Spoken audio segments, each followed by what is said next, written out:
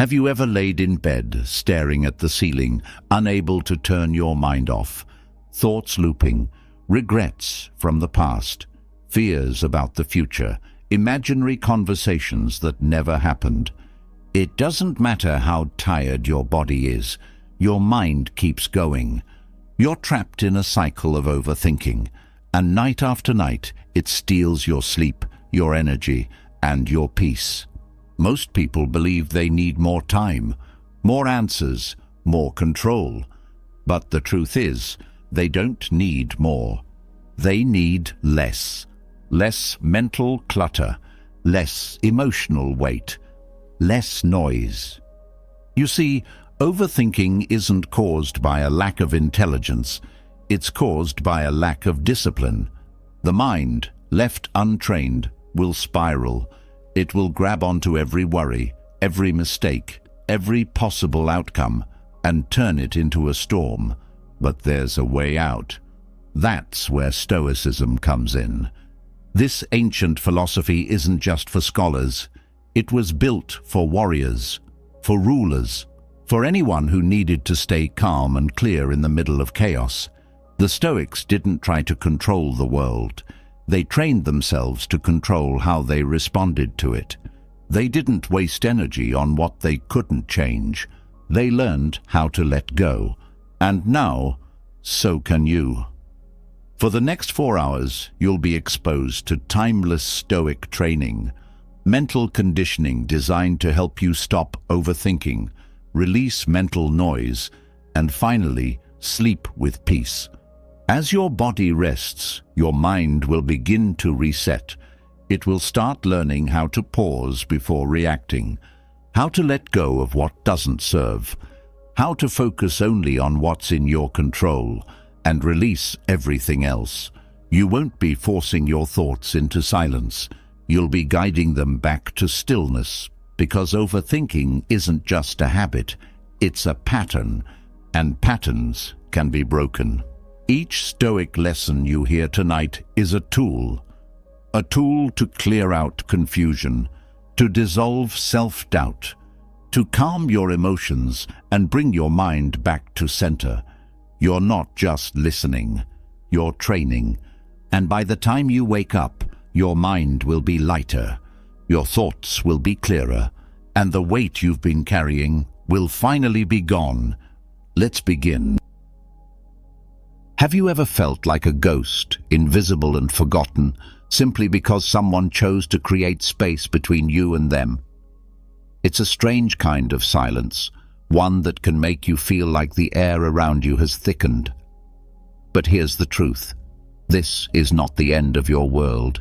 Maybe your mind jumps into overdrive, spinning 1,000 stories, blaming yourself, believing you're the reason for the distance. You convince yourself that something is wrong with you. But take a deep breath. Sometimes what seems like absence is really just silence filled with meaning. And in today's video, I want to help you navigate those moments when someone begins to pull away. I'm going to share 9 powerful lessons that are worth their weight in gold. Don't miss the final one. It carries a truth so striking that it may just leave you speechless. Stoic philosophy reminds us of something essential. You can't control what others choose to do, but you can always control how you respond. What if, instead of seeing this distance as abandonment, you saw it as a chance to focus on something that truly matters, reconnecting with yourself? In those quiet spaces, when you stop chasing answers, you uncover something priceless.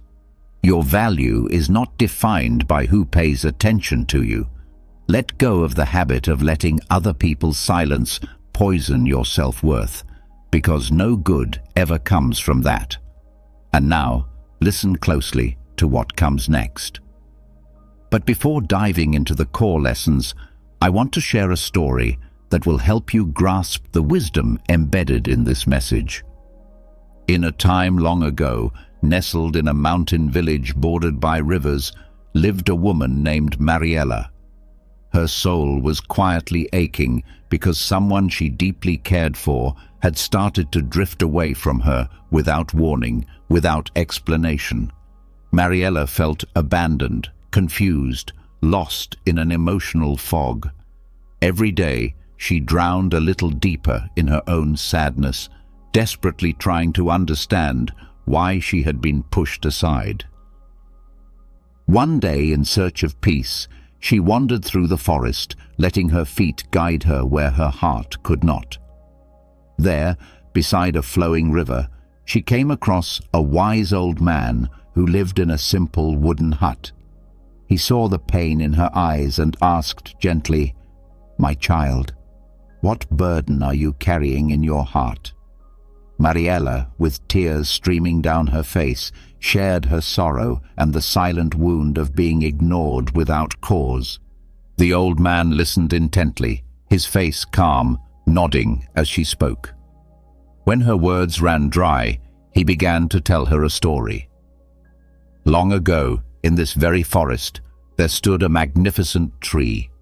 Its branches stretched wide, its leaves sparkled under the sun.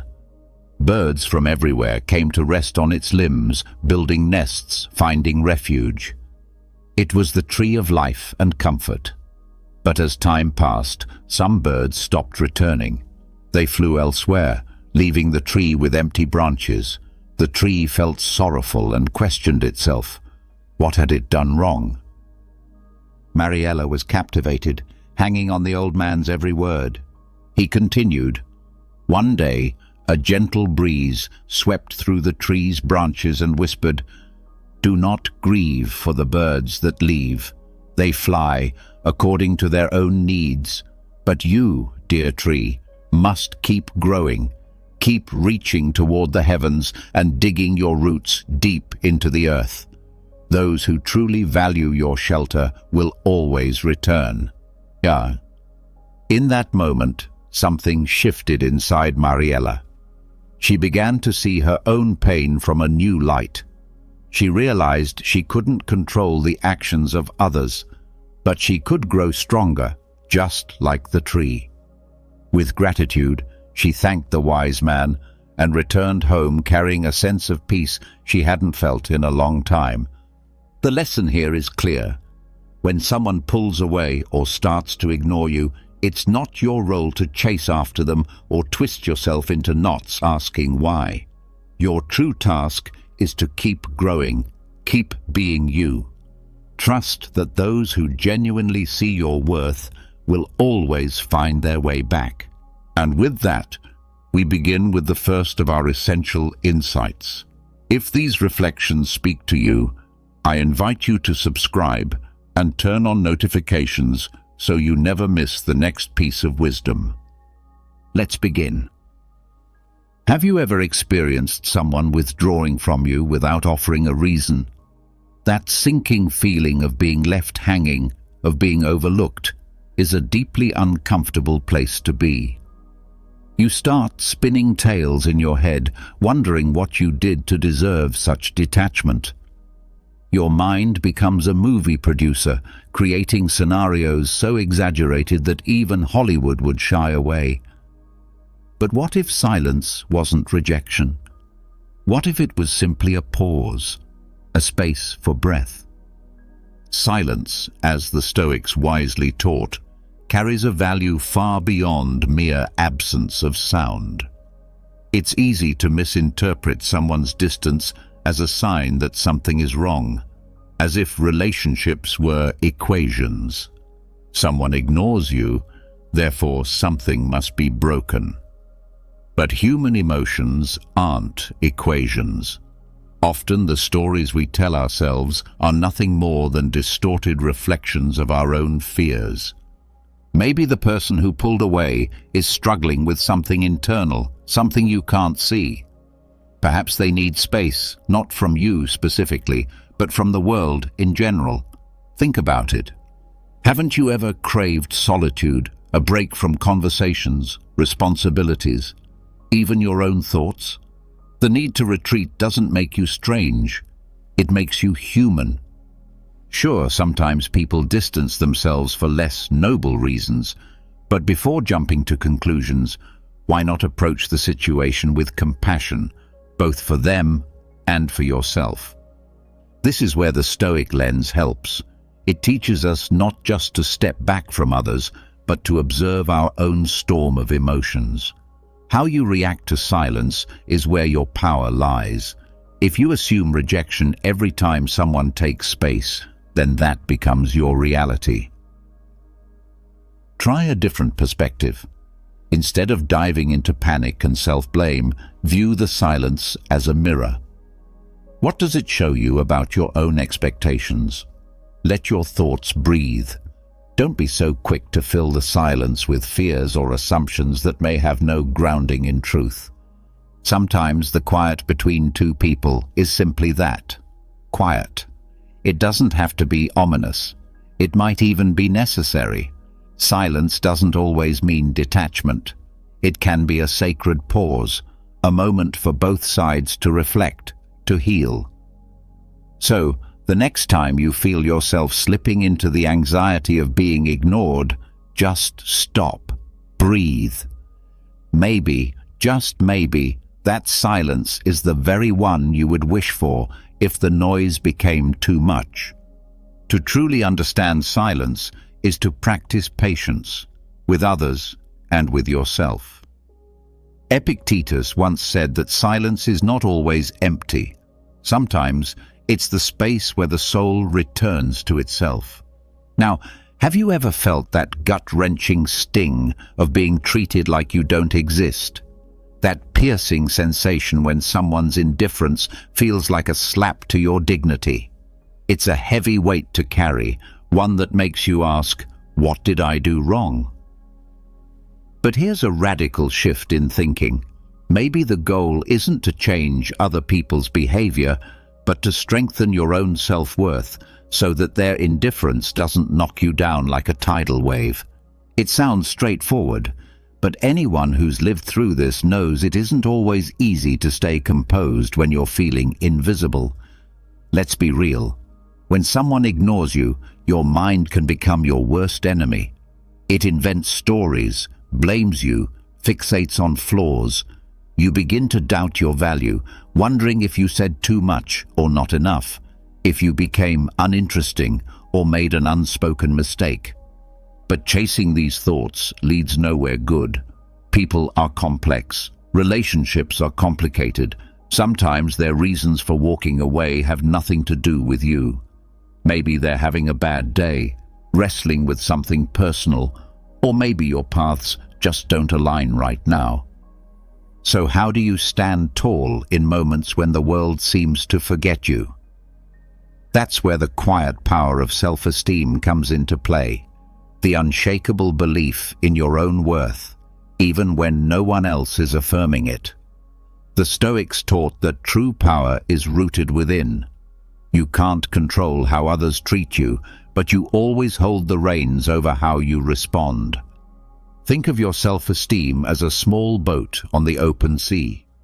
The waves of life, comments, rejections, silence, will toss it around. But if the boat is built strong, it won't sink.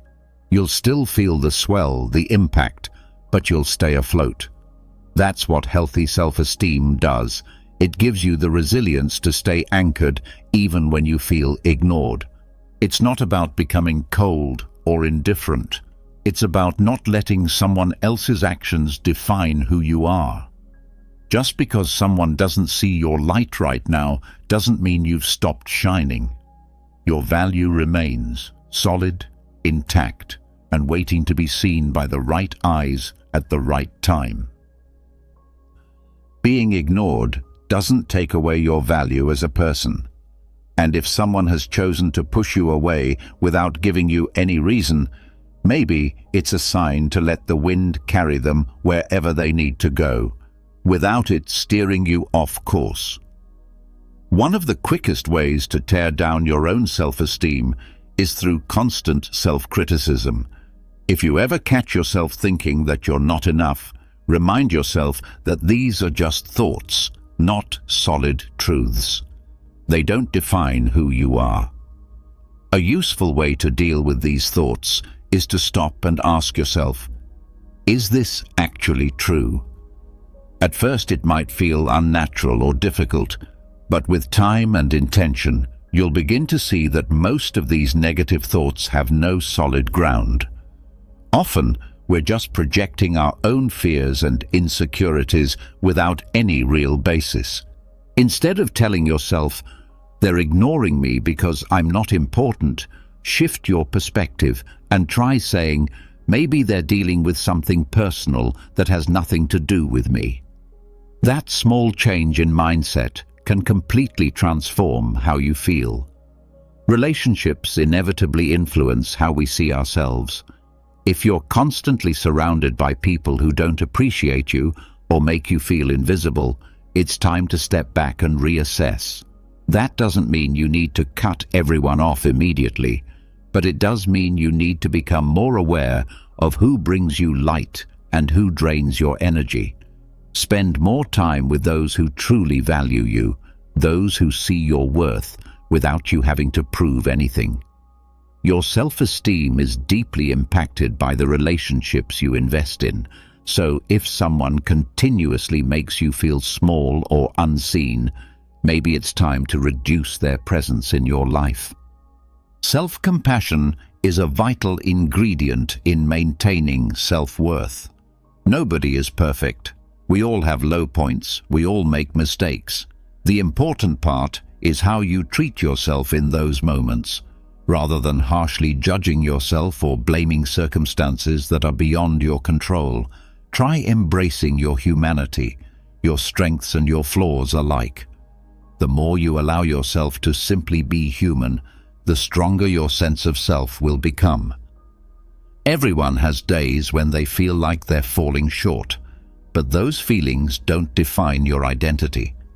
Practice being kind to yourself, and when you feel ignored or rejected, the solution is not always to change yourself. Sometimes, the real answer is to pause and remember everything you've already overcome. Reflect on the victories you've had, whether it's a big project you managed to complete despite obstacles or a moment when you conquered a personal hardship.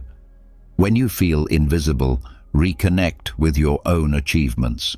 This helps you remember that you don't need anyone else's validation to recognize your own value. Self-esteem grows when you acknowledge your own capabilities. If there's one lesson that stands out, it's this: when someone ignores you, your ability to stay grounded in who you are is what prevents you from falling apart. Self-worth isn't just some nice-sounding idea. It's a practical, life-sustaining tool that helps you steer through even the most turbulent moments. So the next time you're ignored, take a breath, steady yourself, and keep going. At the end of it all, the one person who truly needs to believe in your value is you. Let this sink in. Real courage doesn't come from being praised by others. It comes from that inner knowing that you are deserving of love, respect, and the best life has to offer. It's time to redefine how you see yourself. Isn't it strange how we struggle to understand our own worth, and how we often need someone else to affirm it before we believe it ourselves? Ask yourself, if you feel less worthy just because someone ignores or pulls away from you, isn't that a sign that your sense of value is still too dependent on outside approval? Don't worry, this is something most of us deal with. Society teaches us, in subtle and obvious ways, that the only way to know we're valuable is through validation from others. But what if that's not true? What if that idea is just a lie we've been told? Maybe, like the Stoics taught, what we really need is to start challenging the stories we tell ourselves about our worth. When someone distances themselves from you, your first reaction might be insecurity. Something went wrong. I must not be enough.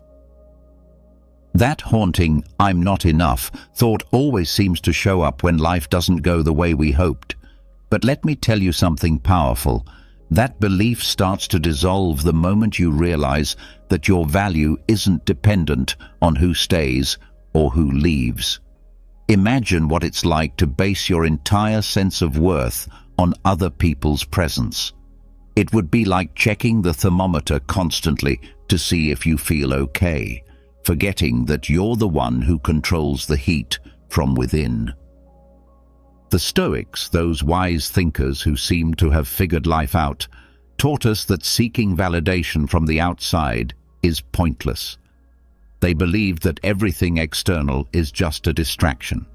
The only thing we truly have control over is how we respond to what happens.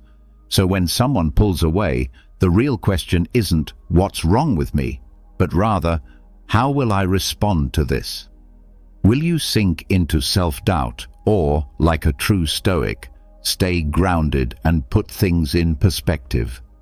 The truth is, what's happening outside of you doesn't determine your worth. Here's a practical way to look at it. Picture yourself at a party, and that one person who always gives you attention is now talking to everyone but you. Naturally, you might feel hurt, even angry.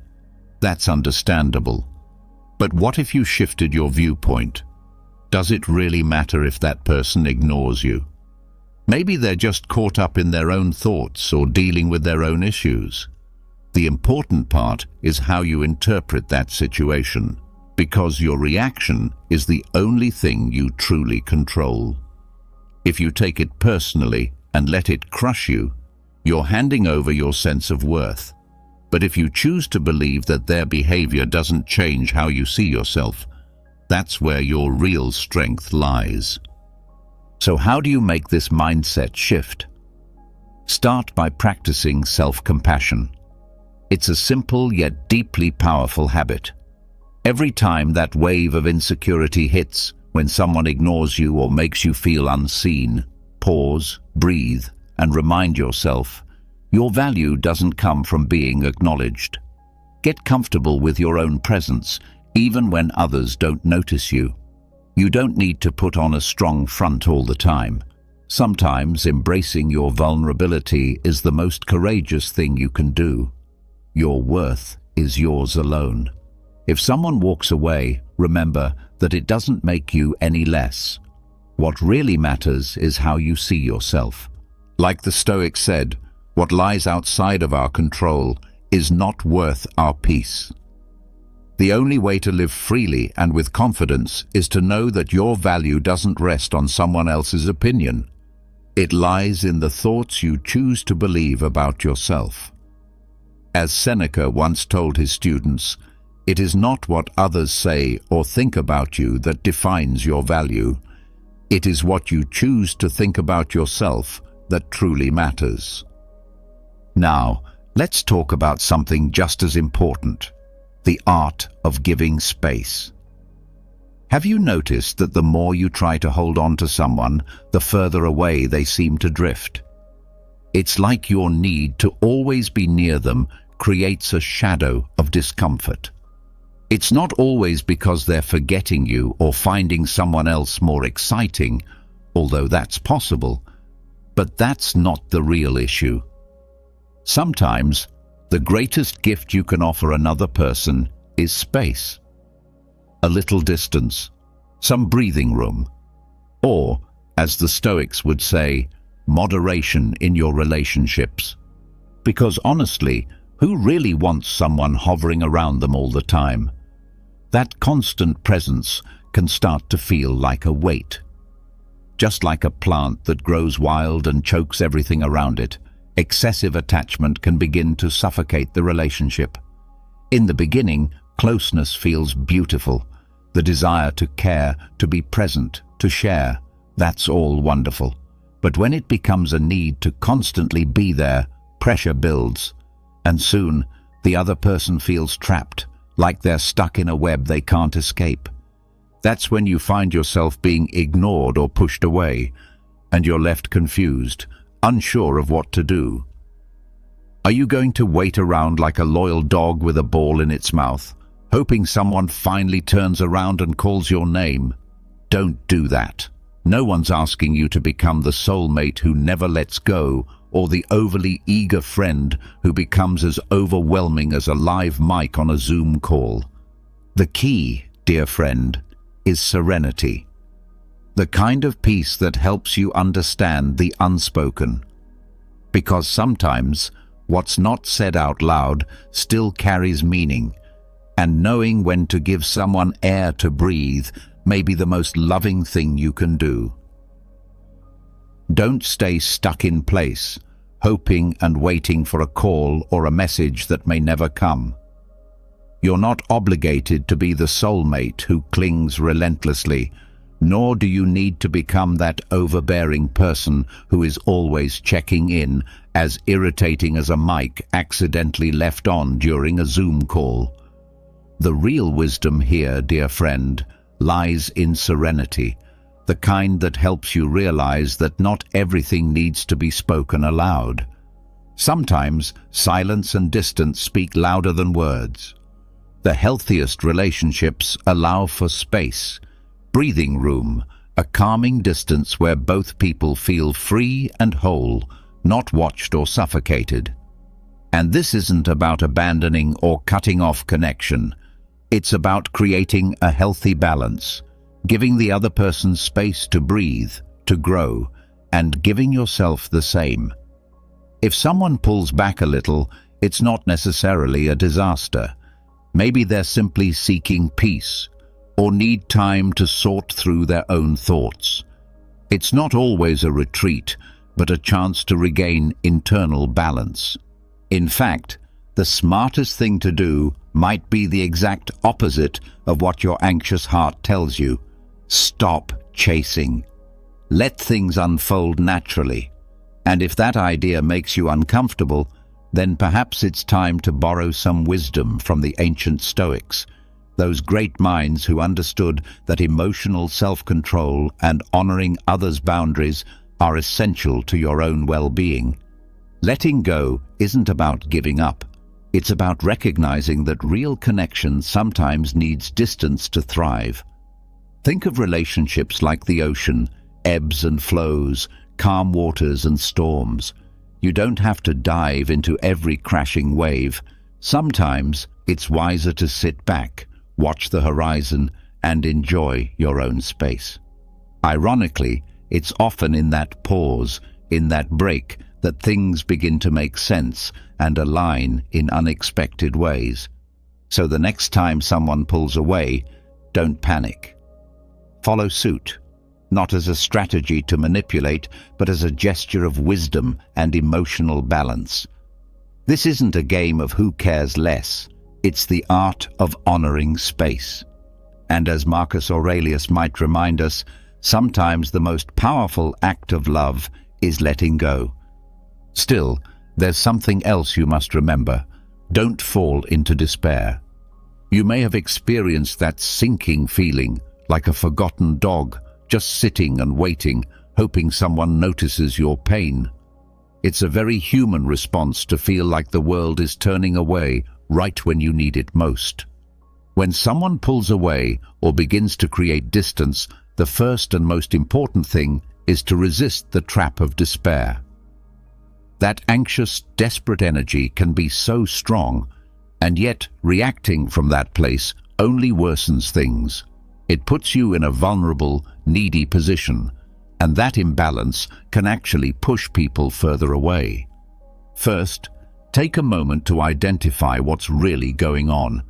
We often misread signals and assign exaggerated meanings to simple things. Just because someone hasn't replied to your message quickly or isn't giving you the same attention as before doesn't automatically mean they're ignoring you on purpose. People have their own worlds, their own stresses, their own minds filled with things we cannot see. Their attention may have shifted, but that doesn't always mean their care has disappeared. However, if this kind of behavior keeps happening, if the distance feels like a pattern and not a coincidence, then yes, it's possible there's something deeper. But still, don't rush to conclusions. Don't let panic be your compass. When you move from fear and desperation, you're much more likely to act in ways that make everything worse. You might demand attention, force conversations, beg for clarity, none of which brings closeness. On the contrary, it creates more distance. Picture this. There's a fire, and instead of calming it down with water, you pour gasoline on it.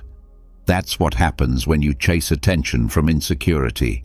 Your need becomes so loud, so consuming, that it no longer invites empathy. It causes exhaustion or even annoyance. So what can you do? There's no perfect answer, no magic phrase. But one thing is certain: give space. Yes, it sounds counterintuitive, but Stoic philosophy urges us to accept what we cannot control. If someone is stepping away, you can't force them back. What you can control is your response. Often, the most powerful thing you can do is to allow room for them to think, to breathe, and for you to reflect as well. Giving space doesn't mean cutting off completely or pretending not to care. It's a moment to ground yourself, to prioritize your well-being and guard your self-respect. Don't get stuck in the exhausting game of seeking constant validation. Your worth doesn't depend on someone else's presence or attention. Use this time to reconnect with yourself, dive into the things you love, and re-evaluate what you truly want out of this connection. People change. Circumstances change. Clinging too tightly to what you can't control only deepens your suffering. Desperation adds fuel to the fire. If you feel ignored or distanced, don't let that pull you into anxiety. Step back. Let go a little. Let time do its work. In patience and calm, answers eventually emerge, whether it brings clarity or the strength to make a healthier decision for yourself. As the Stoics teach us, silence is not always a sign of neglect. Sometimes it's the very answer your heart is looking for. Now, let's talk about communication and confrontation. You've likely been there, that moment when something's bothering you, but you're unsure whether to speak up or stay quiet. When someone seems to be ignoring you or shutting you out without explanation, the question arises, do I say something or let it slide? Sure, Stoic teachings encourage calmness and warn against letting emotions take the wheel. But sometimes silence doesn't feel like peace. It feels like suppression. We've all faced that moment where we want to shout, "Why are you ignoring me?" Or, "What did I do wrong?" But that's the impulsive voice, the one that creates more noise than resolution. The Stoics understood this well. They warned us not to get swept away by emotional storms. Confrontation, especially when it's emotionally charged, often leads nowhere productive. You can't control how others behave, only how you choose to respond. So before reacting, take a breath, reflect. Ask yourself, do I want this conversation to be a battleground or a bridge? Would it be wiser to step back, think it through, and find a more constructive path? If you still feel the need to say something, don't go in guns blazing. Instead, lean into assertive communication. This doesn't mean keeping everything bottled up, nor does it mean exploding under pressure. It's about balance, voicing what you feel with clarity and respect. For example, instead of saying, "Why are you ignoring me?" try something like, "I've noticed we haven't been as connected lately. Is everything okay?" That opens the door without making the other person defensive. Another approach? Take the first step. If you sense distance, maybe you can bridge the gap, not by chasing, but by showing gentle vulnerability. Let them know you're still open, still willing to connect, even if they've pulled away. Just don't take it personally. Often, people aren't aware they're causing pain. They're lost in their own struggles, and their actions may have nothing to do with you. Not everything revolves around you. This realization is freeing. What truly matters is not winning an argument or proving a point, but preserving your peace and dignity. Real communication is built on mutual respect and self-awareness. Stoicism teaches us that mastering our reactions is the path to true strength. So next time you feel brushed aside, pause, think, choose your response consciously. Inner peace comes from mature communication, not shouting, not blame, but quiet strength and honest words. If you can't change someone else's behavior, change the way you respond to it.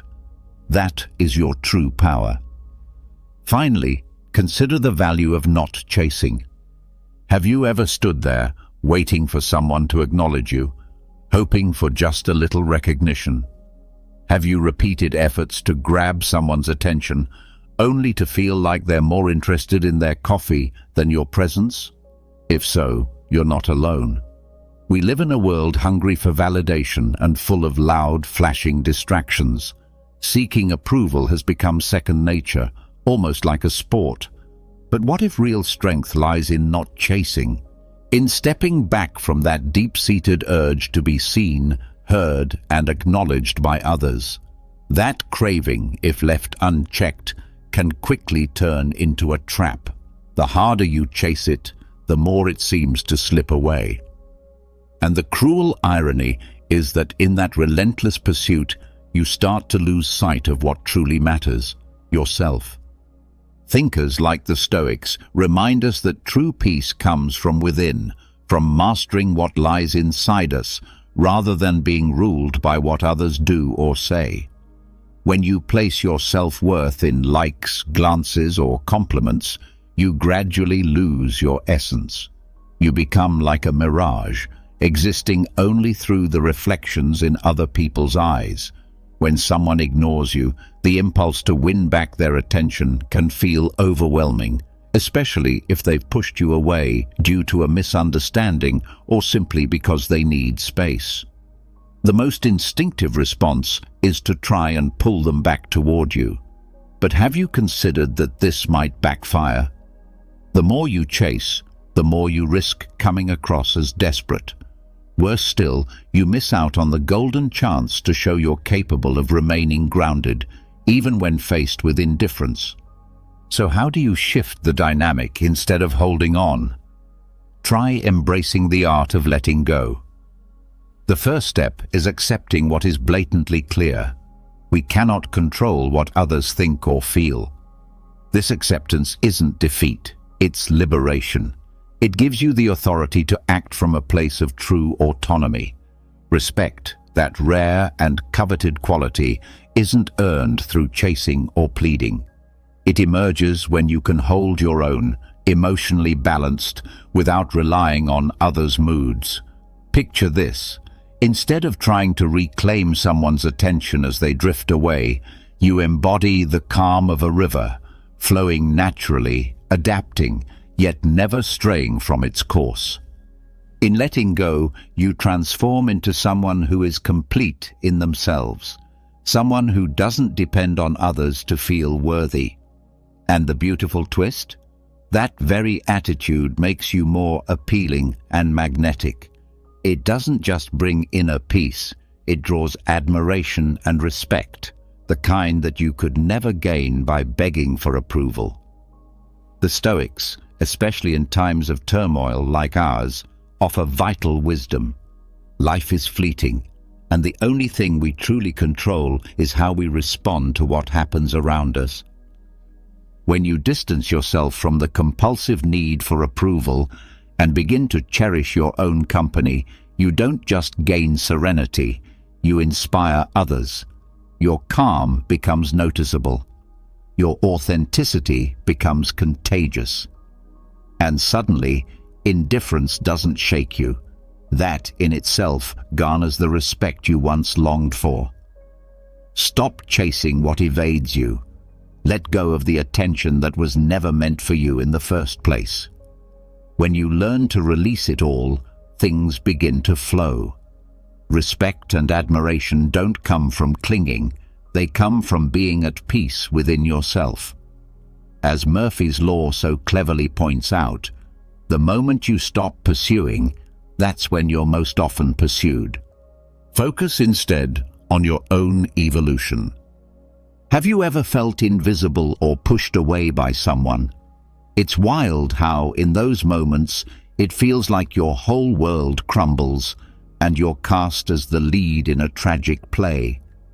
But maybe, just maybe, it's time to see beyond that illusion of abandonment and redirect your focus to something far more important: your personal growth. It's all too easy to fall into the trap of overanalyzing someone else's behavior. If they ignore you or take a step back, your first instinct might be to assume it's your fault, that you're lacking in some way. But what if all of that was simply a distraction? What if, instead of spending all your energy on what others are doing or feeling, you redirected it inward towards your own progress? Sure, it sounds almost too easy, but don't be fooled. This is the difficult path that leads to real, lasting peace. Stoic philosophy offers this exact insight. Focus only on what lies within your control: your thoughts, your actions, your emotions. If someone pulls away, that's beyond your reach. You can't force anyone to remain by your side.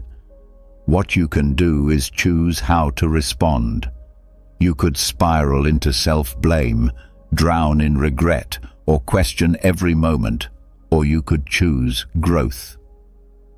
The first step toward real growth is learning to detach.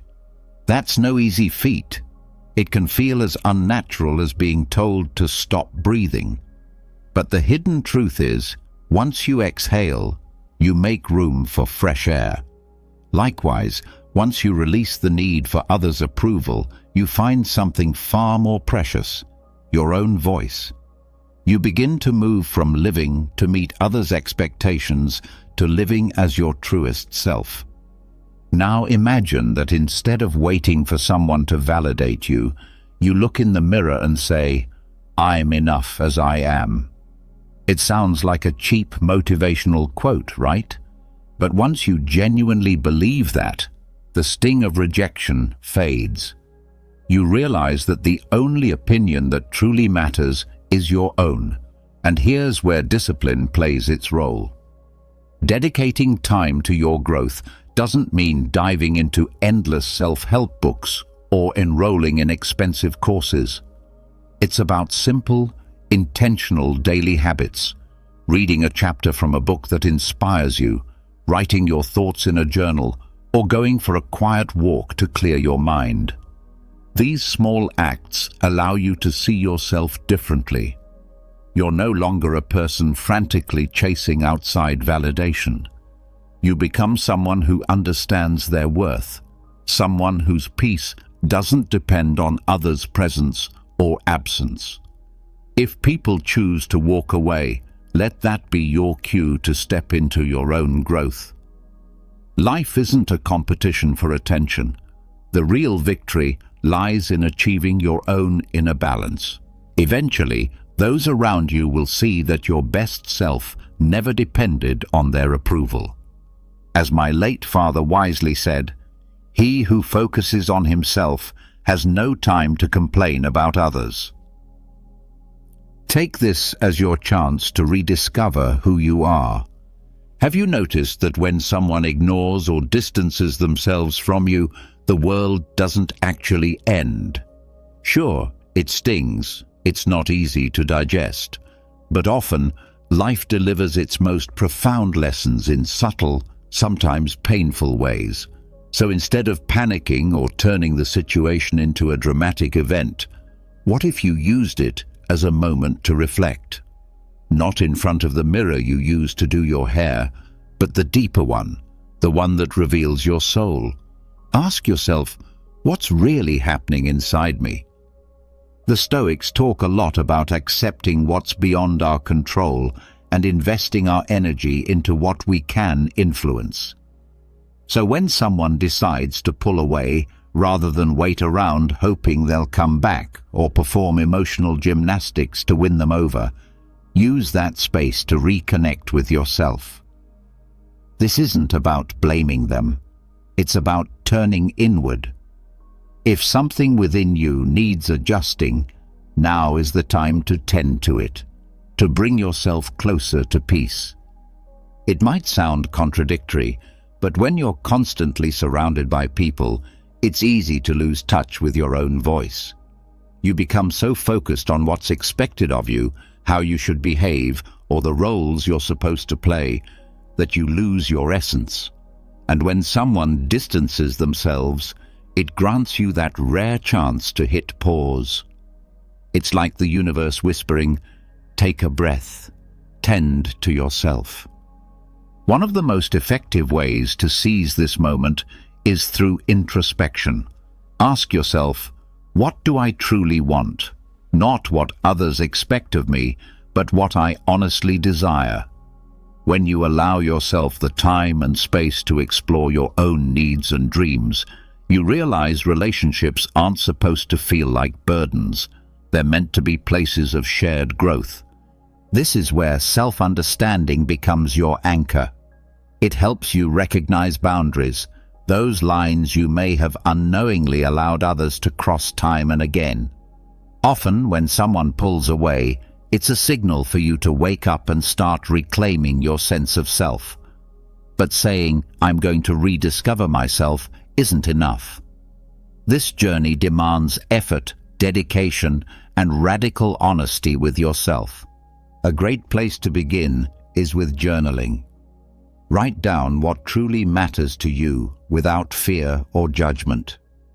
Put your inner truths on paper, whether it's a longing for peace, a desire to heal from a toxic relationship, or simply a need for quiet. This act alone can help you see what's been hidden beneath the noise. Alongside journaling, try meditating on boundaries. Close your eyes and picture an invisible circle surrounding you, one that safeguards your peace and essence. This visualization does more than offer mental clarity. It reminds you that your well-being comes first, and when others cross those boundaries, you'll know how to respond, not react. In doing so, you return to yourself. You stop being lost in what others expect and begin to live from the core of who you are. That's the kind of rediscovery that changes everything. You can finally respond from a place of strength rather than from desperation. Gratitude becomes a powerful ally, especially when we find ourselves caught in the chaos of relationships and the constant influence of others. In the midst of all this noise, it's easy to forget the small things that truly reconnect us with ourselves. Taking time to be grateful for quiet or joyful moments, like getting lost in the pages of a good book or enjoying a peaceful walk alone, can be a gentle yet powerful way to rediscover what genuinely matters and what brings you peace. So when the cold wind of indifference starts to blow in your direction, don't rush to act or chase after what's slipping away. Instead, see this distance as a gift. Stoic philosophy reminds us that while we can't control the behavior of others, we can absolutely control how we respond. If someone distances themselves or chooses to ignore you, it's not a catastrophe. It's an opportunity to come back to yourself, to recalibrate, and to make the inner changes that truly matter. Don't get lost in the external noise. Don't waste precious time trying to decipher what's not meant to be understood. Because at the end of the day, the most important relationship you have, the one that needs your care and attention above all, is the one you have with yourself. When you finally gain clarity about what you want and what you are no longer willing to tolerate, life becomes less complicated, more genuine, and most importantly, more yours. Let me tell you something, my friend, a truth that may sting, but is solid and unshakable. The one who has never learned to be alone will never truly know who is worth having by their side. I want to talk to you about 10 powerful Stoic habits that, if you truly apply them, have the potential to solve 95% of your life's problems. Yes, that's how transformative they are. Have you ever wondered how some people manage to remain calm, composed, and emotionally grounded even when life throws them into chaos? The secret for many of them lies in Stoicism. This ancient philosophy has helped countless individuals find clarity and inner peace. And here's the good news: it's not reserved for scholars or Roman emperors. Its principles are practical, timeless, and incredibly relevant, no matter what era we live in. Best of all, you don't need a philosophy degree to understand or implement them in your life. Let's begin with one of the most essential foundations of Stoicism: learning to control what you can and accepting what you cannot. This is the first Stoic habit, mastering the dichotomy of control. At its core, this habit teaches us to direct our attention toward what lies within our power while letting go of the things that don't. Embracing this wisdom can dramatically reshape the way we approach our problems and challenges. Epictetus, one of the most influential Stoic philosophers, once said, "It's not the events themselves that disturb us, but our judgments about them." This simple yet profound insight reveals a powerful truth. What often causes us stress isn't the situation itself, but how we interpret it and respond to it. Let's take a common scenario: being stuck in traffic. It's a situation that most of us find frustrating. But think about it. Traffic, in and of itself, doesn't hold any real power over you. The frustration arises from your response to it. Maybe you start panicking about being late or feeling like your time is being wasted. But if you apply the Stoic habit of the dichotomy of control, you'll recognize that the traffic is beyond your influence. What you can control is your reaction to it. You might choose to use that time to listen to a podcast, reflect quietly, practice deep breathing, or simply accept the delay with grace. This habit is so effective because it liberates us from needless stress and frustration. When we stop pouring our energy into things we have no power to change, we free up that energy to improve the things we can control. This shift doesn't just make us more efficient, it makes us calmer, more centered, and emotionally resilient. Like a muscle, this mindset strengthens with practice. The more we commit to managing our thoughts, emotions, and behaviors while accepting external events as they are, the more serene and grounded we become. So, how do you bring this habit into your daily life? Whenever you find yourself caught in a difficult or stressful moment, pause and ask yourself, is this something I can control? If the answer is yes, then consider what specific actions you can take to improve the situation. If the answer is no, then your task is to accept it fully and redirect your focus towards something within your influence. This simple yet profound shift in focus can bring a surprising amount of peace. Let's move on to the next habit in our following message.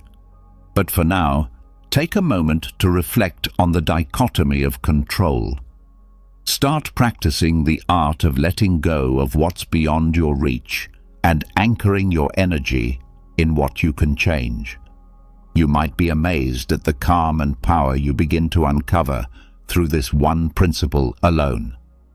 Now let's explore another crucial habit: the practice of mindfulness and being fully present in the moment. This is the second Stoic habit, cultivating awareness of the now. It may sound like a modern trend or something associated with meditation, but the truth is, the Stoics were emphasizing this way of thinking centuries ago. Marcus Aurelius, in his famous Meditations, wrote, "Confine yourself to the present." That line is a gentle yet firm reminder that life only truly happens in the present. The past is gone, and the future isn't here yet. All we ever really have is now. Why is living in the present so important? Because it's the only place where we can truly experience life. When we're present, we're more alive, more connected, and more capable of navigating challenges with clarity and grace. Consider how often your body might be in one place while your mind is elsewhere. Maybe you're at work thinking about a past mistake, or spending time with loved ones, but worrying about what might go wrong tomorrow. When that happens, you're not truly experiencing the moment you're in. You're missing out, not just on the joy, but also on the peace that the present moment offers. Mindfulness helps bring us back. It teaches us to engage fully with what's happening both around us and within us. This doesn't mean we ignore the past or neglect the future. It simply means we don't get trapped in them. We learn to observe, to be aware, and to respond with intention rather than reacting on autopilot.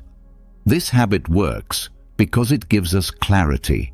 When we're present, we can see things more clearly, including our own thoughts and emotions. This awareness allows us to make more thoughtful, reflective choices instead of impulsive or emotional ones. Being in the moment also opens us up to appreciating life's simple pleasures, things we often overlook when we're distracted or preoccupied. And that appreciation, in turn, nurtures our happiness and sense of well-being. So, how can you begin to practice mindfulness in your everyday life? Here are a few practical ways to start anchoring yourself in the present. Start with conscious breathing. Take a few minutes each day to simply bring your attention to your breath. Notice the way the air flows in and out of your body. This simple act of awareness can help quiet your mind and bring you back into the present moment. Another helpful practice is observation without judgment. When you find yourself in a situation, try to simply observe it without labeling it or forming an opinion. Just notice what's happening without adding your interpretations or emotional reactions. Bring mindfulness to everyday tasks, whether it's washing dishes, taking a walk, or eating a meal. Do it with your full attention. Feel the water run through your fingers. Be aware of every step you take, or savor each bite of your food. By weaving these small habits into your daily life, you will gradually notice a shift in your ability to stay grounded in the present and find more joy in everyday moments. Now let's explore another foundational Stoic habit: practicing virtue. This is one of the central pillars of Stoic philosophy. In the Stoic sense, virtue means living a life of moral excellence, guided by the four cardinal principles: wisdom, courage, justice, and temperance. According to the Stoics, virtue is the only true good. They didn't view virtue as a lofty or abstract concept, but as a practical, everyday discipline. To practice virtue is to act with integrity, to do what's right even when it's inconvenient or challenging, and to live in alignment with your deepest values. Why is the practice of virtue so essential? Because it allows us to live in harmony with ourselves and with others. It gives us an inner compass that helps us navigate difficult decisions and remain firm in our principles. Imagine a situation where someone treats you unfairly.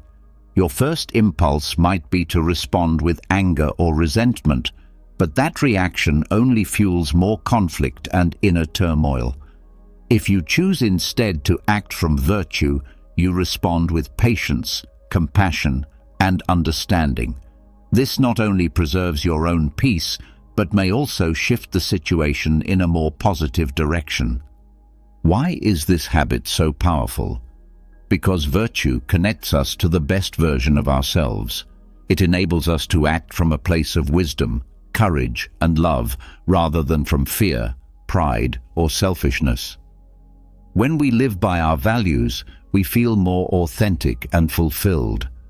And the effect doesn't stop with us. Virtue tends to have a ripple effect. When we act with moral strength and integrity, we often inspire those around us to do the same. Next, we come to the fourth Stoic habit: reflecting on death, also known as memento mori. At first, this might sound a bit dark or morbid, but in truth, it's a practice that teaches us how to live more deeply and purposefully. Marcus Aurelius said, "You could leave life right now. Let that determine what you do, say, and think." This reflection isn't meant to depress us. It's meant to awaken us. It reminds us that life is fleeting and fragile, and that realization can empower us to make the most of each moment. Why is it important to contemplate death? Because it puts everything into perspective. We often spend so much energy worrying about things that, in the grand scheme of life, don't truly matter. But when we remember that our time here is limited, we become more focused on what actually counts: our relationships, our values, our passions. Picture this. You're in the middle of an argument with a close friend. In that moment, being right might feel extremely important. But if you stop and reflect on the fact that both you and your friend have limited time in this life, you might find the clarity to value the friendship over the disagreement and seek a more peaceful resolution. This habit works because it clears the fog from our minds. It reminds us to prioritize what really matters and to let go of trivial concerns. It helps us make choices that bring genuine meaning and fulfillment. So how can you begin to integrate memento mori into your life? Try setting aside a few minutes each day to reflect on the reality that your time is limited. This doesn't have to be a negative or fearful exercise. In fact, it can become a powerful way to appreciate your life more deeply. Let this reflection bring you back to the present. Use the awareness of death as a call to live fully, cherishing the small moments, expressing love to those who matter, and doing the things that bring your soul to life. Make plans for your future, but don't become consumed by them. Live today as though it's your only day, making space for what ignites your spirit and aligns with your values. By bringing the practice of memento mori into your daily awareness, you'll begin to feel a newfound appreciation for each day. You'll start to live with greater intention, clarity, and presence, focusing more on what truly matters. Our fifth habit focuses on building emotional strength, something the Stoics believed was essential for a balanced and fulfilling life. According to their philosophy, having control over our emotions is not just helpful, it's crucial. Seneca once said, "Difficulty strengthens the mind, as labor does the body." This powerful quote reminds us that challenges aren't merely obstacles. They're opportunities to fortify our inner resilience, much like exercise strengthens our physical form. Facing and overcoming difficulties isn't just about endurance, it's about growth. By doing so, we cultivate the kind of emotional strength that prepares us for whatever life may bring. Why is this emotional strength so important? Because our emotions are like the waves of the ocean, sometimes calm, other times wild and stormy. Learning to navigate them is key. We shouldn't be tossed about by emotional turbulence. Instead, we must learn to surf those waves with skill and steadiness. As Seneca suggested, life's hardships can sharpen the mind the same way physical labor conditions the body. Each difficulty we face becomes a stepping stone, making us not only stronger, but also more prepared for future trials. This habit is effective because emotional strength enables us to remain composed and clear-headed, even in the most difficult circumstances. It teaches us to respond thoughtfully rather than react impulsively. And this doesn't mean suppressing or ignoring how we feel. Instead, it's about understanding our emotions and managing them in a healthy, constructive manner. So how can you begin to build this kind of emotional strength in your everyday life? One important step is learning to recognize your emotions.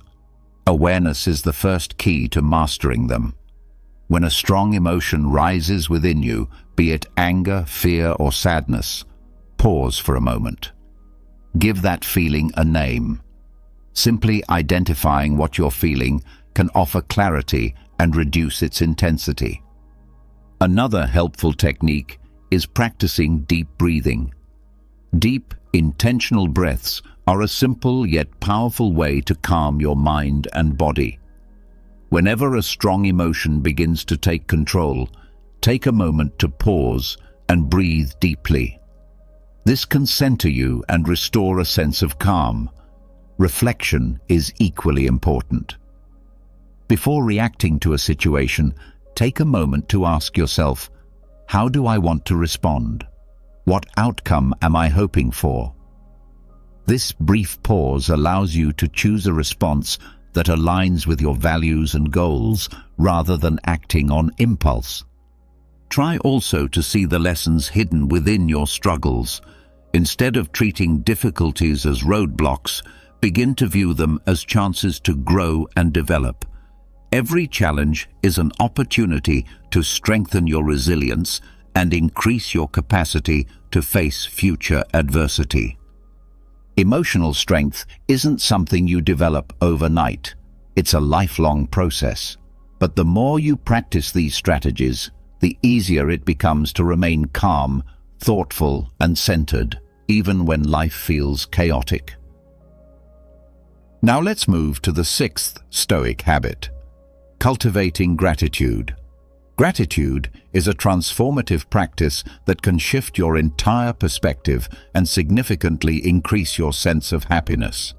Epictetus once said, "He is a wise man who does not grieve for the things which he has not, but rejoices for those which he has." This quote underlines the importance of being thankful for what we already have, rather than constantly yearning for what is missing. Why is it so important to practice gratitude? Because when we adopt a grateful mindset, our attention naturally shifts from what's going wrong to what's going right. This change in focus not only improves our mood, but also boosts our emotional and mental well-being. Gratitude teaches us to appreciate the simple joys in life and to stop taking them for granted. Think about a typical day. It's easy to become consumed by stress, complaints, or setbacks. But if you pause and reflect, you'll likely find many things worth appreciating. A warm meal, a kind gesture, or a meaningful conversation. Even the smallest blessings can have a profound impact on how we feel. This habit is effective because gratitude grounds us in the present moment and helps us to value the good that already exists in our lives. It enhances our sense of well-being, fosters satisfaction, and brings a deeper awareness to the richness of our daily experiences. Practicing gratitude consistently can even improve our relationships and make us more resilient when life gets tough. So, how can you begin cultivating gratitude in your daily routine? One approach is to keep a gratitude journal. Each day, write down at least 3 things you're thankful for. They don't have to be grand or life-changing. What matters is that you acknowledge and appreciate them. Another powerful step is expressing your gratitude to others. Take the time to thank the people around you. It can be a simple verbal thank you or a written note expressing your appreciation. Doing so not only strengthens your relationships, but also creates a more positive and supportive environment for everyone involved. Finally, spend a few minutes each day reflecting on the good things in your life. You might find it helpful to do this at the end of the day as a way to close it on a positive note. This habit of grateful reflection can shift your mindset over time and help you notice more of the beauty and joy that surround you. Gratitude is more than a fleeting feeling. It's a daily practice that can dramatically enhance your outlook and happiness. I encourage you to begin integrating these practices into your life and watch how your perspective begins to shift for the better. Now, let's move on to the seventh Stoic habit: keeping life simple. In a world that often glorifies excess and complexity, the practice of simplicity offers a quiet kind of power. The Stoics believed that true peace and clarity are found not in accumulation, but in letting go of what is unnecessary. They taught that it is better to live with little and have peace of mind than to possess much and be burdened by worry. This timeless wisdom serves as a reminder that a cluttered life, whether materially or mentally, can cloud our inner peace. Simplicity allows us to focus on what truly matters, bringing a sense of calm and contentment that can't be found in endless striving. Choosing simplicity doesn't mean living without joy or beauty. It means being intentional about what we allow into our lives. It's about clearing away the noise so we can hear our own thoughts, follow our values, and live with greater purpose.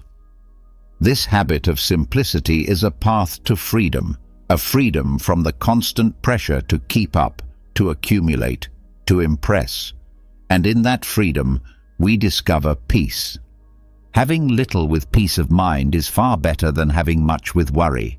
This powerful quote reminds us that a fulfilling life doesn't depend on an abundance of possessions, complicated routines, or constant activity. In fact, true happiness often emerges from a life of simplicity. But why is simplicity so important? Because it gives us clarity. Simplicity frees us from unnecessary distractions and noise, allowing us to concentrate on what genuinely matters. It reduces stress and makes room for the things that bring us true joy. Imagine having fewer possessions to maintain and fewer obligations to manage. That kind of lifestyle offers more freedom, more space, and more peace to truly enjoy life. When we strip away the unnecessary, we begin to appreciate what we do have even more deeply. This is why the habit of embracing simplicity works so well. It removes the clutter from our lives and minds, helping us focus on our values and priorities. It lets us live with intention, which not only eases stress, but significantly boosts our sense of satisfaction and inner peace.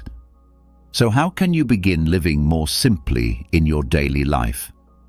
Start by regularly decluttering your belongings. Let go of anything that doesn't serve a purpose or bring you joy.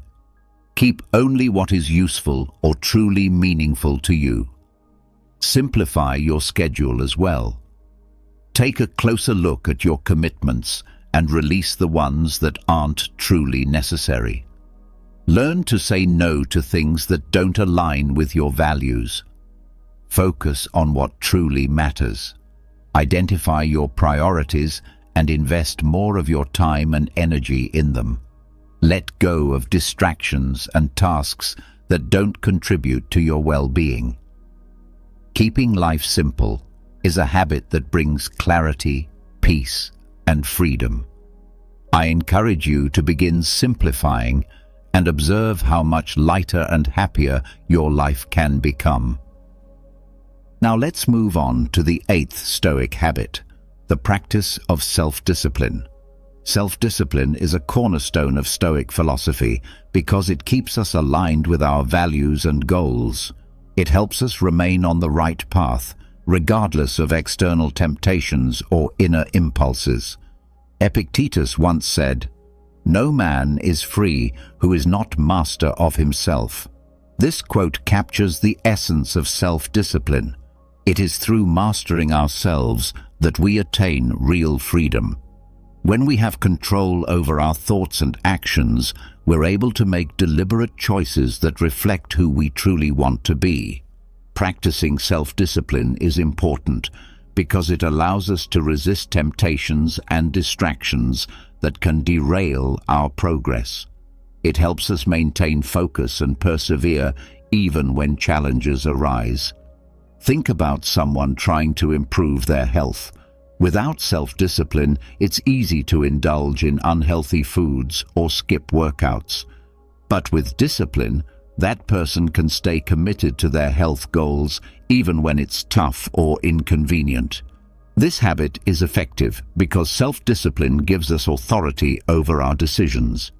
It enables us to act in ways that reflect our long-term values rather than our short-term impulses.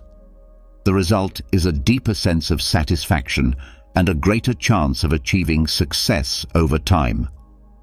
So how can you cultivate self-discipline in your everyday life? Begin by setting clear goals. Define what you want to accomplish and break it down into achievable steps. This gives you a sense of direction and a clear target to aim for. Next, build routines and habits that support your goals. For instance, if you want to improve your health, set a regular workout schedule and plan your meals ahead of time. Keep track of your progress. Monitoring your achievements can keep you motivated and help you adjust your approach when needed. Practicing self-discipline is a life-changing habit that can help you reach your potential and fulfill your goals. Start weaving these strategies into your daily routine and notice the powerful difference they can make. Now we move to the 9th Stoic habit. Embrace resilience. Resilience is the strength to recover from hardship and continue forward with courage and determination. Marcus Aurelius once said, "The rock is struck and remains. The hammer is worn by it." This quote beautifully illustrates the nature of resilience. Like the rock that endures the repeated blows of the hammer, we too must learn to stay strong in the face of life's challenges. Embracing resilience is vital because life is full of difficulties and unexpected events. Without resilience, it's easy to become overwhelmed or discouraged when things go wrong. But when we develop resilience, we're able to face life's storms with inner strength. Think of a tree caught in a violent wind. Its branches may bend or even break, but the tree remains standing. In the same way, resilient people withstand adversity and continue to grow, even when shaken by life's hardships. This habit works because resilience provides the strength and determination to keep going. It helps us reframe challenges as opportunities for learning and personal growth. Resilience also equips us to deal with setbacks without losing hope or direction. It empowers us to bounce back, often stronger than before. Embracing resilience doesn't mean avoiding pain. It means enduring it with grace and using it as a stepping stone. Life will test you, but with resilience, you can rise above every setback. Keep pressing forward, knowing that every storm you survive builds your strength. Moreover, resilience empowers us to maintain a hopeful and optimistic outlook even in the midst of hardships. It helps us approach adversity not with despair, but with a sense of possibility. So, how can you begin to cultivate resilience in your everyday life? One powerful way is to foster a positive mindset. Keeping a positive attitude and deliberately looking for the silver lining in every situation allows you to view challenges not as roadblocks, but as opportunities for growth and learning. Another essential step is to strengthen your relationships. Surround yourself with people who uplift, support, and encourage you. Meaningful connections with others can provide the emotional strength you need when facing tough times. These relationships act as a safety net, offering comfort, motivation, and perspective during moments of hardship. Equally important is taking care of yourself.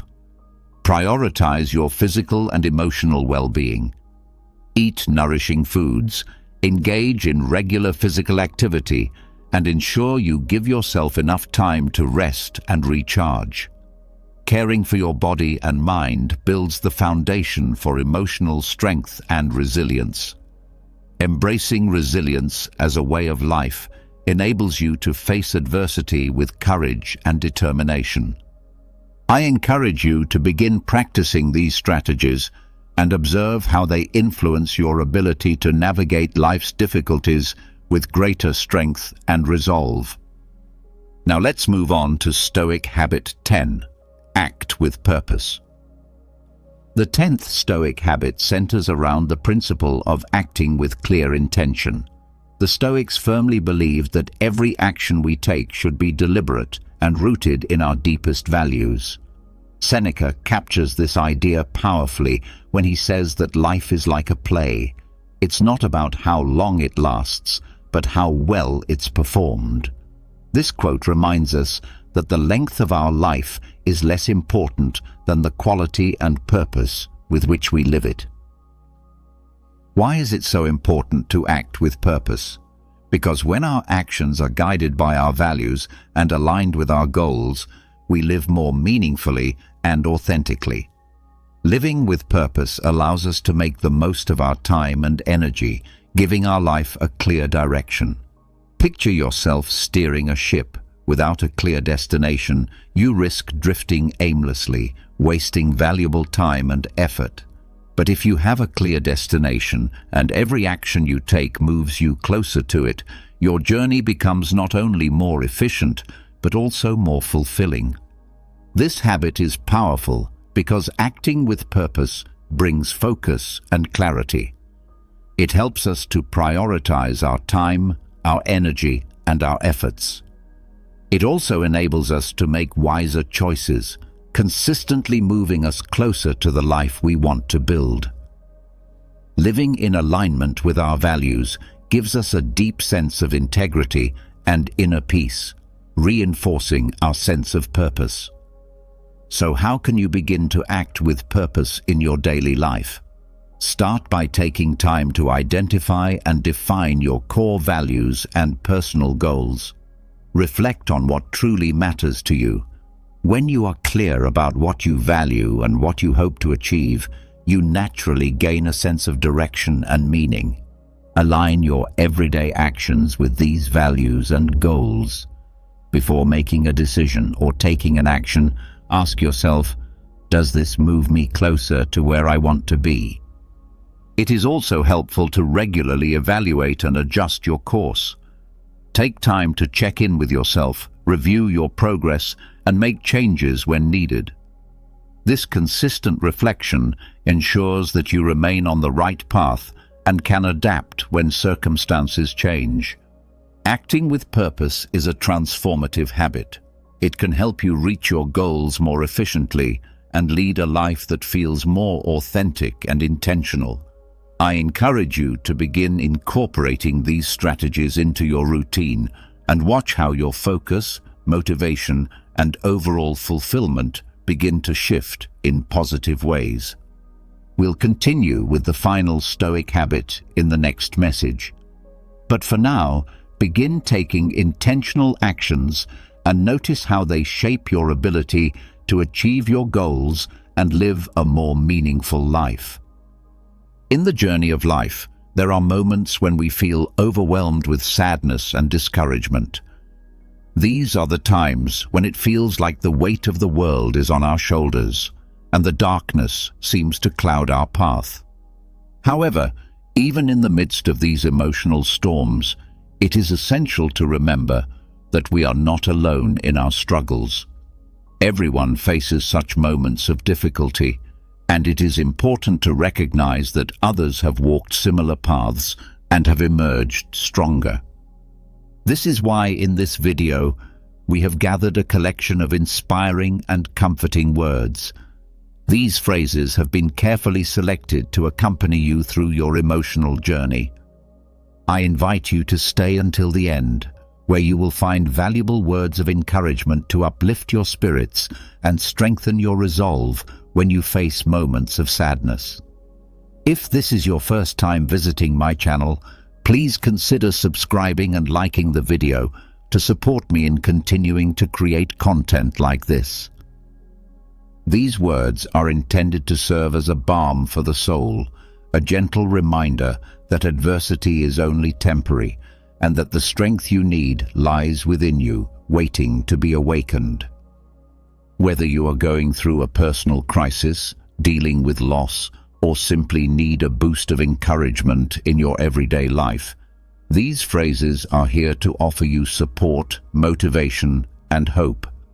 As you explore the principles of Stoicism, you can learn to apply them in your modern life through our ebook, Stoic Mindset, a guide to contemporary life. You can find the link to it in the first pinned comment to get it now. I encourage you to open your heart and mind to these powerful words. Let them nourish your spirit and elevate your mood. Together, we can transform darkness into light and find the strength to keep moving forward. Let's begin this journey of healing and growth. Difficulties often prepare ordinary people for extraordinary destinies. This is a reminder that your struggles are not in vain. Through them, you will discover your inner strength and resilience. I am grateful for my beginnings, and I continue to fight because without those struggles, I would not have discovered my true potential. Never be ashamed of your scars, for they are proof that you are stronger than anything that once tried to hurt you.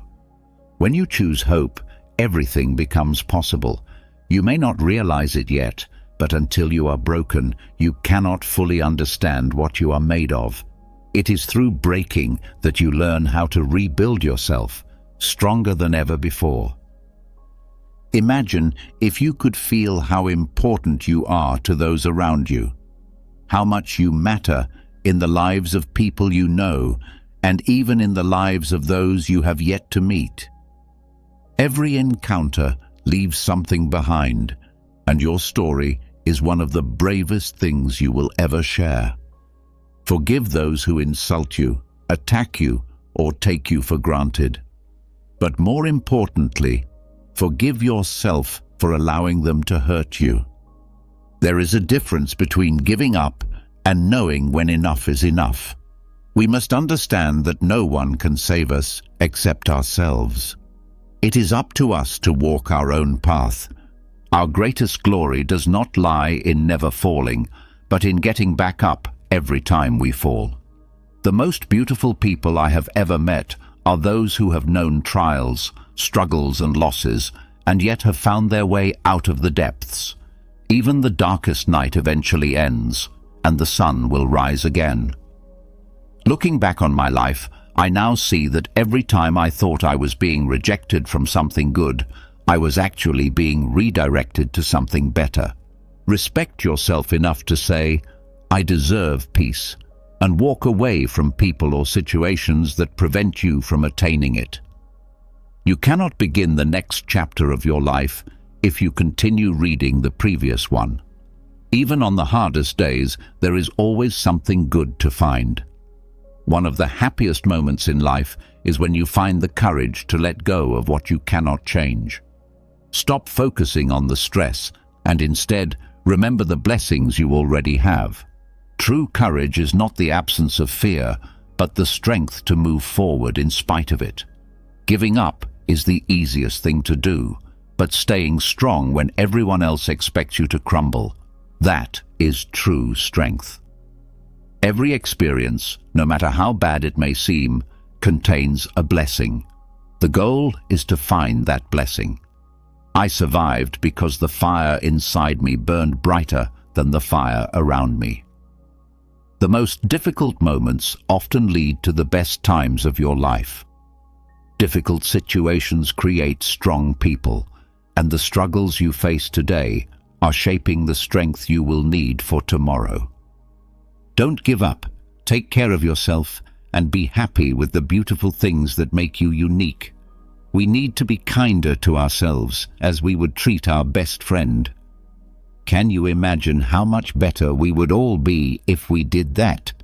Start where you are, use what you have, and do what you can. The word crisis in Chinese is composed of two characters, one meaning danger and the other meaning opportunity. Crisis brings both, and within every challenge, there is the potential for growth. You carry within you good news, the news that you don't yet realize how great you can be, how much you can love, and how much you can achieve. When you make a mistake, treat yourself with love and understanding instead of shame. Breathe, let go, and remember that this very moment is all you have. The only way to truly harness the magic within you is to believe in yourself. You are capable of anything you set your mind to. Love yourself first, and everything else will fall into place. Keep your face towards the sunlight, and the shadows will fall behind you. I admire the person who can smile in trouble, who can find strength in distress, and who becomes brave through reflection. You are braver than you believe, stronger than you seem, and smarter than you think. Winning doesn't always mean being first. Sometimes it simply means improving upon where you were before. Live like nobody's watching. Love like you've never been hurt.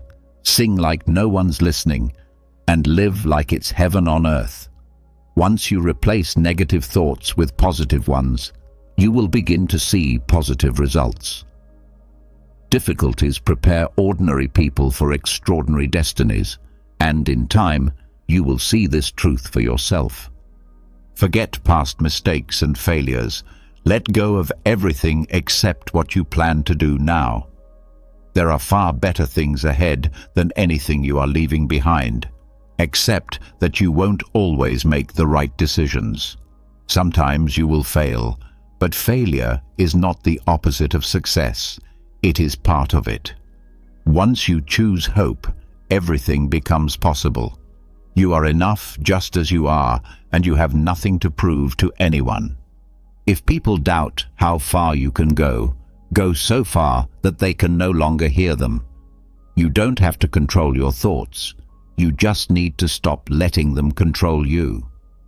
Inner peace begins the moment you choose not to allow another person or event to control your emotions. No one can take away the dances you've already had, and you have the power to keep moving forward no matter what. Trust yourself.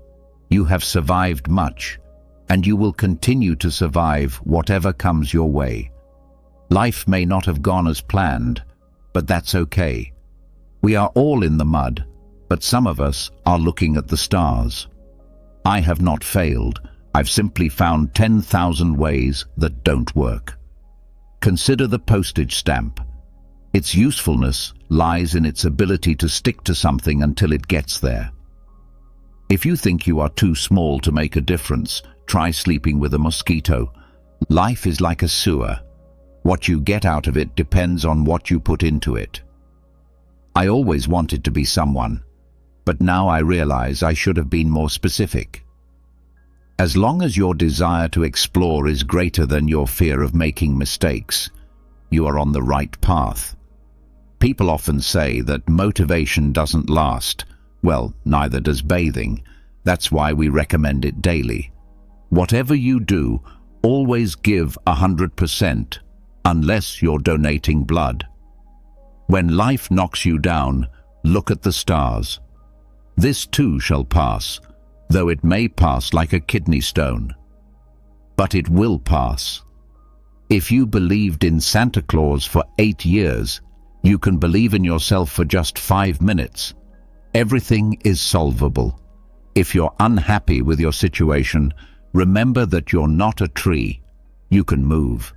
If you're not facing challenges, how will you know your true strength? Life can knock you down, but just like a burpee, push through and remember who you once were. The fastest sperm cell made it to the egg.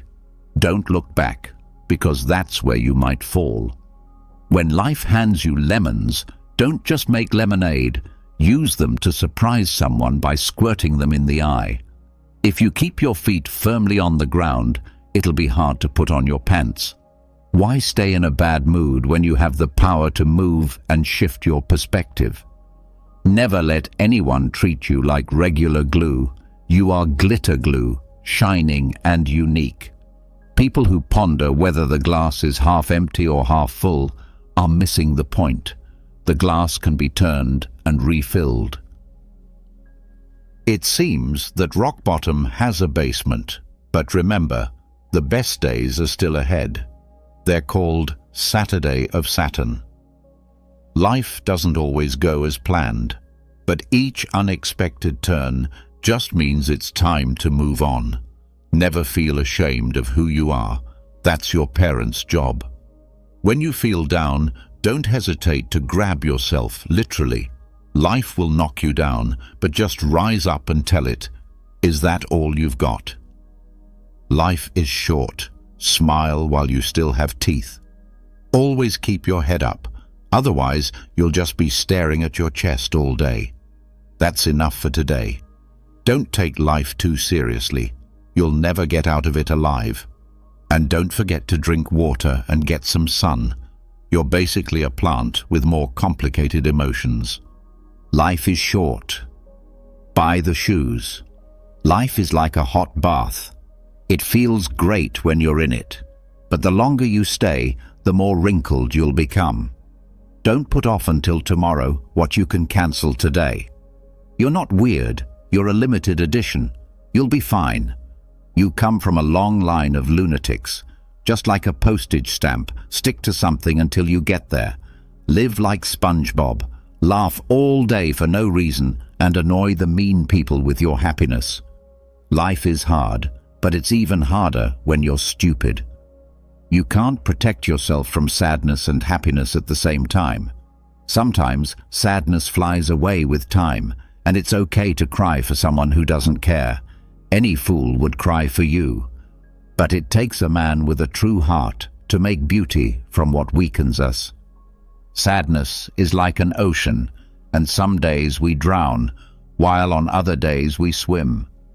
The word happy wouldn't have the same meaning if it weren't balanced by sadness. Tears are words that the heart needs to express, and sadness is just a wall between two gardens. Don't let it overwhelm you. Sadness also acts as a defense mechanism. The walls we build to block out sadness also keep out joy. It teaches us to be ashamed of our confusion, anger, fear, and sadness, emotions that are as valuable as happiness and inspiration.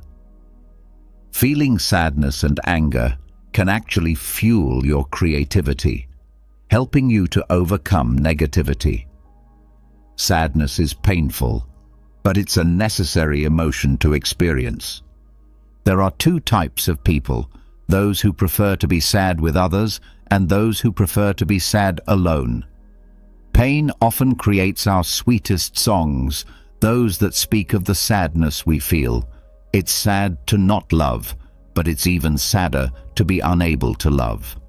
Behind every smile, there's often a hidden sadness that no one can see or feel.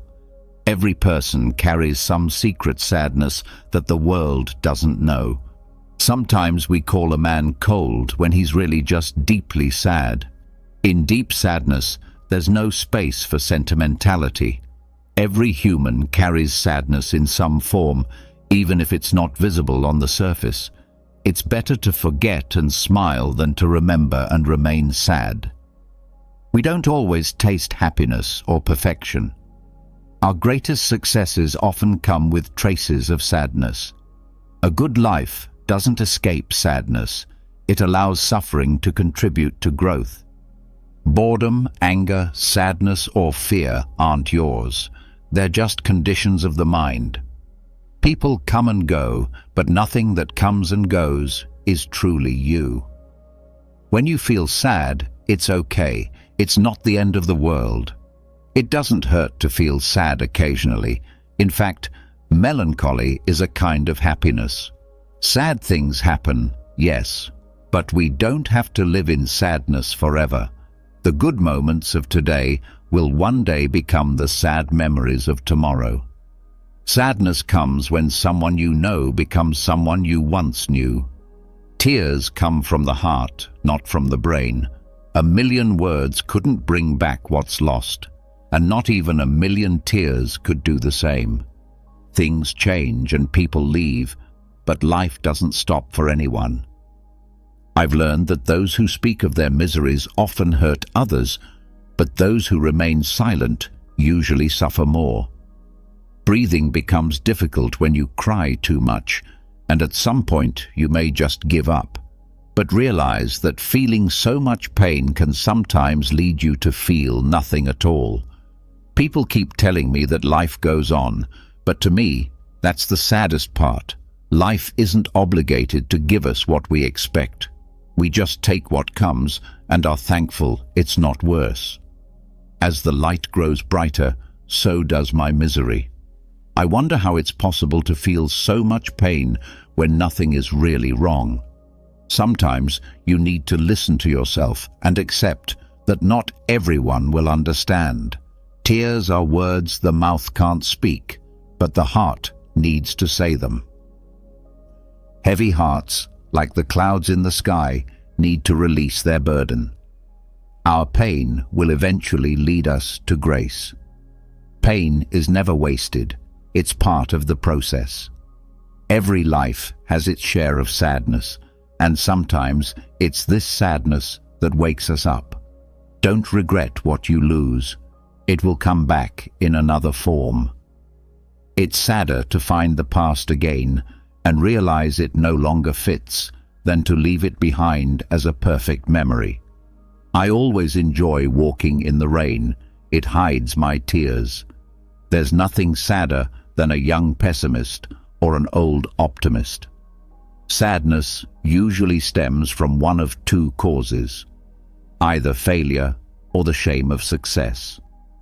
There's no greater sorrow than recalling happiness on a sad day. Sadness is one of the vibrations that prove we are alive. When you're happy, you enjoy music, but when you're sad, you understand the lyrics. People don't cry because they're weak. They cry because they've been strong for too long. Life is too ironic to fully comprehend. It takes sadness to understand happiness, noise to appreciate silence, and absence to value presence. Those who have experienced the deepest pain are best able to appreciate the highest joys. When you've suffered enough, each new pain feels both unbearable and trivial. The sky cries for those full of sadness, but sadness also feeds art. Trying to avoid sadness is like trying to avoid life itself.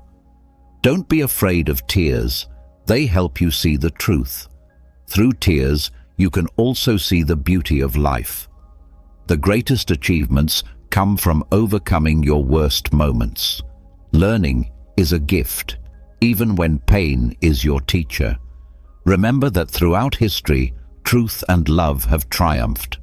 Be strong now, because things will get better. It may be stormy now, but it can't rain forever. I believe that without understanding sadness, we can't truly appreciate happiness. Nothing heals the soul more than experiencing life in its full spectrum, and nothing heals the senses more than the soul. Maybe we all carry some darkness within us, and some are better at dealing with it than others. Accept it first. Recognize that without losing, winning wouldn't feel as great. Have the courage to say no. Have the courage to face the truth and do what is right, because it's the right thing to do. These are the keys to living with integrity. Master your choices, or they will master you. The art of life is in maintaining the feeling of a wish fulfilled and letting things come to you. Don't chase them. Trust that they're not fleeing. Faith is the belief in what is unseen, and the reward of this faith is to eventually witness what you believe. A happy person is not defined by specific circumstances, but by a particular mindset. Much of our happiness or misery stems from our attitudes rather than our surroundings. A little bit of action is far more valuable than a great deal of intention. The amount of responsibility you take for your own life is directly linked to the extent of change you can create within it. It is our duty as human beings to push forward as though the boundaries of our potential do not exist.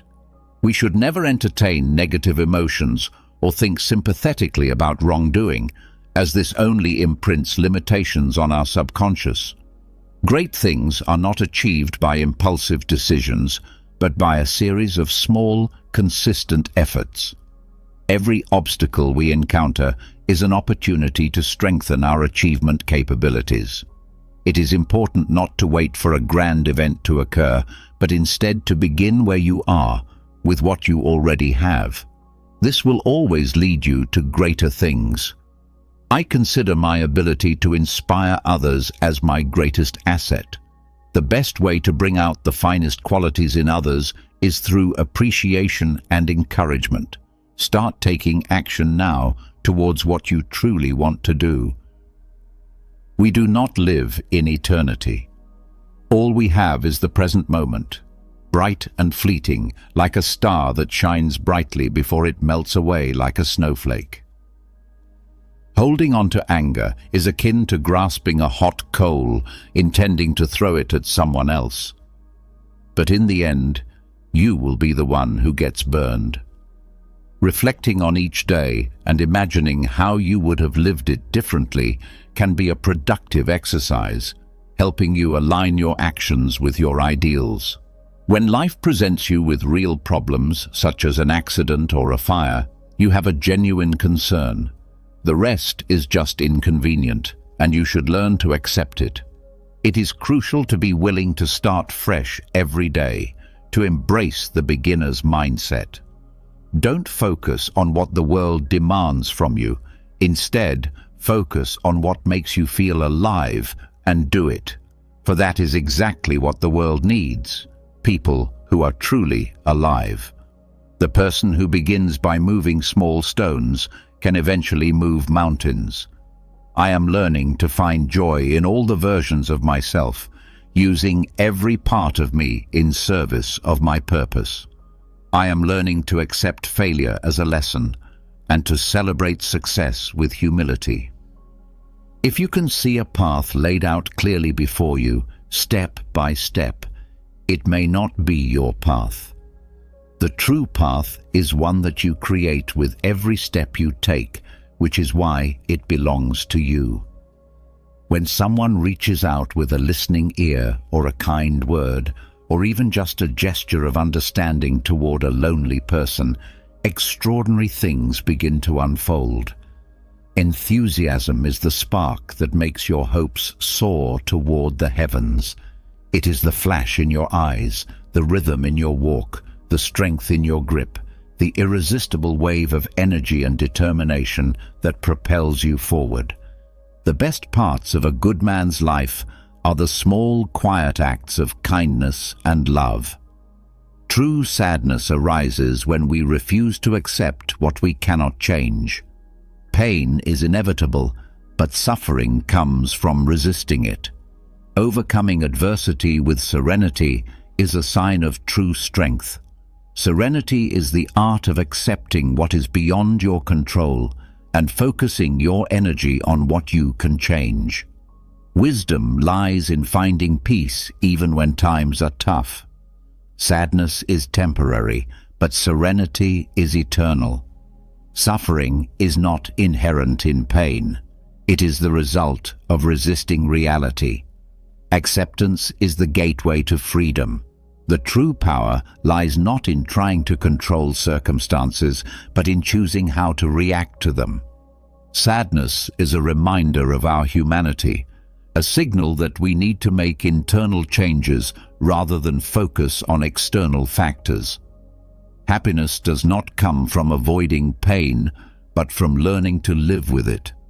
True freedom is the liberation from emotional attachments to external conditions. Sadness, like a passing cloud, should not be clung to. Let it pass without holding on to it.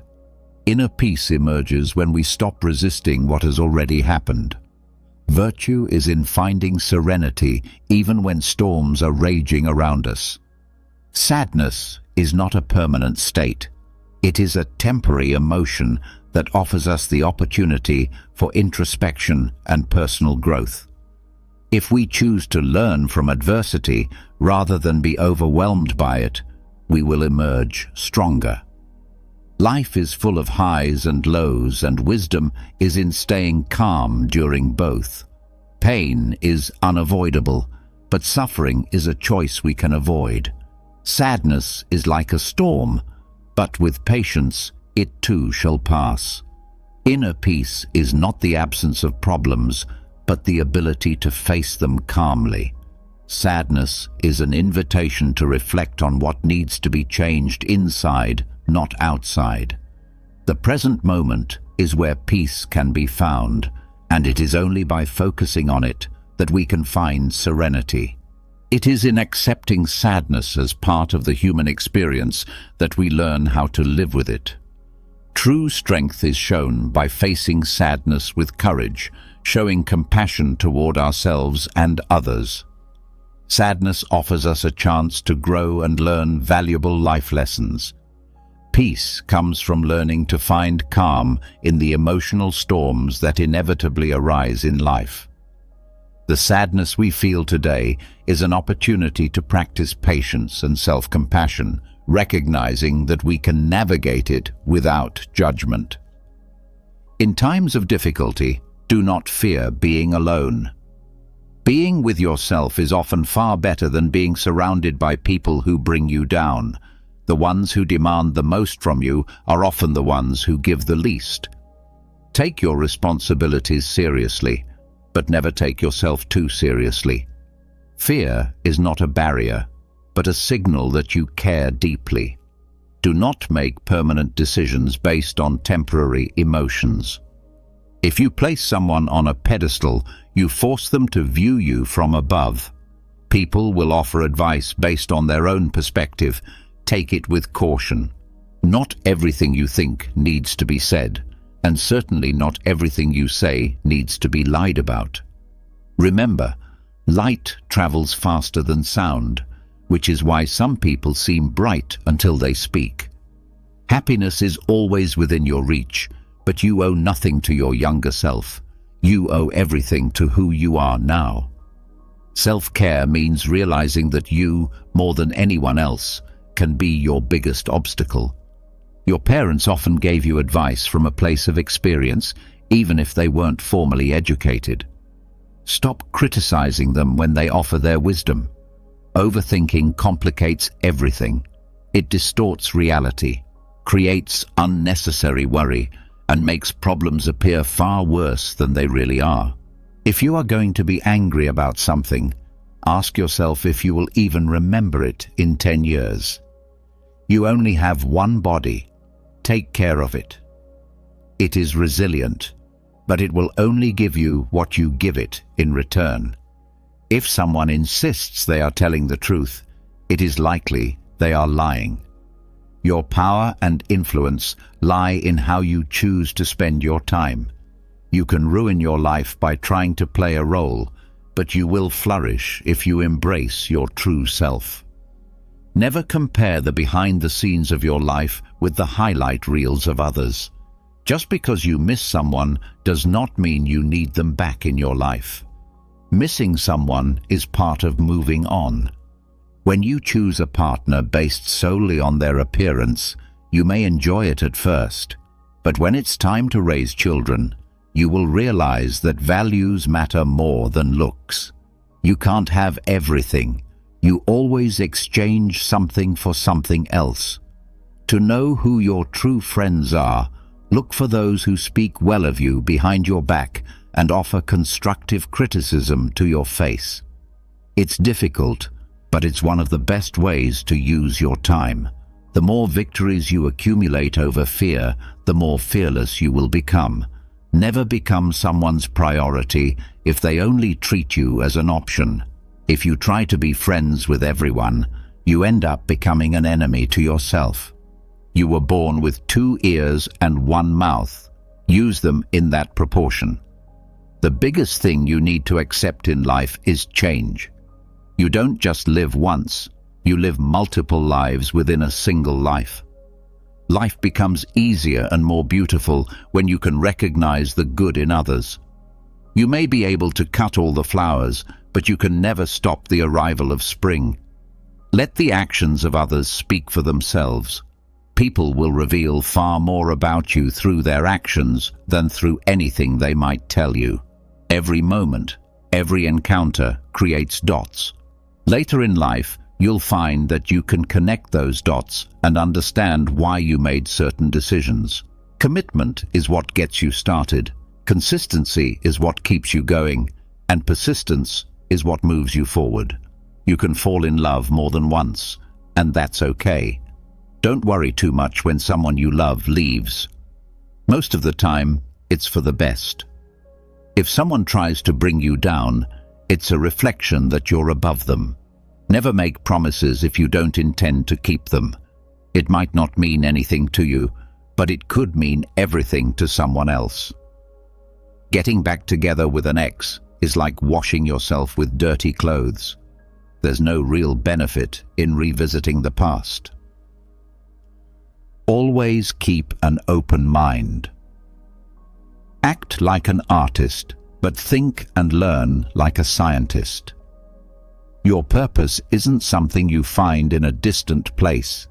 It's something you create right where you are, giving it meaning throughout your life. Life can change in an instant. So instead of taking for granted what you have, be grateful for it and do as much good as you can with it. True wealth doesn't come from accumulating material things. It comes from seeking new experiences. Action brings more clarity than mere thought.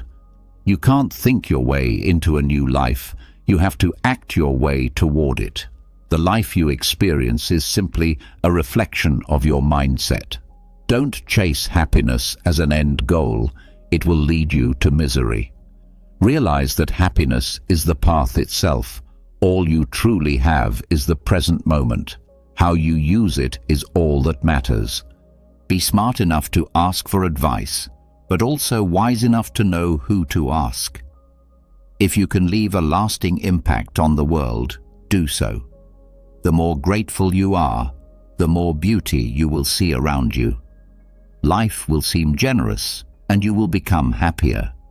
You won't forget the bad things, but you will stop dwelling on them. Until you reach that point, don't stress too much. Success is not determined by your resources. It's about how resourceful you are with what you already have. Fear limits most people throughout their lives, and it seeps into all their decisions. Do everything you can to control it, overcome it, and celebrate when you defeat it. You can't swim toward new horizons until you have the courage to leave the shore behind. It's never too late to do the things you've always wanted to do. Don't let the naysayers discourage you. They are often just projecting their own insecurities. You can't change what happened, whether it was your fault or someone else's. What's ruined is ruined. Don't get angry about it. Face the challenge. People will always project their fears and limiting beliefs onto you. What you need to do is build a shield against that noise to protect yourself. Don't discuss your past with anyone, because only you know its true meaning, and others may not understand or might even use it against you. Your tomorrow can be very different from your today if you're willing to try. If you keep lamenting what isn't working today, I promise you, your tomorrow won't work either. Brilliance is the embodiment of excellence. I stand out in everything I do. My life is a monument to exceptional greatness. I am growing bigger, and everything is getting better for me. Higher peaks of greatness are mine, both inside and out. I demonstrate excellence, dignity, and nobility of character in everything I do. I live at the pinnacle of greatness and exude excellence in all areas of my life. I have infinite potential and power, and my life reflects this greatness. My successes increase, and my wealth grows with each demonstration of excellence. Everything in my life is exceptional. I love life, and everything I touch turns to gold. I reach superior heights, embodying excellence and absolute greatness. I live as an unstoppable force of infinite greatness. My spirit is aligned with the unique energy of the universe. I am overflowing with infinite power and live with great strength. I am immense in my authenticity and honesty, embracing limitless opportunities within me. The greatness of my experiences continues to unfold before me, creating infinite manifestations of success. Each day, I am reborn to express my supreme being. I attract triumph and prosperity naturally, and I am a magnet for fortune and exceptional opportunities. I act as a driver for excellence, fueling magnificent realities and higher realities. I represent a force of distinction, an engine of positivism, splendor, and authenticity. Everything I do is benevolent, excellent, and great. My thoughts and actions create glorious realities. I am the architect of my destiny, shaping it with purpose toward a beautiful existence. I radiate grace, excellence, and ethics. I am a defender of excellence, a visionary shaping a beautiful future. My excellence shines outward, lighting a path of progress and success. My being is supreme, and I live at my most optimal potential, updated to my highest genetic supremacy. I pledge to demonstrate greatness in all I do, reaching the highest summit of my abilities. I personify excellence, and I will never settle for less than the best. In all of my actions, I embody unlimited potential and power. My achievements continue to multiply, and my life grows with each excellence I reach. Everything I touch turns to gold as I embody exceptional greatness. I live as an unstoppable force of infinite power, embodying transcendence and omnipresence in the purest form of my being. My life is in constant flow, aligned with the universe's energy, overflowing with power and strength. I live magnificently and authentically, always embracing the limitless opportunities that life offers me. I recognize the infinite greatness within me, and it blossoms into reality before my very eyes. People might think they know you, but most only know what they want to know. I've learned that you can't just take from life without giving something back. Instead of worrying about what you cannot control, focus on what you can create. Maturity comes when you stop complaining, making excuses, and start making meaningful changes. Sometimes you'll understand everything immediately, but other times you'll need to wait. Goodbyes can free you. The person you're meant to be is the person you decide to become. If you have a clear purpose in life, you won't need anyone to push you. Your passion will drive you. Life changes for the better when you realize you don't need to know everything, and that pretending you do only hinders your growth. I understand why people smile, why they feel loved, and why they believe in the goodness of humanity. It's never too late to reinvent yourself. Persistence sometimes requires letting go of certain parts of yourself. Obstacles don't have to stop you. If you encounter one, discover how to climb it, cross it, or work around it. You may not always get what you want, but if you try, you'll get what you need. The first step to getting somewhere is deciding that you're not going to stay where you are. The hardest lesson in life is knowing which bridges to cross and which ones to burn. Pay attention to the lessons life offers. They come when you're ready to face your emotions, and doing so will give you more strength and long-term happiness than ignoring them. Stand up for what you believe in. Take good care of your thoughts when you're alone and your words when you're surrounded by others. The problem is, if you don't live your life, others will. Be grateful for what you have now, even as you pursue your goals. If there's one lesson life teaches us, it's that wishing for something doesn't make it happen. Sometimes you won't fit in, no matter how hard you try, and it's better to be alone than to force it. Every journey has its last day. Don't rush.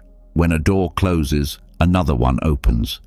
But too often, we regretfully focus on the closed door and miss the one that has always been open for us. Trust your instincts, even when others try to convince you otherwise, and never take people for granted. You can never predict when they might leave, and you truly don't realize how much someone means to you until they're gone. Never give up on the people who matter to you. True challenges in life bring the best lessons. Remember, you are the only person who can be both your best friend and your worst enemy, and you have the power to choose which one of these roles dominates your life. While you can't control how others behave, you always have the ability to choose how you respond to them. Don't cry because something has ended. Instead, smile because it happened. Sometimes, you need to lose everything to find out who you truly are. People improve only when they're willing to learn and grow through the difficult experiences life offers. Hard times show us just how strong our resilience really is, stronger than we ever imagined. It's important to speak up for yourself because no one else will do it for you. There will be times when you won't be able to help someone change for the better, no matter how hard you try. Eventually, you'll reach a point where you realize you can't do it anymore, especially if the person clearly doesn't want to change. Your life is shaped by the decisions you make, and there is no set plan, only the consequences of those decisions. Be cautious with your good deeds, as kindness does have its limits. Some people may take advantage of your generosity. You can either become a victim of your struggles or rise from them to become the hero of your own life. Time spent with the people you love is one of the most precious things in the world. It's easy to forget that happiness doesn't come from acquiring what you don't have, but from truly recognizing and appreciating what you do have. Your future is shaped by your past, and understanding this is key to helping yourself. No one else can do it for you. Once you realize this, you'll feel more in control of your life. No amount of anxiety will change the outcome of what's meant to happen. The happiness of your life depends entirely on the quality of your thoughts. Your thoughts are your most powerful weapon against stress. The ability to choose one thought over another is a great tool for peace. I only speak when I'm sure that what I say will be of value. Otherwise, I leave it unsaid. I accept the limitless potential within me and the infinite greatness of my life, which unfolds before me every day.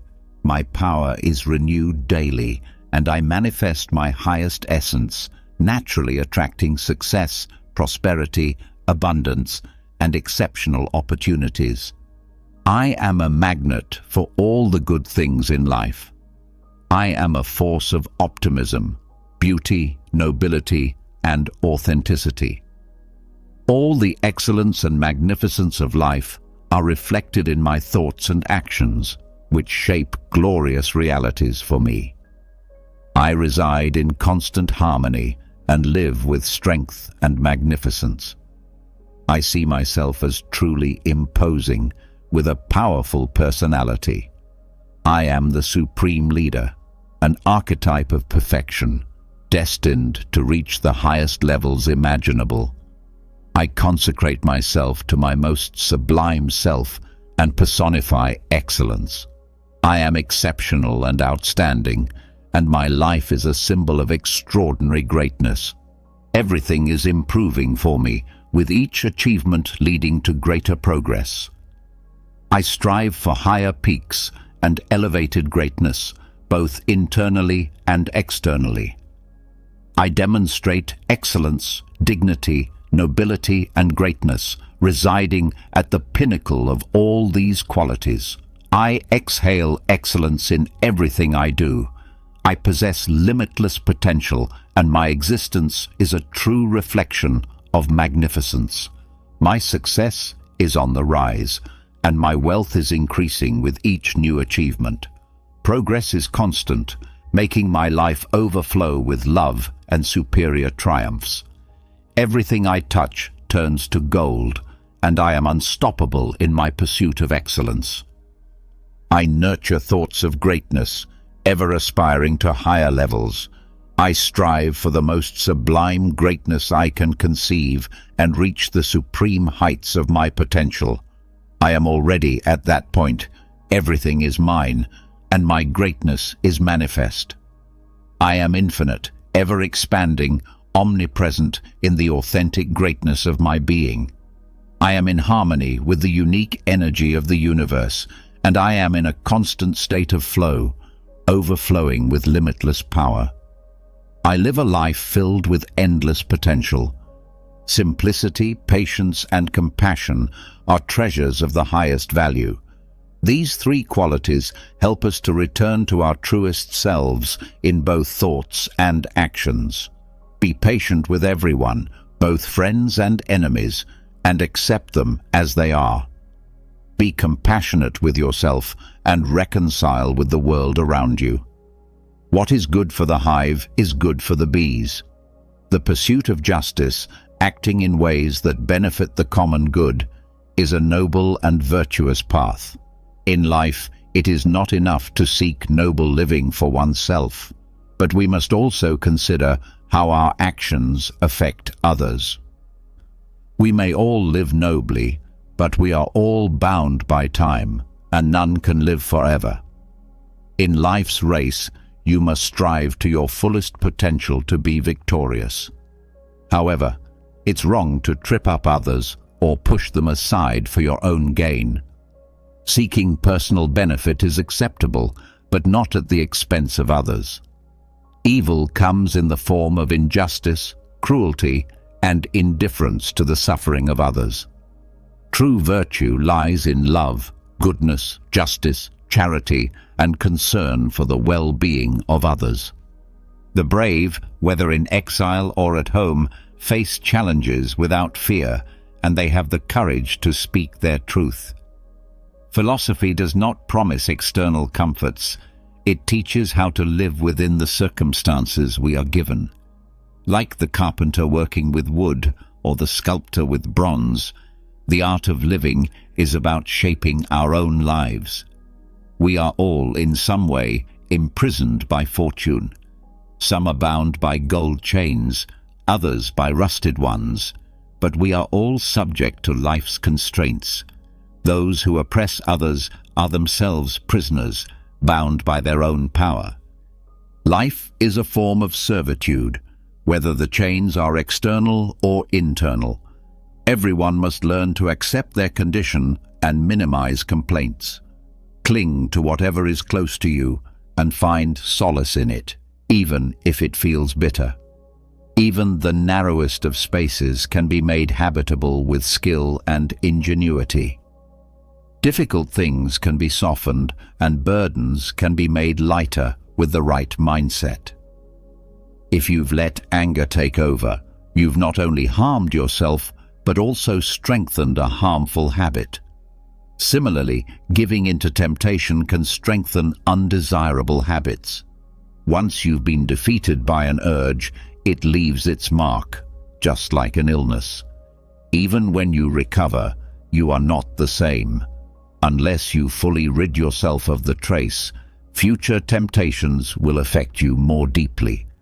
I continue to nurture thoughts of greatness, constantly seeking higher aspirations. I strive to reach the highest level of greatness, surpassing even the limits of what I can imagine. I am already standing at the pinnacle of my potential. Everything is within my grasp. My greatness is not only a reality, but also a blooming presence, flourishing in all directions, expanding endlessly. I am infinite. My essence extends beyond the known, omnipresent in the vastness of my authentic greatness. I exist in harmony with the unique energy that flows through me, finding myself immersed in a state of effortless flow, alive with an abundance of power, strength, and unwavering determination. I am magnificent in my being. I embody true magnificence.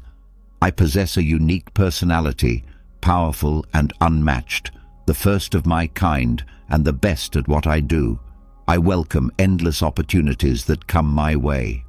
Within me, the infinite greatness of my experience is revealed, manifesting before me as an abundant reality. Greatness radiates through my life, taking the form of countless successes and achievements. I am reborn with power every single day, constantly proving my supreme being. I naturally draw success and prosperity towards me, becoming a magnet for wealth, abundance, and extraordinary opportunities. I act as a catalyst for excellence, inspiring higher realities around me, embodying the highest standards of excellence in everything I do. I express positivity, beauty, nobility, and truth, everything that is exceptional, wonderful, and magnificent. I bring my supreme self to life, revealing my fullest potential. I have actualized my superior nature and embrace excellence in every aspect. I am committed to greatness, representing the highest ideals, dedicating myself to becoming the best version of myself. I achieve excellence, radiating light and brilliance, always striving to be remarkable and outstanding. Everything in my life improves, and I continue to rise to greater heights of exceptional greatness, both internally and externally. I live with dignity, nobility, and character, showcasing excellence in every action I take. I reside at the top, exuding greatness in all my endeavors. I carry myself as a monument to exceptional greatness, knowing that everything I do reflects my commitment to excellence. I continually ascend, striving to improve. As I rise, I live by the principle that learning and growth are essential. We must live as though we will die tomorrow, and learn as if we will live forever. The wise learn from others' mistakes, for wisdom lies in understanding the path of others rather than repeating errors. If we light a lamp for others, we illuminate our own path as well. True happiness lies in doing what we are best at and finding joy in it. True success is visible through our work and actions, so let them speak for us. Never interrupt when progress is unfolding, for growth happens outside the comfort zone. I understand that while others may speak of misfortune to cause pain, silence can cause even greater harm. Arrogance and belittling only limit our ability to appreciate what is above us. If something is not appropriate or truthful, it should not be expressed. We must control our impulses, as words can hurt, but silence can wound even deeper. True wisdom lies in showing composure in moments of ignorance, during personal triumphs, and in the face of deep disappointment. We often admire what we do not fully understand, but true wisdom comes from understanding deeply. To gain the good opinion of others, we must focus on our actions rather than our words. Distraction offers temporary relief from misfortunes, but it is a false comfort. A person must dream to truly understand the meaning of life, for better things lie ahead in the future. Each day is a new opportunity to be born again as what we do today matters the most. Seeking refuge in others leads us astray. We must turn to ourselves for strength and guidance. In moments of doubt, we must always ask if our thoughts and words are true, necessary, and kind. No one can save us except ourselves. We must follow our own path. The secret to health, both mental and physical, lies in living in the present moment and letting go of past regrets and future worries. Like filling a vessel drop by drop, wisdom is accumulated slowly and steadily. The undisciplined mind is the most disobedient force, but a disciplined mind is an obedient one. On our spiritual path, we must sometimes walk alone, but peace comes from within, not from external sources. Compassion is not complete unless it includes love for oneself. Hatred never ceases through hatred, but only through love, and this is the eternal truth. The harm we do to ourselves through negative thoughts can outweigh any external adversities. I find wisdom in every challenge, recognizing that every difficulty is an opportunity for growth and learning. My inner peace is my greatest asset, and I guard it with care and diligence. My creativity flows freely, allowing me to express myself uniquely. I face my fears with courage and firmness, remaining open to learning from each experience life offers me. I am capable of releasing all negativity, freeing myself from any resentment. I love and accept myself as I am in this moment. My self-esteem gives me the confidence to face any challenge that comes my way.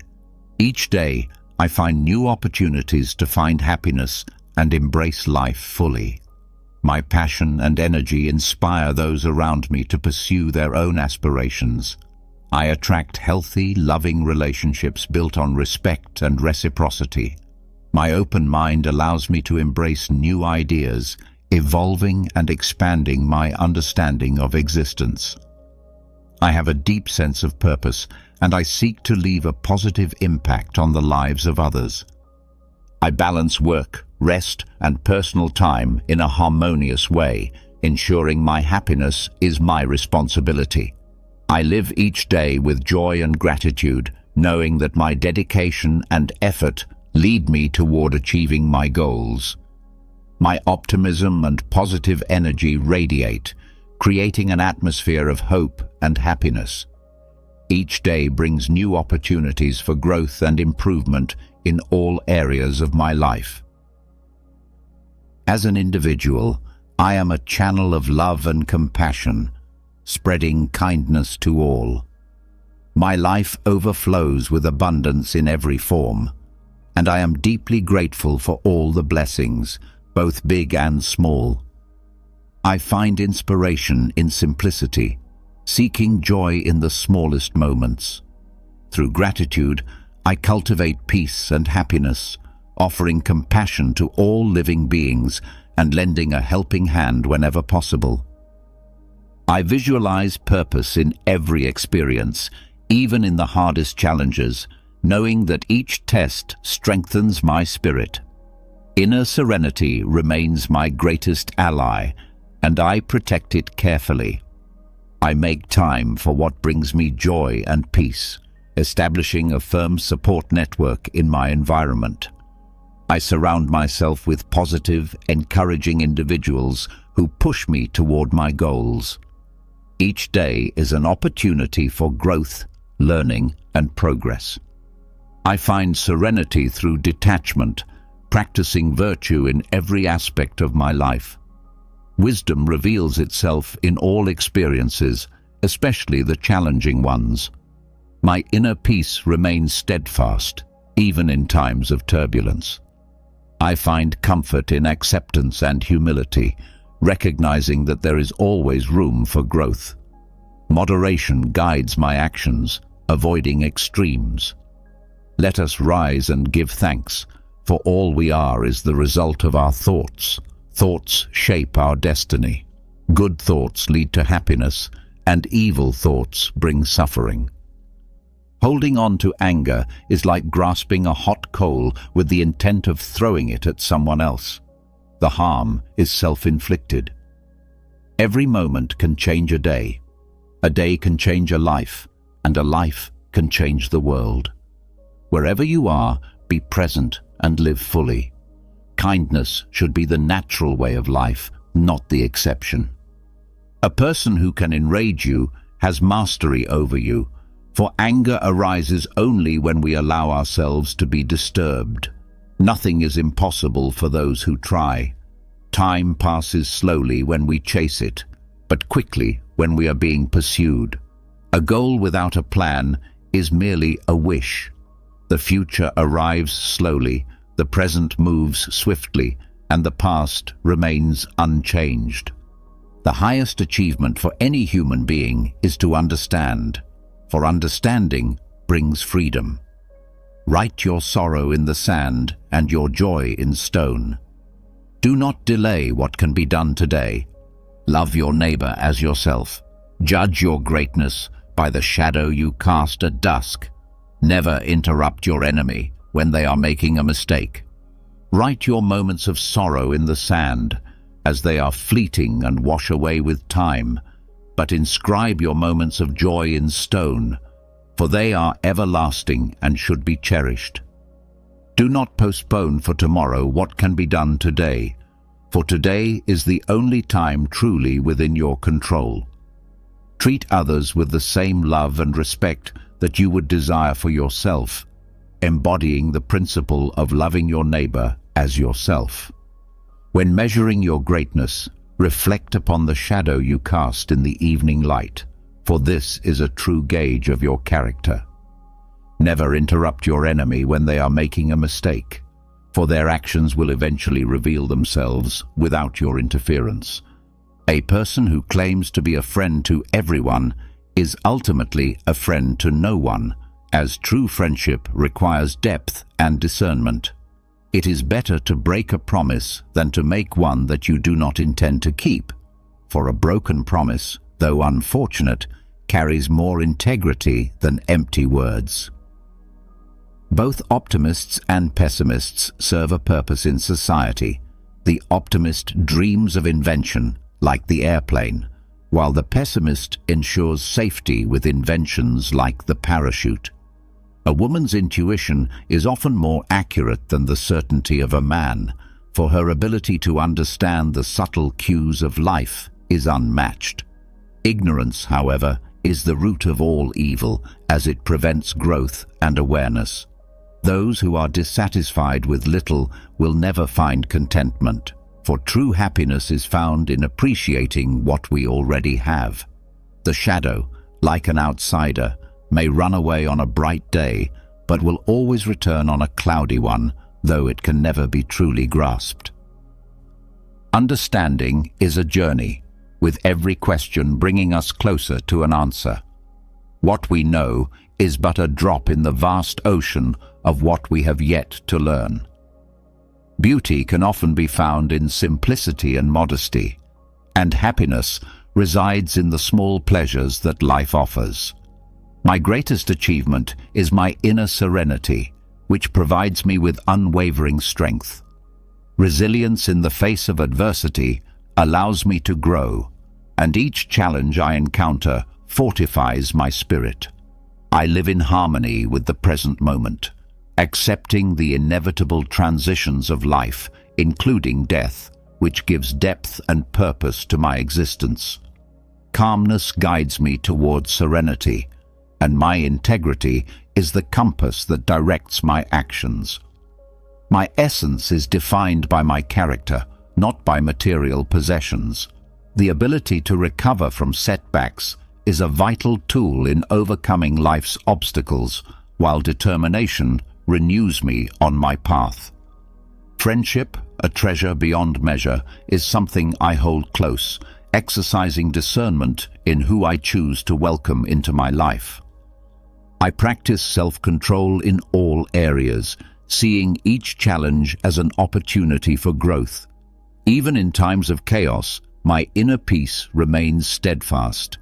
I take joy in recognizing virtue in my daily actions, and I cherish modesty, always seeking to learn something new. My inner peace serves as my greatest inspiration, and I find strength in the trials that shape me. I embrace moderation in every aspect of life, striving for balance in all things. I believe that adversities are hidden blessings, and I view life as a series of opportunities to cultivate virtue and wisdom. My well-being is anchored in my ability to accept things as they are, finding peace in the present moment. Have you ever wondered whether the universe is working with you or against you?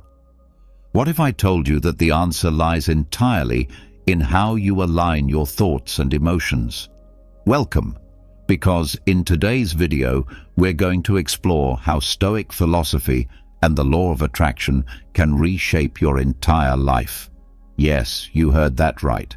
An ancient philosophical mindset can have a powerful influence on what you draw into your reality. Your thoughts act like an immense magnet, attracting not only your desires, but also your fears. If you constantly dwell in negativity, it's no surprise when life doesn't unfold the way you hoped. But when you begin to focus on the positive, you'll see how the universe starts to align itself in your favor. This isn't magic. It's both science and the essence of Stoic wisdom. The Stoics teach that while we can't control what life throws at us, we have full control over how we respond.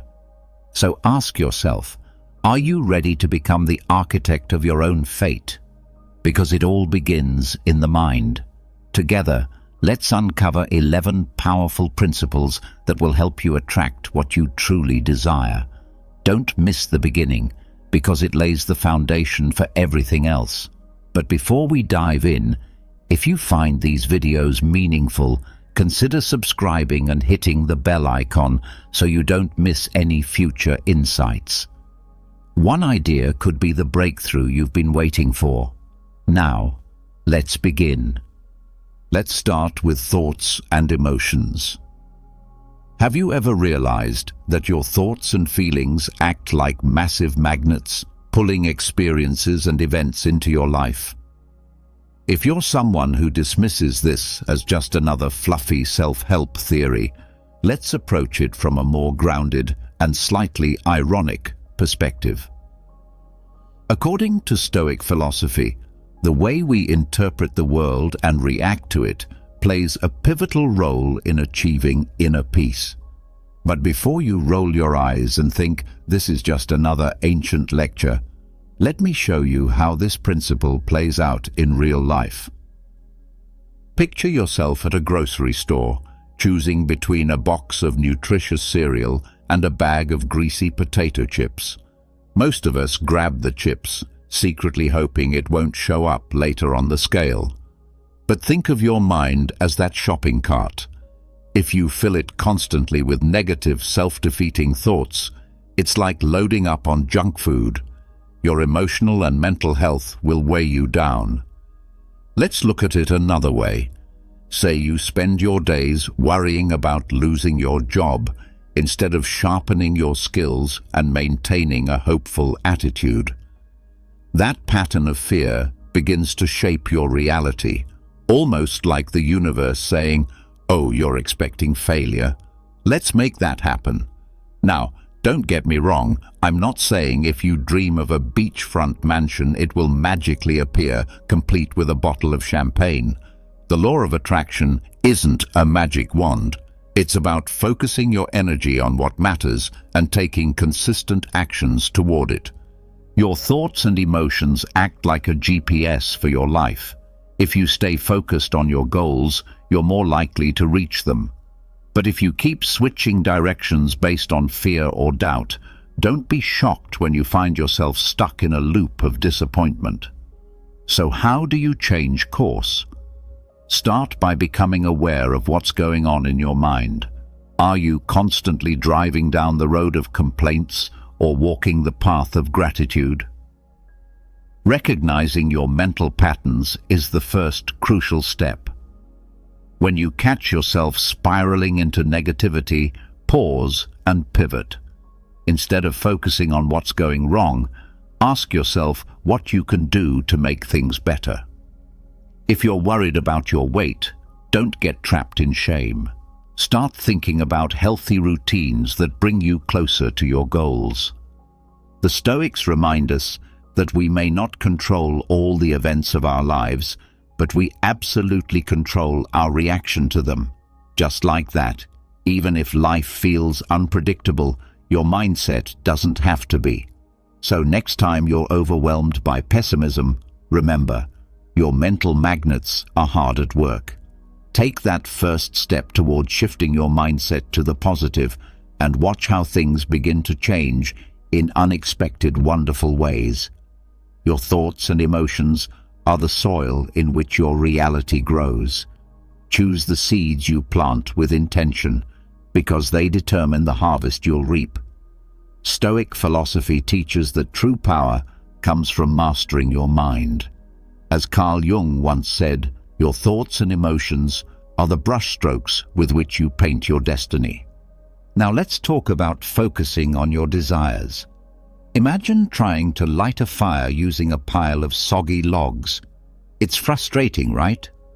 You want the fire to blaze, but instead you just get smoke and ashes. That's exactly what it's like when your desires are unclear.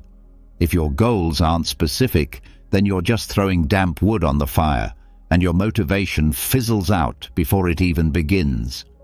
Let's be honest, everyone has big dreams. Maybe you want a better job, a fulfilling relationship, or to shed some weight.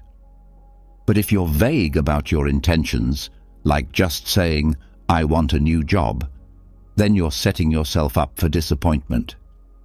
The law of attraction, that widely known principle that says you attract what you focus on, requires more than just wishful thinking. It needs clarity. Let's take a practical look. Say you want a new job. If you just think, "I want work," the universe could hand you anything, from selling insurance door to door to stacking cookies in a factory. But if you clearly envision a position in digital marketing with flexible hours and a collaborative culture, then you're creating a vivid map for the universe to follow. That clarity acts like a beacon. The same applies to relationships. Saying, "I want someone," is about as effective as wishing to win the lottery without buying a ticket. Instead, imagine someone who shares your passions, your sense of humor, and your values. When you define your ideal clearly, you align yourself with what you truly want. And when it comes to weight loss, clarity matters just as much. It's not enough to vaguely say, "I want to lose weight." How much? In what time frame? What will success look and feel like for you? A specific goal, like losing 5 kilos in 3 months and feeling more energized, becomes a real plan, not just a dream. So how do you start? Begin by reflecting on your true desires. Write them down in detail. Visualize them as already achieved. Feel the joy as if it were real right now, because the law of attraction doesn't respond to vague signals, it responds to specific intentions. Without clarity, you're just hoping the fire lights itself. But with a well-prepared mindset and focus, the universe is far more likely to respond in kind. As Einstein said, the universe echoes back with the same precision with which you speak your desires. Now, let's explore belief and faith. Have you ever felt like your dreams are as unreachable as trying to travel to Mars in a cardboard spaceship? That's what it feels like when your belief is missing.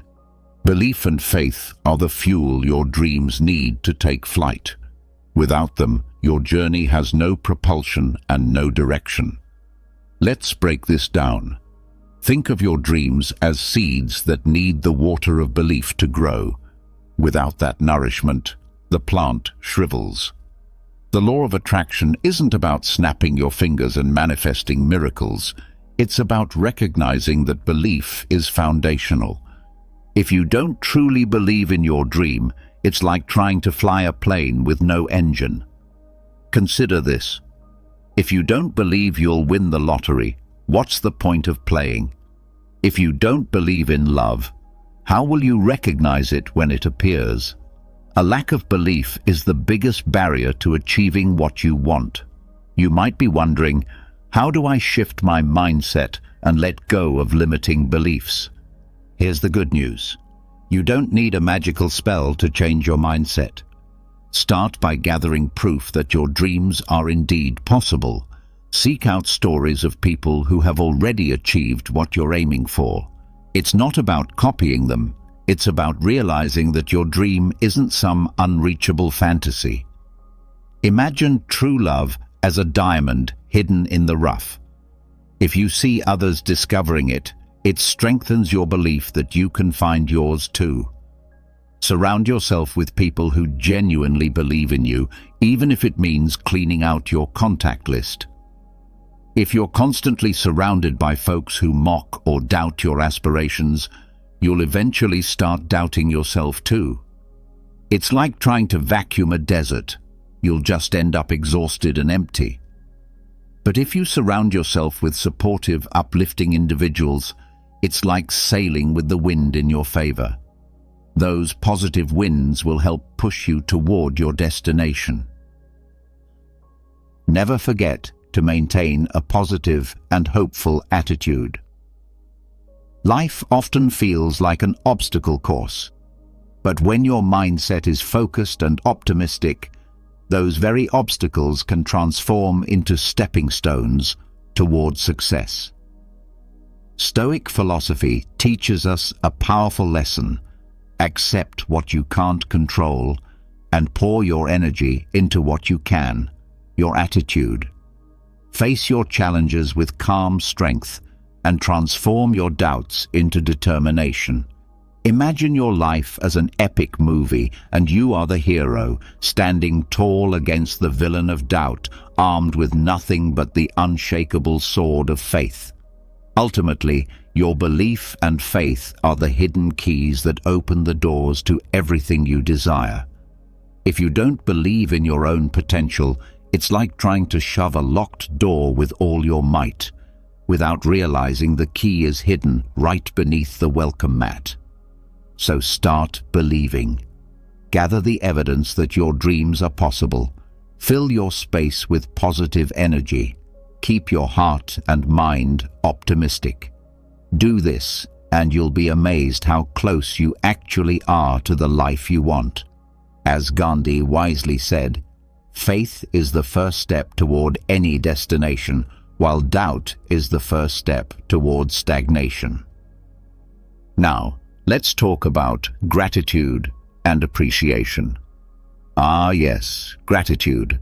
That little word that seems to pop up in every self-help book, motivational talk, and philosophical musing. But have you ever really stopped to ask yourself why it's talked about so much? It's as if the universe keeps whispering, "Be thankful and you'll receive more." Maybe it's not literally everything you want, but gratitude might just open the door to the best parts of what you need. Let's strip it down. Gratitude seems simple, almost too simple, like saying thank you or good morning.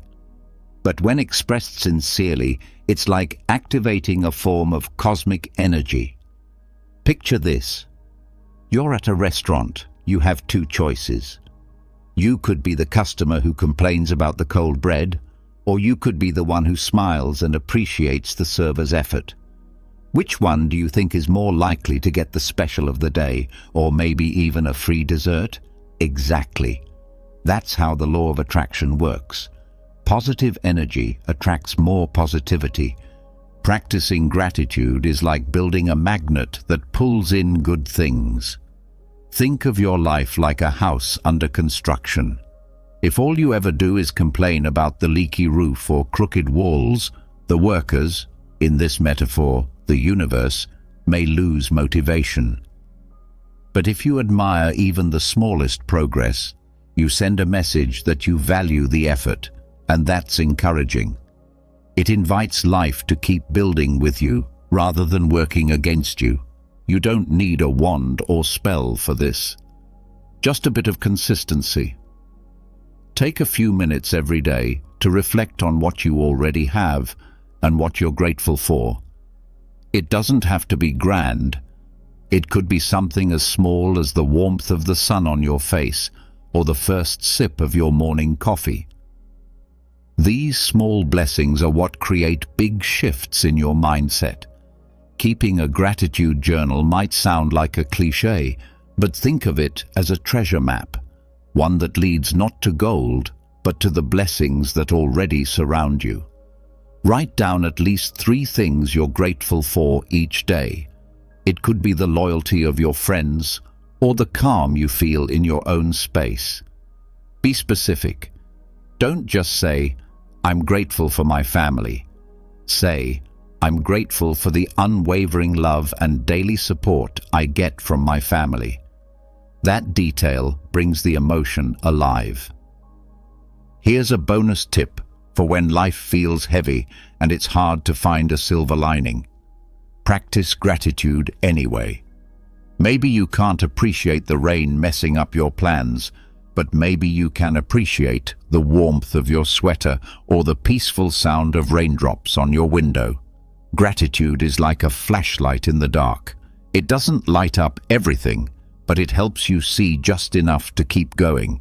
It's not just a pretty concept, it's a powerful tool. It lifts your energy, improves your mood, and aligns your spirit with more good things to come. So, next time you catch yourself spiraling into complaints, remember, whatever you value and are thankful for grows. As Marcus Aurelius put it in his Meditations, if you are not thankful for what you have, you will never find satisfaction in what you receive. Now, let's move to another vital piece of the puzzle: inspired action. The law of attraction sounds amazing, right? The idea that you can manifest your dreams simply by holding them in your mind and staying positive. That's the theory anyway. But here's the catch. Even if you spend every day visualizing your perfect life, if your couch is still your best friend and pizza your closest companion, nothing's going to change. Inspired action is the secret sauce. It's what transforms vision into reality. Imagine the law of attraction is a vending machine. You can feed it all your coins, your wishes, dreams, and visualizations. But if you don't press the right button, you're going to stand there, frustrated, staring at the machine. Inspired action is that button. It's the step that turns intention into outcome. Let's be honest. You're not going to land your dream job while sitting at home sipping coffee, hoping your future boss stumbles across your Instagram. If you want that job, you need to update your resume, network, show up for interviews. That's inspired action. It's not a random act. It's the engine that powers your goals. Same thing with love. You can dream about your ideal partner all you want, but unless you're willing to meet new people, have conversations, and open your heart, love won't just knock on your door. So how do you actually apply this? Start with small, consistent actions. These little steps are the bricks that lay the foundation for your success. Don't expect overnight miracles. Sometimes persistence is just as important as effort. Also, learn to trust your inner voice. What excites you? What lights you up? That's your intuition guiding you. Follow it. Inspired action isn't just about doing what's expected. It's about acting with intention, purpose, and energy. And don't give up. Yes, patience is essential, but so is persistence. Every step you take counts, even the ones that feel small or slow. The Stoics taught us that character, resilience, and perseverance are key to achieving anything meaningful. So next time you're thinking about the law of attraction, remember, it's not just about dreaming, it's about doing. Inspired action is the bridge between wanting something and actually having it. If you want to see results, you've got to stop dreaming and start moving. It's not rocket science, it just takes a little effort, a lot of heart, and the patience to see it through. Remember this, the law of attraction doesn't turn dreams into reality. Action does. Finally, let's talk about something sneaky, the elimination of self-sabotage. Ever notice that sometimes you're the one holding yourself back? Not in some dramatic way, like staring yourself down in a dark alley, but in subtle, quiet ways. Self-sabotage is real and far more common than we'd like to admit. Chances are you've done it too, even without realizing it. It's like a tiny mouse living in the maze of your mind. It whispers doubts into your ear, telling you that you're not good enough, that happiness is for other people, or that success is reserved only for the lucky few. And worst of all, that little voice inside your head often plays the role of the director in your personal tragedy, orchestrating your every move away from your goals. But what if I told you that you have the power to rewrite the script of this chaotic production? Let's begin right there. The first step is awareness. Learn to notice those negative thoughts and limiting beliefs that constantly occupy your mind. They're like a trusted thief living in your house. If you're unaware of their presence, they'll continue to rob you of your most valuable treasures without you even noticing. This is where Stoic philosophy can offer clarity. With its emphasis on self-discipline and mastery over one's emotions, Stoicism teaches that true freedom comes from within. If your mind is in disarray, why not apply Stoic principles to restore inner order? Once you've recognized the chaos within, the next step is to consciously replace those harmful thoughts with empowering ones. Think of your mind as a garden. If you plant seeds of fear and doubt, you'll inevitably harvest a field full of insecurity. But if you choose to sow confidence and hope, your inner garden will flourish with success and fulfillment. Changing your mental landscape isn't a quick or easy task. It's a journey.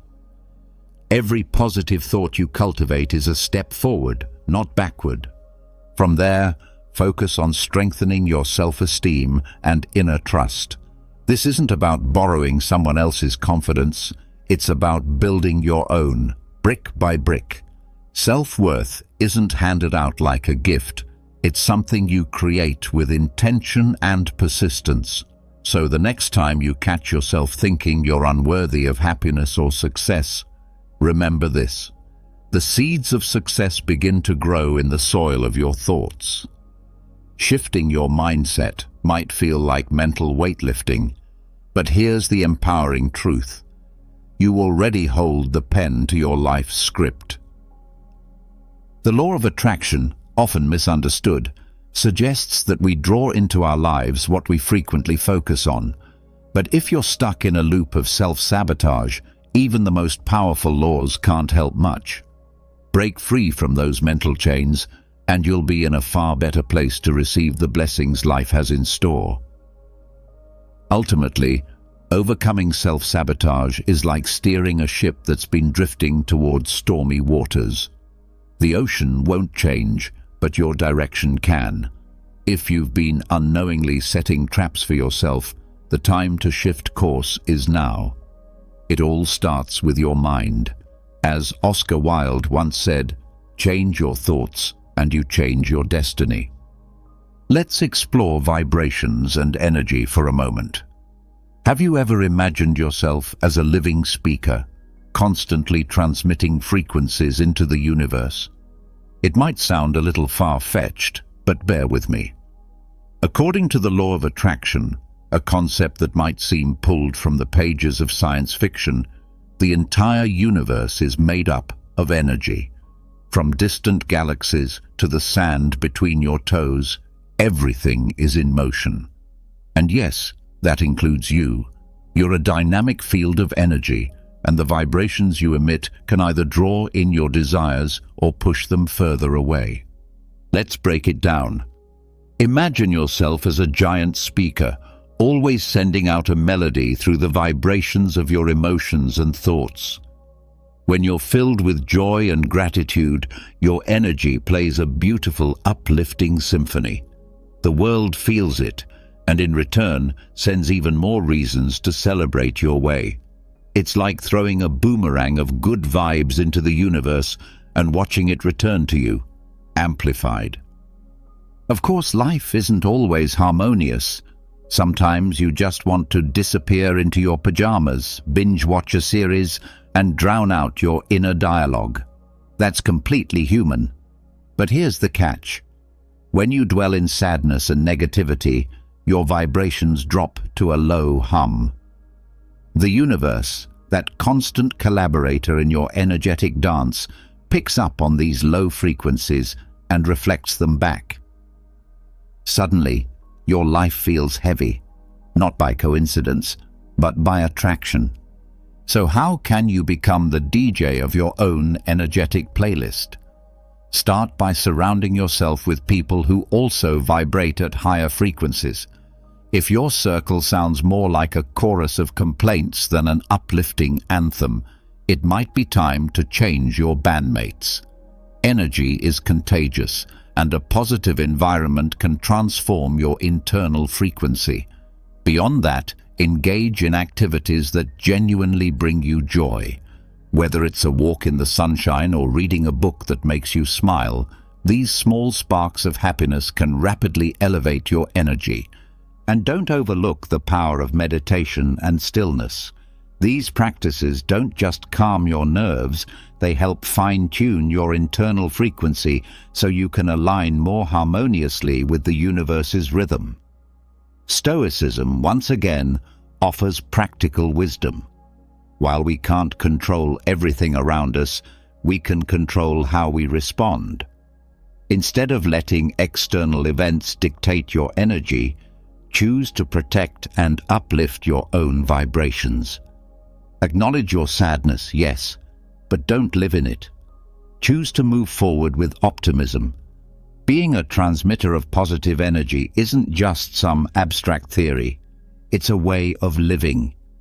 Even if the universe doesn't always respond with rainbows and sunshine, maintaining high vibrations ensures that your daily experience is more fulfilling. So remember this truth: what you send out is what you invite in. Pick your song carefully. Now, let's talk about resistance.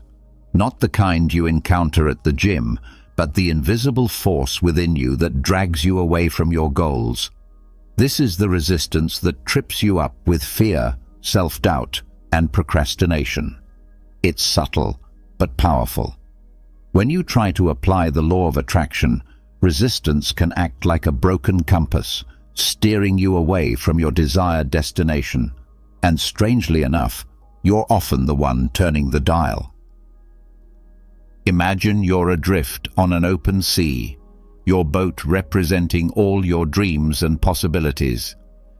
Instead of sailing smoothly, you find yourself battling against waves of your own making, waves made of negative thoughts and internal fears.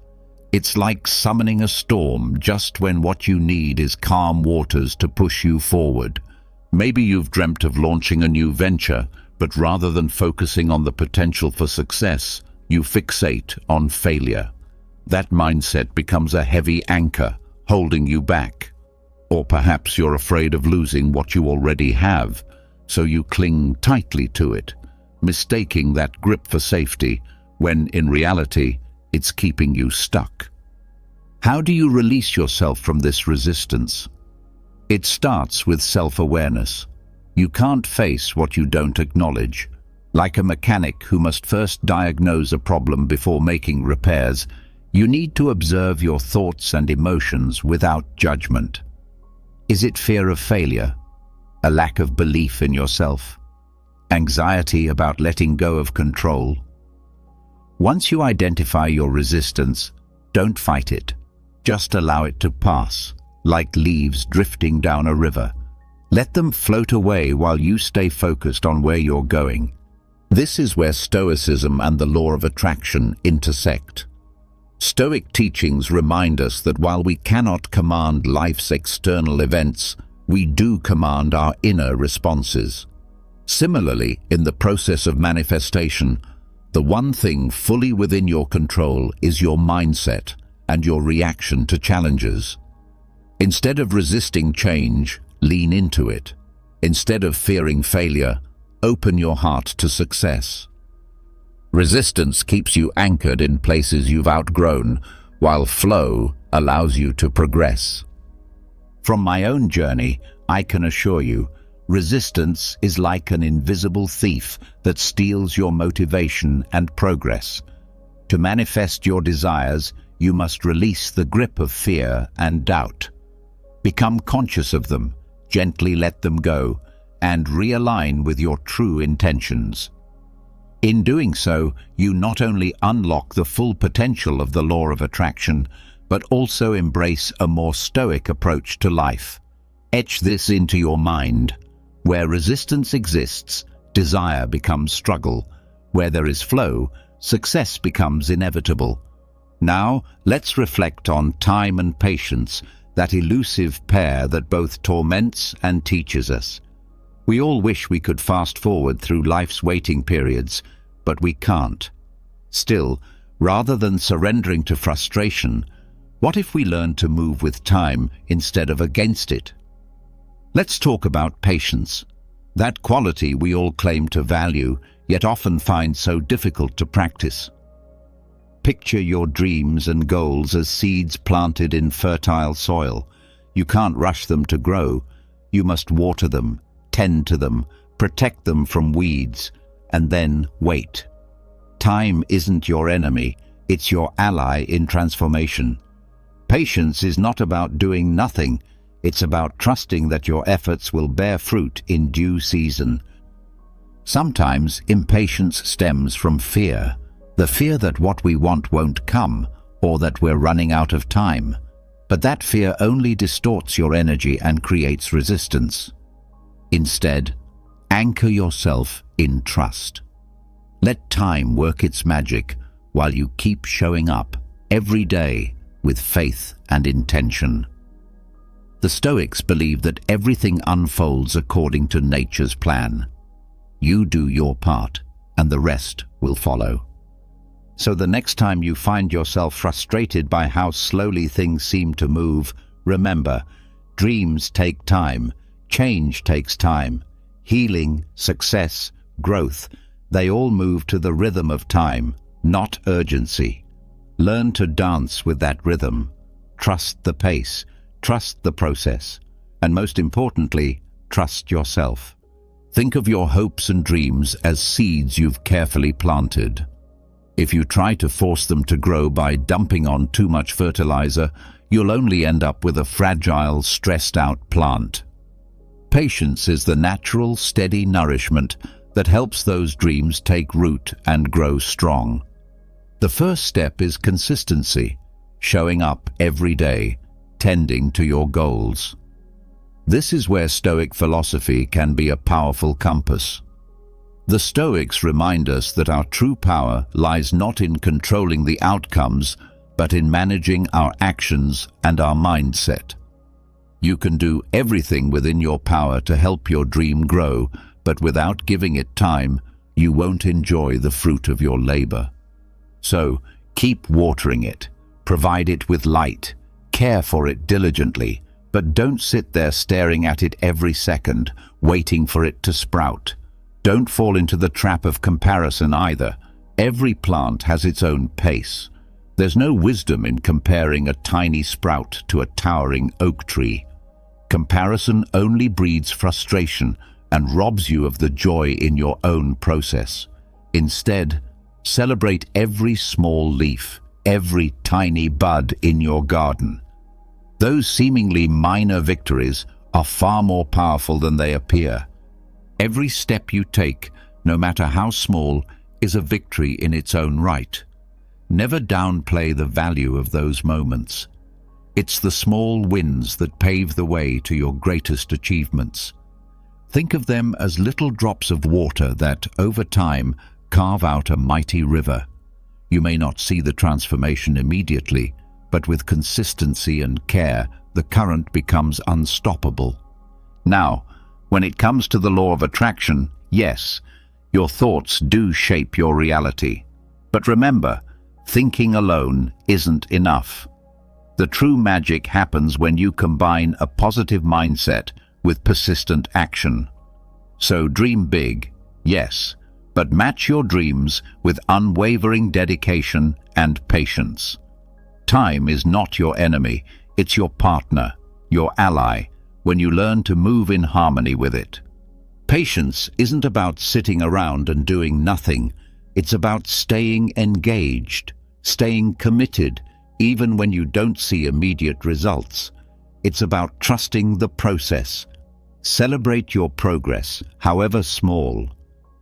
Don't get distracted by what others are doing. Keep your eyes on your journey. The real secret? It's perseverance combined with a positive attitude. Don't let the absence of instant success pull you down. In the end, it's not how fast you reach your destination that matters. It's the growth that happens along the way. There's a Stoic proverb that sums it up perfectly. Patience isn't just about waiting. It's about how you carry yourself while you wait. Now let's talk about something equally important: alignment with the universe. Have you ever felt like everything is just off? Maybe you spilled your coffee first thing in the morning, got stuck in endless traffic, forgot your umbrella just as the rain began to pour. It's in those moments that you might feel like the universe has turned against you. But you're not alone in feeling that way. The good news, you can realign. Imagine your life as a beautiful symphony, and the universe is the conductor. If you want your melody to flow smoothly, you've got to be in sync with the conductor's timing. That means trusting that the universe, in its infinite wisdom, is always working in your favor, even when it feels like everything is going wrong. Even when the cat knocks over your papers or your Wi-Fi takes an unscheduled break, it's all happening at the perfect time, even if you don't understand it yet. To realign with this cosmic rhythm, start with something simple. Connect with nature. Go for a walk in the park. Feel the breeze. Watch the trees sway. Listen to the birds sing. It's like the universe is whispering to you, reminding you that you're part of something greater. You don't need to be a philosopher to see the beauty around you. You just need to pause long enough to appreciate it.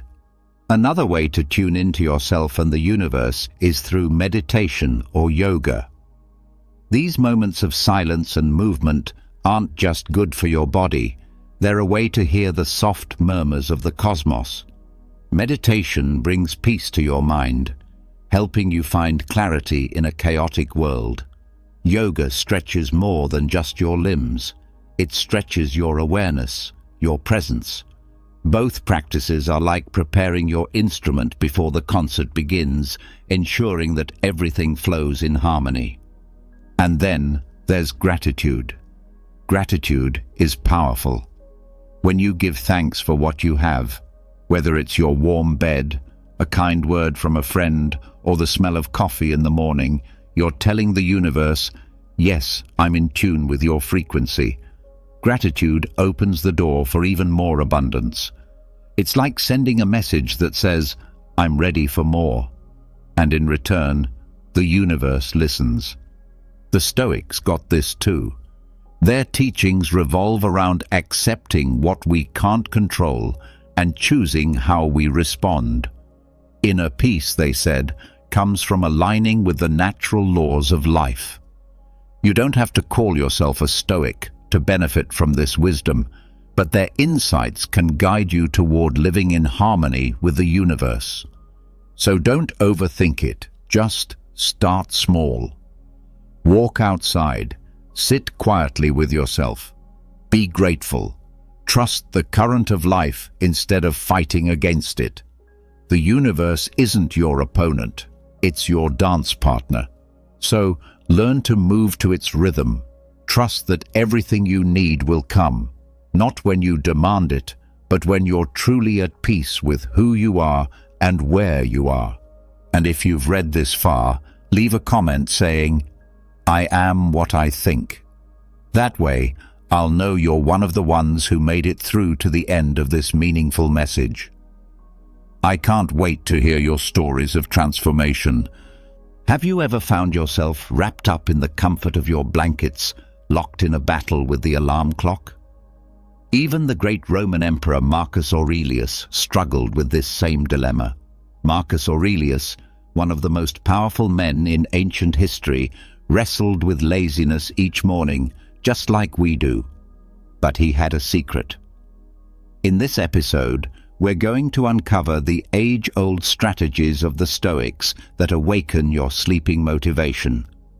Discover how these ancient thinkers transform their daily struggles into fuel for greatness.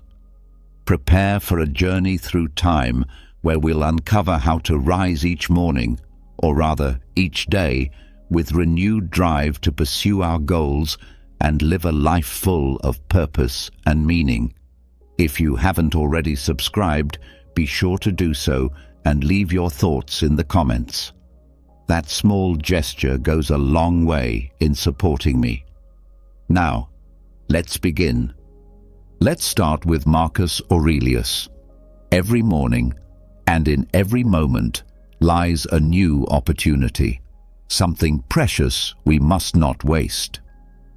Often we convince ourselves that we don't have enough time, but the real issue is usually our lack of will to use time well. Marcus Aurelius, known as the philosopher emperor of Rome, embodied Stoic principles in action. Unlike emperors before him, Tiberius, who escaped to remote islands, or Nero, who became absorbed in the arts, Marcus fully embraced his role both as a ruler and a human being. In his famous writings, Meditations, Marcus shares timeless wisdom. He writes about dawn, about those moments when it's hardest to rise from bed. He tells himself, "I must get up to do the work of a human being. Why should I complain if I'm about to do what I was born to do, fulfill the tasks for which I was brought into the world?" This passage offers a glimpse into a man engaged in deep internal dialogue, one who is committed to his purpose not out of obligation, but from a profound understanding of his place in the world. Marcus continues questioning himself. Or was I created to huddle under the blankets and stay warm? He acknowledges the allure of comfort but quickly rejects it. He challenges the idea that comfort should dominate our actions. But it feels good here. Were you born to feel good or to do things and experience life? In these lines, Marcus Aurelius pushes us to reflect on the greater purpose of our lives. He reminds us that we are part of a larger system, an active part of the grand order of the universe. Look at the plants, the birds, the ants, the spiders, and the bees. They all fulfill their purpose, organizing the world around them in the best way they know how. And yet, we often hesitate to do our work as human beings. Why do we resist doing what our very nature requires? This is more than just a philosophical musing. It's a powerful call to action. It reminds us that our human nature isn't centered on the pursuit of comfort, but on fulfilling our unique purpose in the world. Still, it's crucial to understand that Stoic philosophy, while rooted in duty and discipline, doesn't dismiss the value of comfort and rest in a balanced life. Marcus Aurelius isn't suggesting that we should deprive ourselves of all well-being. Instead, he warns against becoming enslaved by it. True rest and reasonable comfort are essential to our physical and mental well-being. They allow us to recharge and return to our responsibilities with clarity and strength. What Marcus Aurelius teaches us transcends the idea of mere morning motivation. He reveals that true fulfillment comes when our actions are in harmony with our essential nature as rational and social beings. It's not just about checking tasks off a list, but about living in alignment with our higher values and contributing to the greater good. When we face resistance from within, when we're tempted to delay or procrastinate, we should return to Marcus Aurelius's reflection. Ask yourself, am I living in accordance with my nature? Am I doing my part to contribute meaningfully to the world around me? In those questions, and in the honest answers we give ourselves, we find our real purpose and our deepest satisfaction. Time waits for no one. Each day presents a new chance to embrace our human nature and make a difference, no matter how small it may seem. As Marcus Aurelius reminds us, we were not made for idle comfort, but for conscious, deliberate action. Let's rise each day with the resolve of Marcus Aurelius, ready to fulfill our role on the grand stage of life. When it comes to motivation, especially in the face of difficulty, it's essential to remember that our perception plays a major role in shaping our inner strength. Think of learning a new skill. At first, it can feel overwhelming, perhaps even impossible. But those who are dedicated understand that mastery isn't achieved all at once. It requires consistent practice, even if the progress is slow. Every moment of study, every training session, no matter how small, draws us closer to success. It's through this persistence and devotion to purpose that we unlock the true source of our motivation.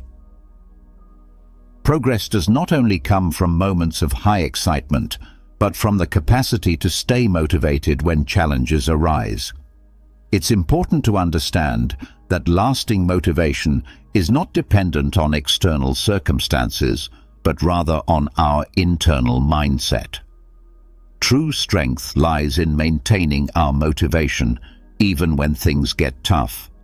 We often face difficulties, and rather than being discouraged by these challenges, we should see them as opportunities for growth and learning.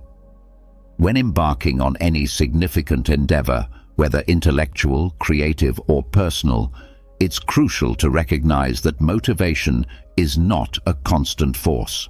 The key to enduring motivation is to cultivate an internal drive based on solid principles, not fleeting emotions. Stoicism teaches us that true motivation isn't solely about achieving goals, but about growing stronger and more balanced through the process. Each challenge we encounter, faced with determination, and each obstacle we overcome with persistence, strengthens our capacity to stay motivated. So, when you feel discouraged, remember the words of Marcus Aurelius. You have power over your mind, not over external events. By recognizing and accepting this, we can tap into the inner strength that Stoic principles help us build. This inner strength becomes the true source of lasting motivation and the path toward achieving great things. When it comes to pursuing excellence and personal fulfillment, many of us wonder how we can maintain the momentum necessary to achieve our goals. Stoic philosophy, with its emphasis on virtue and discipline, offers valuable guidance in this regard.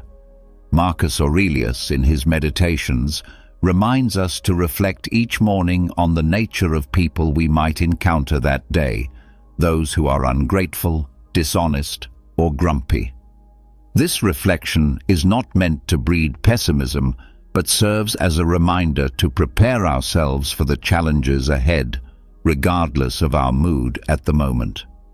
Take the example of an athlete who commits to daily training. He doesn't wait for the perfect moment of motivation or inspiration to begin. Instead, he simply gets up, puts on his gear, and heads to the gym. The act of starting, putting on his sneakers and getting into the car, kickstarts a process that will lead him to fulfill his daily training goals.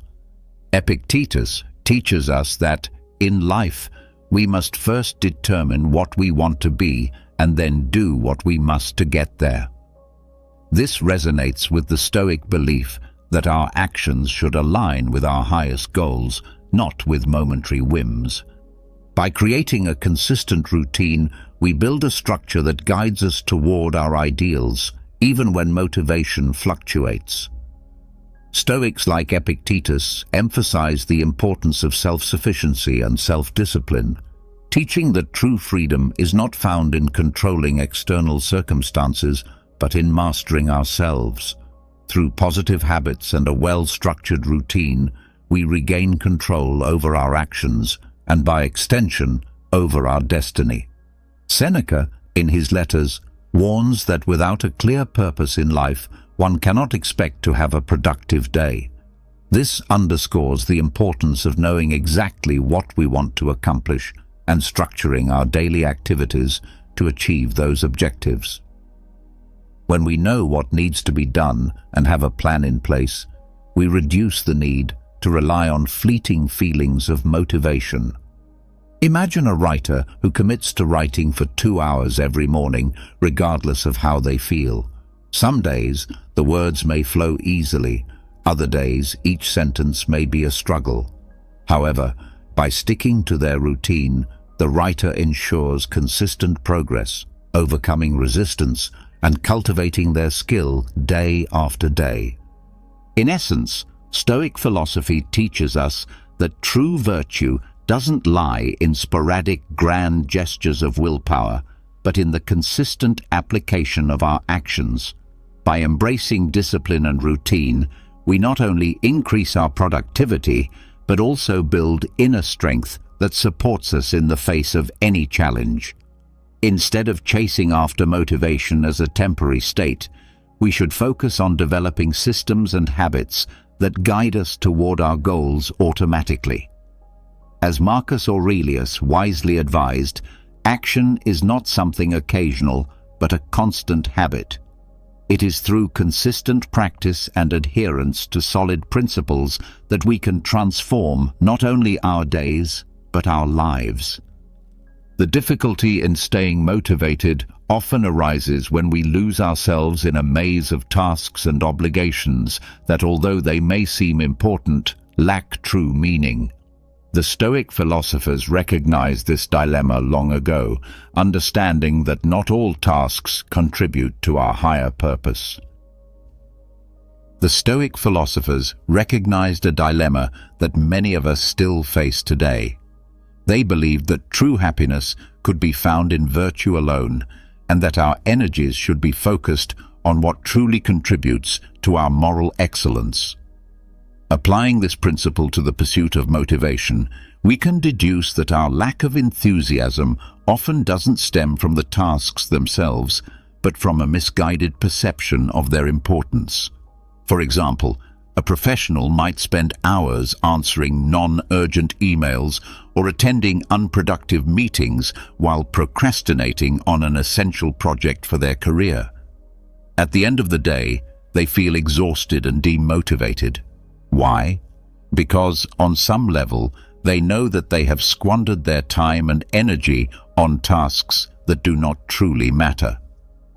Seneca, in his letters to Lucilius, warns us that the issue is not that we have too little time, but that we waste so much of it. This observation is particularly relevant in our age, where constant distractions pull us in many directions. To cultivate lasting motivation, we must learn to distinguish between what is essential and what is merely superfluous. Marcus Aurelius, in his Meditations, provides a simple yet powerful tool for making this distinction. He asks us to consider whether an activity is necessary, which serves as a filter for our daily actions, allowing us to focus on what truly matters. By regularly asking ourselves this question, we not only eliminate the unnecessary, but also strengthen our commitment to what is vital. However, it is important to recognize that motivation is not an inexhaustible resource. Just as a wise general doesn't spread his troops thin by fighting unnecessary battles, we must preserve our motivational energy for the challenges that truly matter. By doing this, we not only improve our chances of success, but also discover a deeper sense of meaning in our actions. In essence, Stoic philosophy teaches that true motivation does not arise from external stimuli or temporary rewards. It comes from an internal alignment with our deeper values and greater purposes. By freeing ourselves from unfounded social expectations and trivial distractions, we create the space for authentic motivation to grow. Therefore, next time you feel unmotivated, pause and reflect. Does this task genuinely contribute to my personal growth or well-being? If the answer is no, have the courage to eliminate it or delegate it, and focus your energy on what truly matters. In doing so, you will uncover a constant source of motivation and purpose. Many of us face a silent battle within ourselves each morning. On one side is the desire to remain in the comfort of our bed, and on the other is the call of duty and virtue. This internal conflict is not new. The Stoics recognized it long ago and offered us valuable insights on how to face it. Epictetus, in his discourses, reminds us that we must first decide what kind of person we want to be and then act accordingly. This idea resonates with the Stoic belief that our actions, particularly in the morning, set the tone for the rest of the day, and by extension, for our lives. Seneca, in his letters, suggests that we should organize our lives as if we were preparing for a banquet, ensuring that everything is in its place but not excessive. The founder of Stoicism, Zeno, taught that virtue alone is sufficient for happiness. Applying this principle to our daily routine, we can see that getting up on time, even when we don't feel like it, is an act of virtue that contributes to our overall well-being. For example, when the alarm rings, instead of giving in to the impulse to hit snooze, take a moment to breathe deeply and ask yourself, what kind of person do I want to be today? And what actions will bring me closer to that ideal? This brief reflection can provide the motivation needed to rise from bed with purpose and determination. The act of waking up consciously and disciplined is not just about productivity. It is an act of alignment with our rational nature and with the universal logos, which are central tenets of Stoicism. By overcoming the inertia of the morning, we practice self-control and cultivate the inner strength required to face the day's challenges. Each morning presents a new opportunity to practice virtue. The true test of our philosophy is not in our words, but in our daily actions, starting from the moment we open our eyes. As Epictetus would say, do not merely explain your philosophy, incorporate it. So when the alarm rings, do not see it as an enemy, but as a call to excellence. Rise not only from your bed, but also from mediocrity. The day ahead is your training ground for wisdom and virtue. Time is often considered a scarce resource, something we frequently claim to lack. However, the true issue lies not in the absence of time, but in the way we prioritize and manage it. There are countless examples of individuals who, despite being busy, still manage to find time for the things that matter most. Marcus Aurelius, for instance, found time to read despite his immense responsibilities as emperor, and Epictetus continued his studies even while enslaved. If they were able to do this, so can we. Seneca teaches us that the real obstacle to accomplishing what we want is not the shortage of time, but rather the way we squander it. Time itself is not inherently scarce. It is our mismanagement of it that causes the problem. By allowing ourselves to become distracted by trivial activities, we end up sacrificing moments that could otherwise be enriching. The way we manage our time is a matter of choice and discipline. If something is important to you, like reading, then it should become a priority, rather than allowing distractions to take precedence. Organizing your day and carving out moments for what truly matters is key. For example, setting aside an hour before bed to read could be a simple yet effective way to invest in your personal and intellectual growth. The issue is not that time is limited, but rather that we need to be more mindful of how we spend it. Time is an incredibly valuable resource, and as Marcus Aurelius wisely pointed out, life is short, but it is long enough to live well and dedicate ourselves to what truly holds value.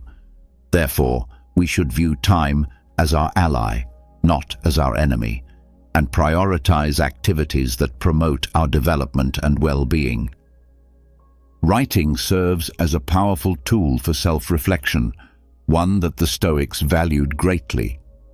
Marcus Aurelius, for example, wrote extensively about the importance of looking within, as he believed that true goodness and virtue come from within ourselves.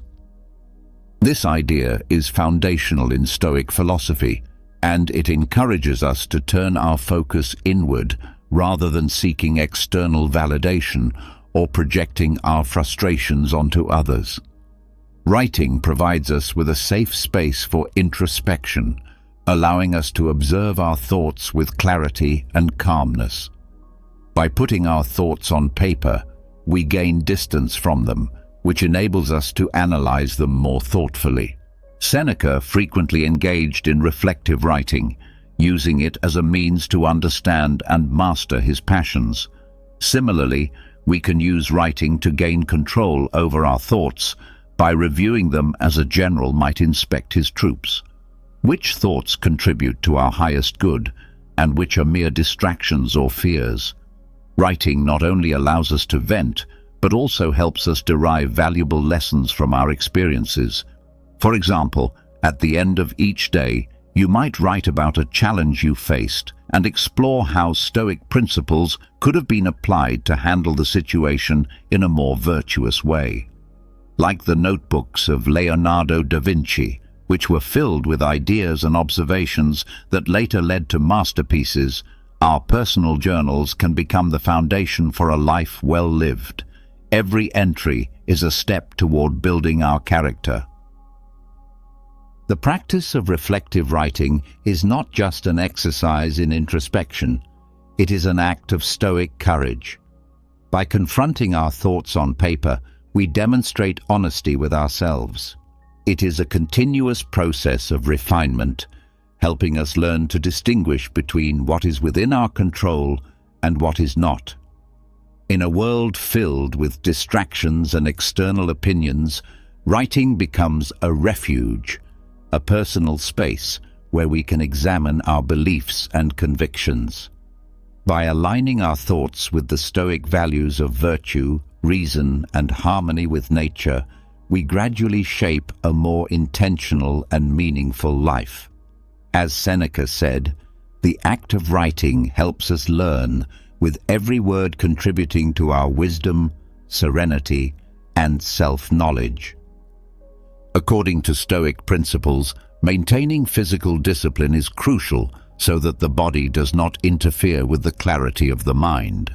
As Seneca explains, we must treat the body with rigor so that it remains obedient to the mind.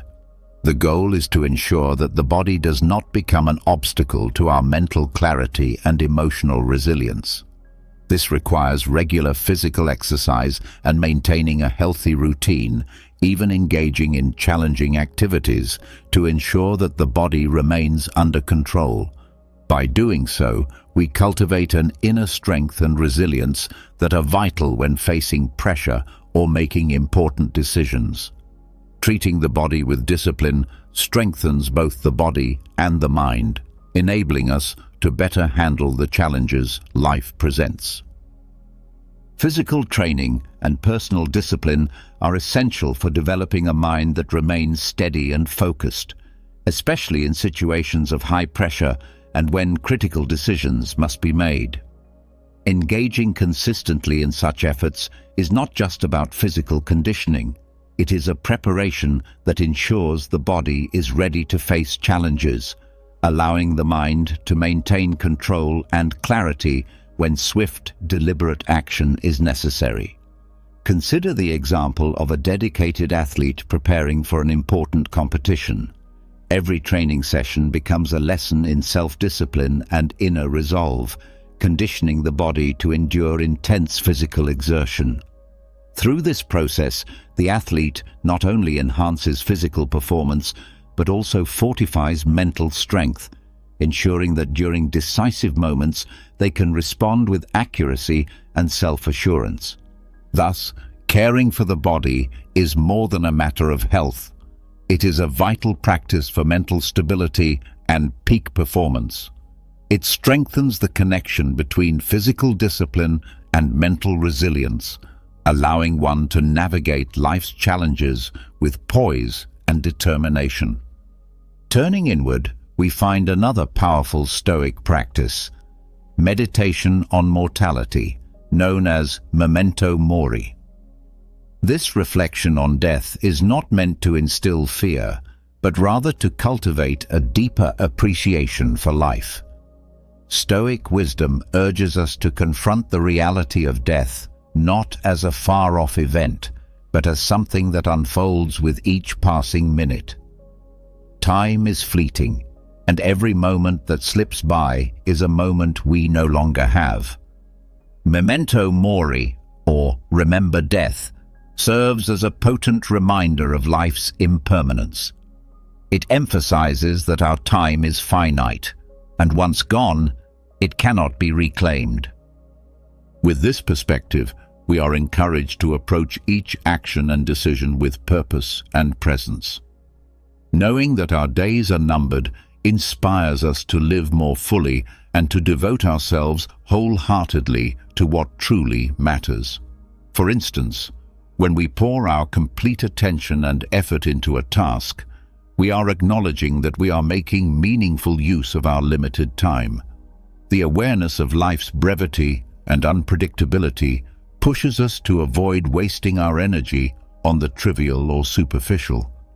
Rather than being a grim thought, memento mori becomes a call to live more intentionally, with a sense of urgency and meaning, recognizing that each second holds value and is irreplaceable. Another cornerstone of Stoic living is to seek out motivation through the study of history's most virtuous individuals. True inspiration often arises from observing the lives and character of those who pursued greatness through the consistent practice of virtue. According to Stoic philosophy, looking to the lives of people who committed themselves to self-improvement and the cultivation of moral excellence can be a profound source of encouragement. Marcus Aurelius reminds us that there is nothing more uplifting than witnessing virtue in action. It reinforces the possibility within ourselves to cultivate the same qualities. To sustain our motivation, we benefit from examining the lives of remarkable figures, people who have stood out for their character, perseverance, and achievements. Their journeys illuminate what is attainable and demonstrate how challenges can be met with strength and integrity. Epictetus also teaches that we should direct our focus toward the virtues we admire most in others and consciously work to develop those same traits in ourselves. For example, reflecting on a mentor or a historical figure whom we deeply respect can help us extract lessons from both their triumphs and their failures. These reflections offer valuable insights into resilience, determination, and the steady pursuit of excellence. By staying focused on such examples, we nurture our own inner drive and maintain clarity about our personal goals. The journey toward excellence is not without its trials, but it is also rich with rewards for those who persist. Motivation, then, lies in identifying and drawing strength from those who embody the principles we wish to live by, those who have walked the path of mastery and virtue before us. By contemplating their lives, we find guiding lights to shape our own. Have you ever felt like your mind is an open notebook filled with 1,000 tabs all running at once, yet none of them actually helpful? You're definitely not alone in feeling this way. In today's fast-paced world, overthinking has practically become a full-time sport, though unfortunately, not a healthy one. We've been conditioned to believe that if we're not constantly solving a problem, then we're being unproductive. But here's the truth. That very mindset is what's draining you. Let me share a secret with you, one that's both simple and powerful. You don't need to overthink to live well. In this video, we'll explore how Stoic philosophy offers 10 transformative strategies to protect your mental energy from bursting like a birthday piñata. Stick around until the end, because the final strategy might just surprise you. It's based on a truth we often overlook. Less really is more.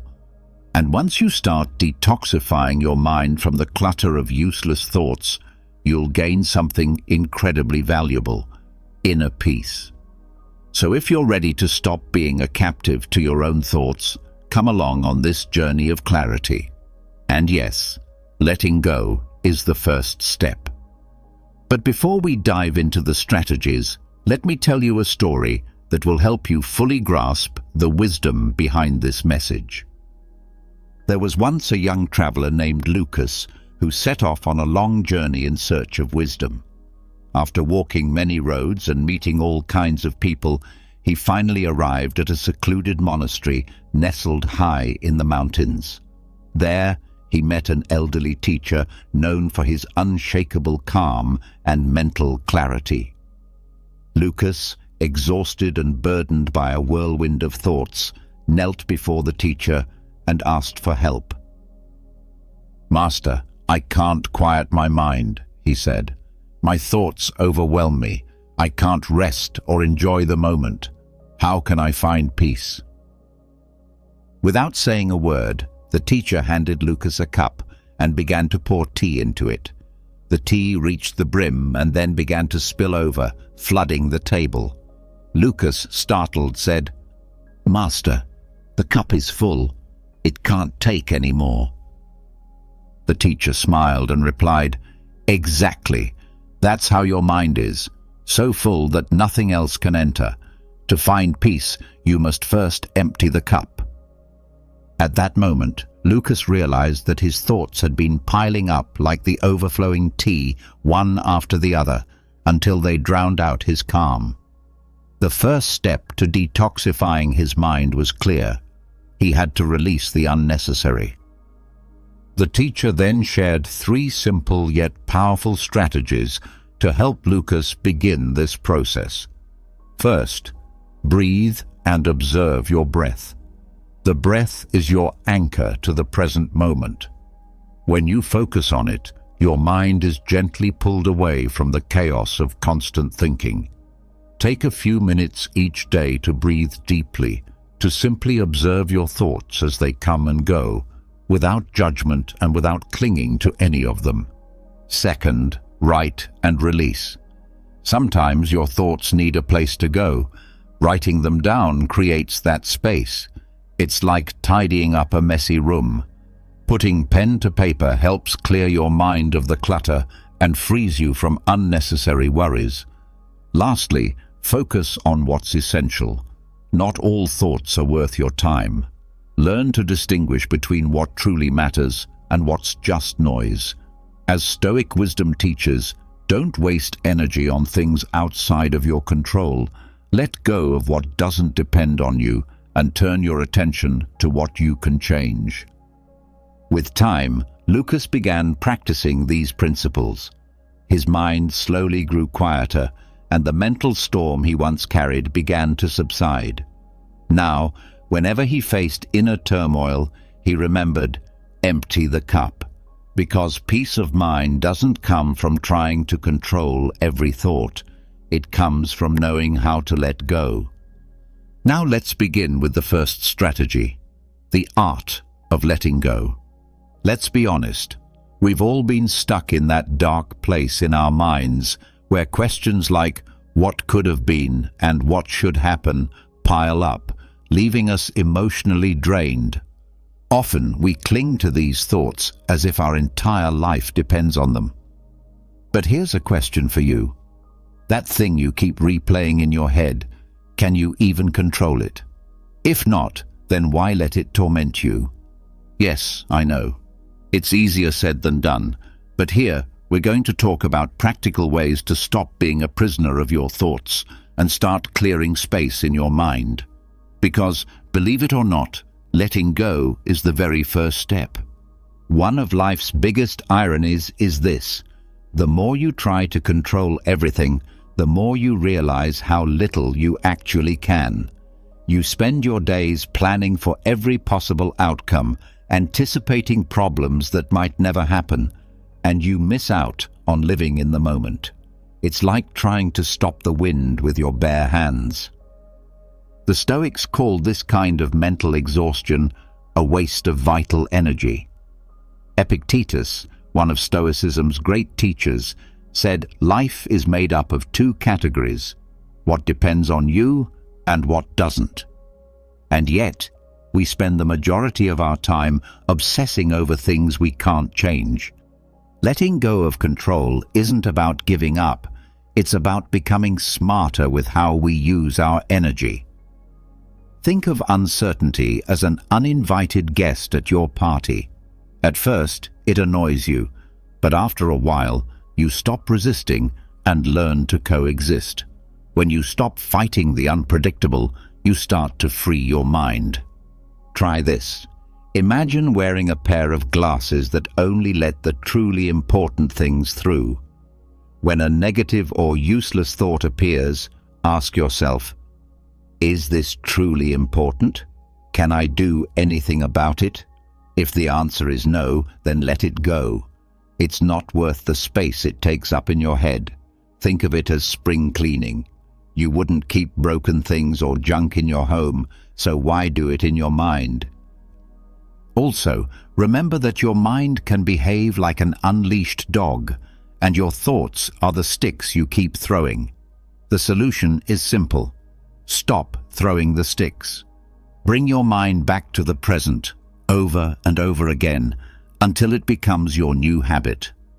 Mindfulness is a powerful way to ground yourself.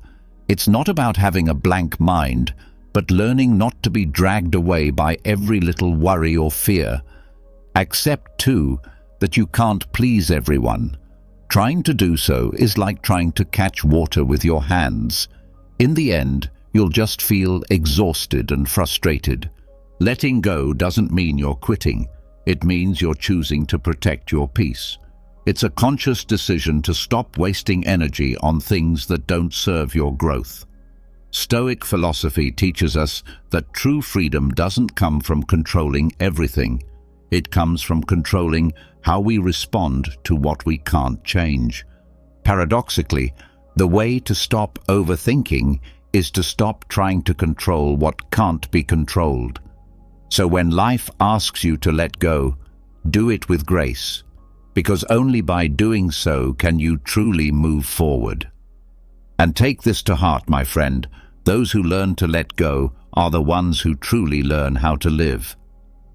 Now let's talk about something incredibly simple but often forgotten: a minute of silence.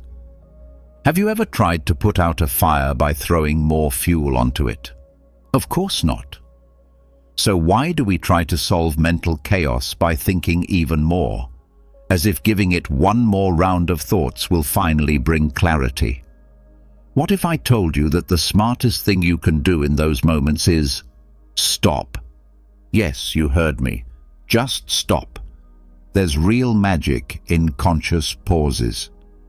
A brief moment of silence, if done with intention, can detox your mind better than any self-help book on the market. We live in a world that moves so fast, we've forgotten one of the most healing acts: to simply breathe. And no, I'm not talking about the automatic breathing you do without thinking. I mean taking a moment to pause, to let everything go, and to simply be. Sounds scary, doesn't it? Because we've been told that being busy equals being productive, that if we're not fixing a problem, we're wasting time. But that's where we're wrong. Sometimes what we really need isn't more thinking. It's a break from thinking altogether. Taking a conscious pause is like switching your phone to airplane mode. The messages and notifications are still out there, but you choose when to reconnect. This pause is a simple, effective tool for mental clarity, a reset that the Stoics deeply believed in. They called it contemplation, because honestly, what good is constant thinking if your head is just a tossed salad of badly dressed worries?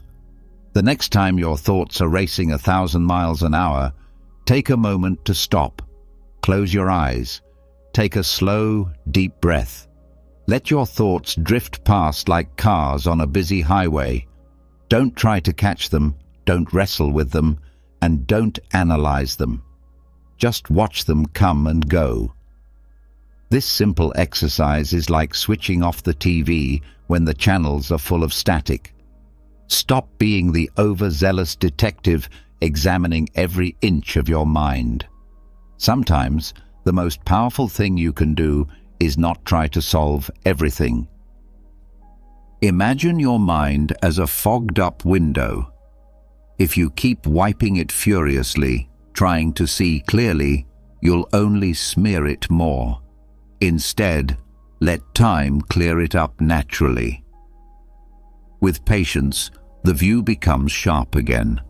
Remember how, as a child, boredom often opened the door to creativity. You're not being told to chase boredom, but rather to embrace moments of doing nothing.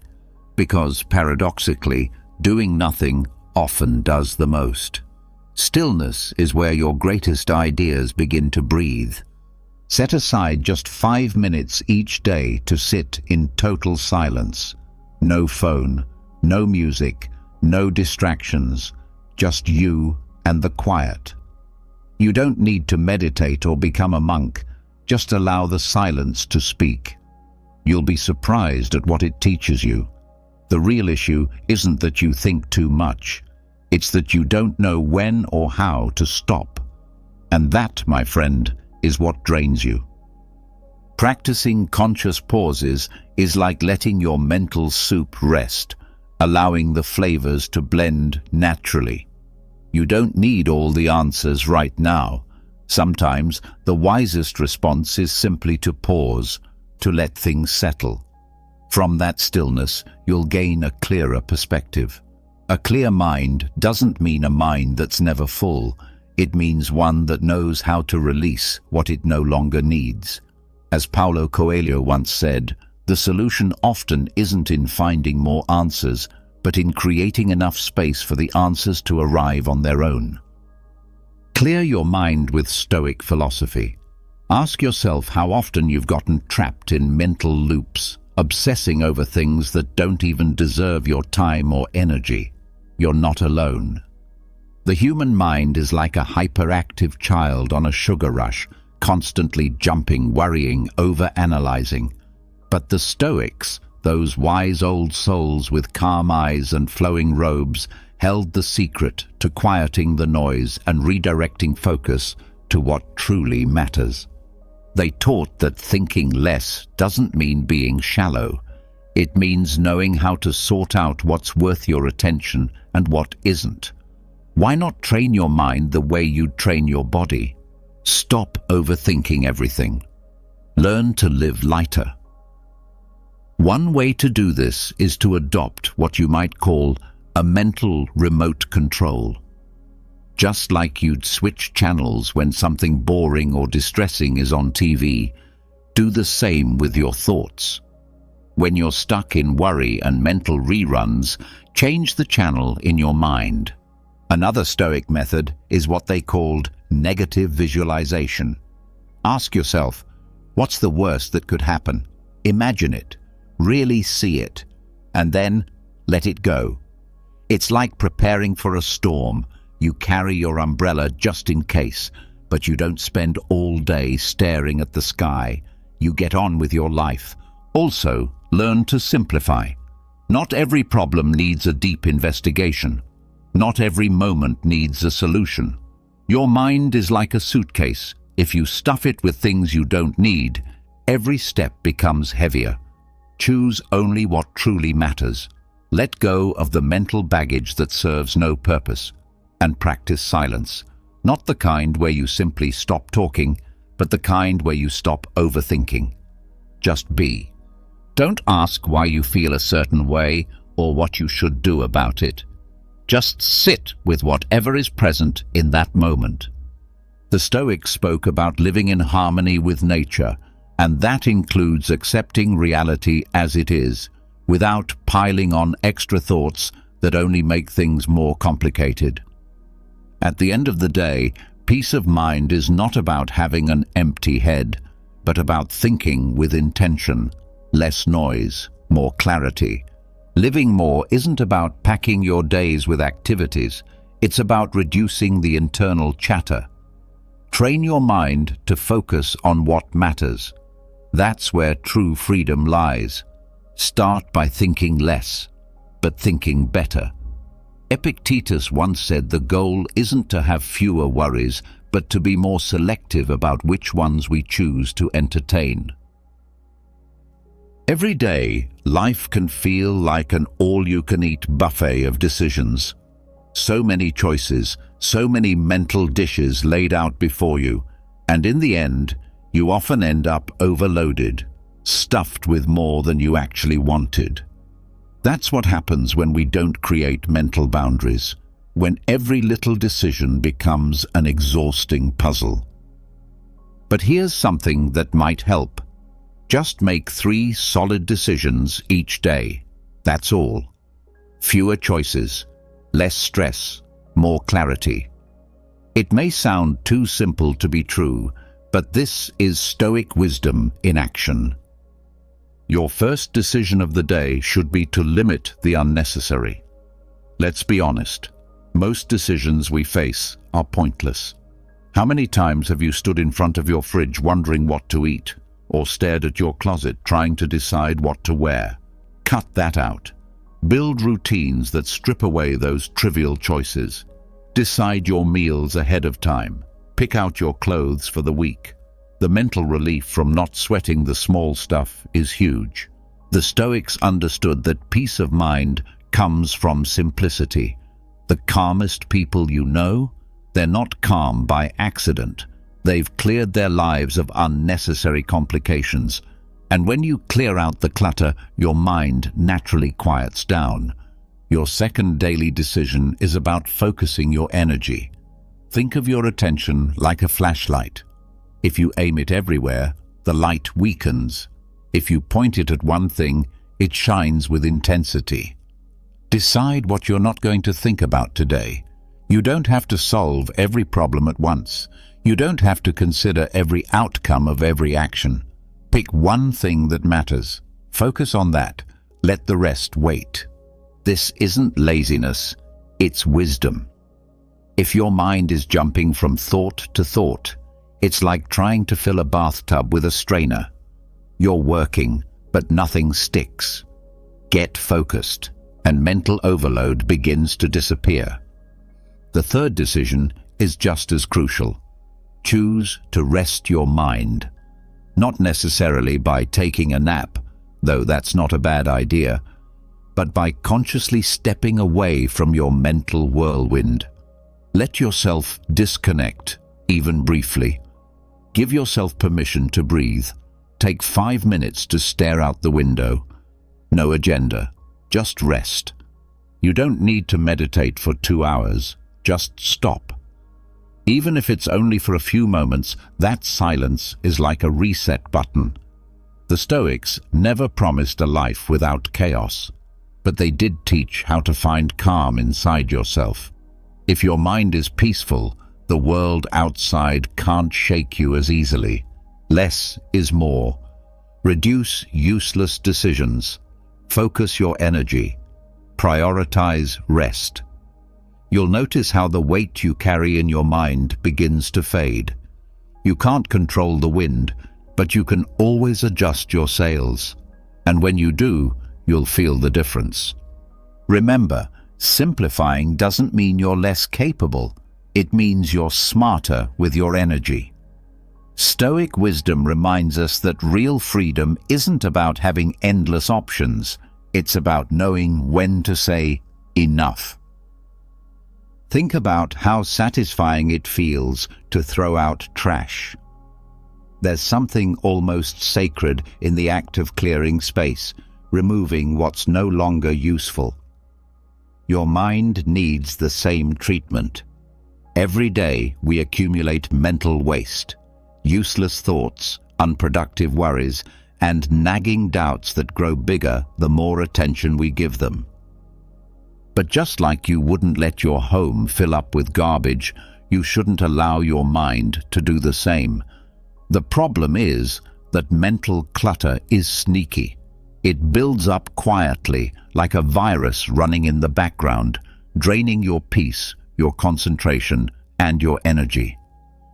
We take in so much news, opinions, other people's problems, and without realizing it, our minds become emotional landfills.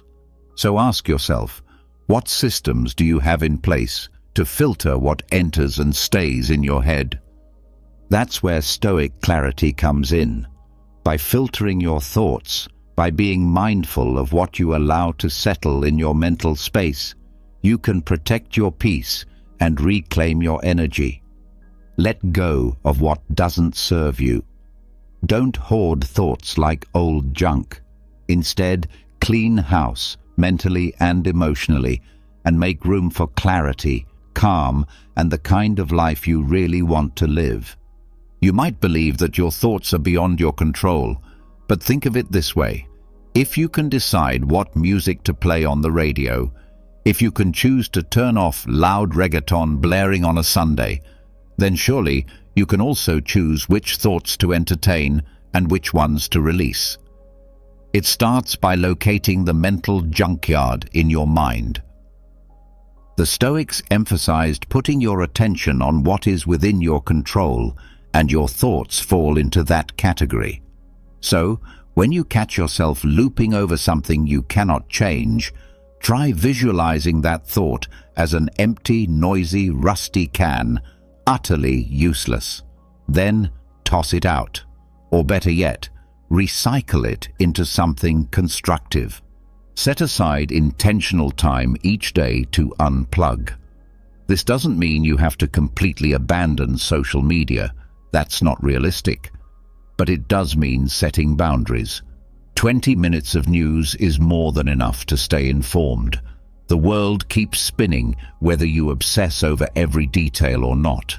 Your job is to live your life, not to absorb the chaos. If you're constantly worrying about what tomorrow might bring, here's a simple but powerful technique.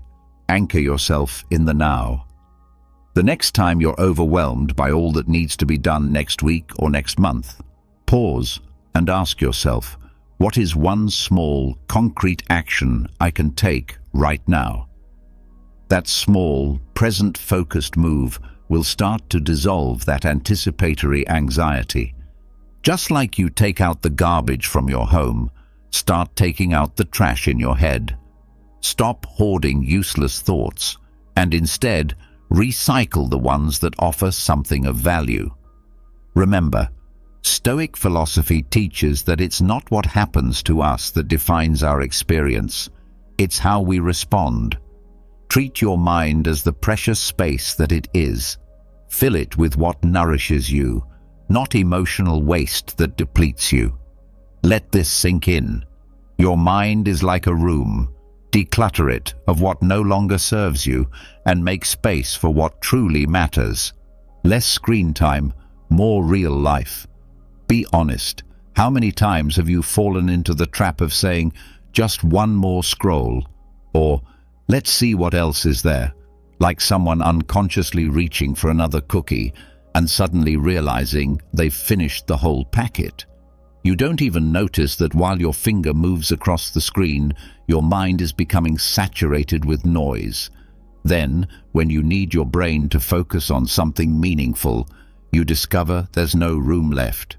You've become a passive observer of life, but not your life. Each time you dive into that endless stream of memes, updates, and headlines, it's not just your time you're losing. You're sacrificing your ability to disconnect, to reflect, to concentrate.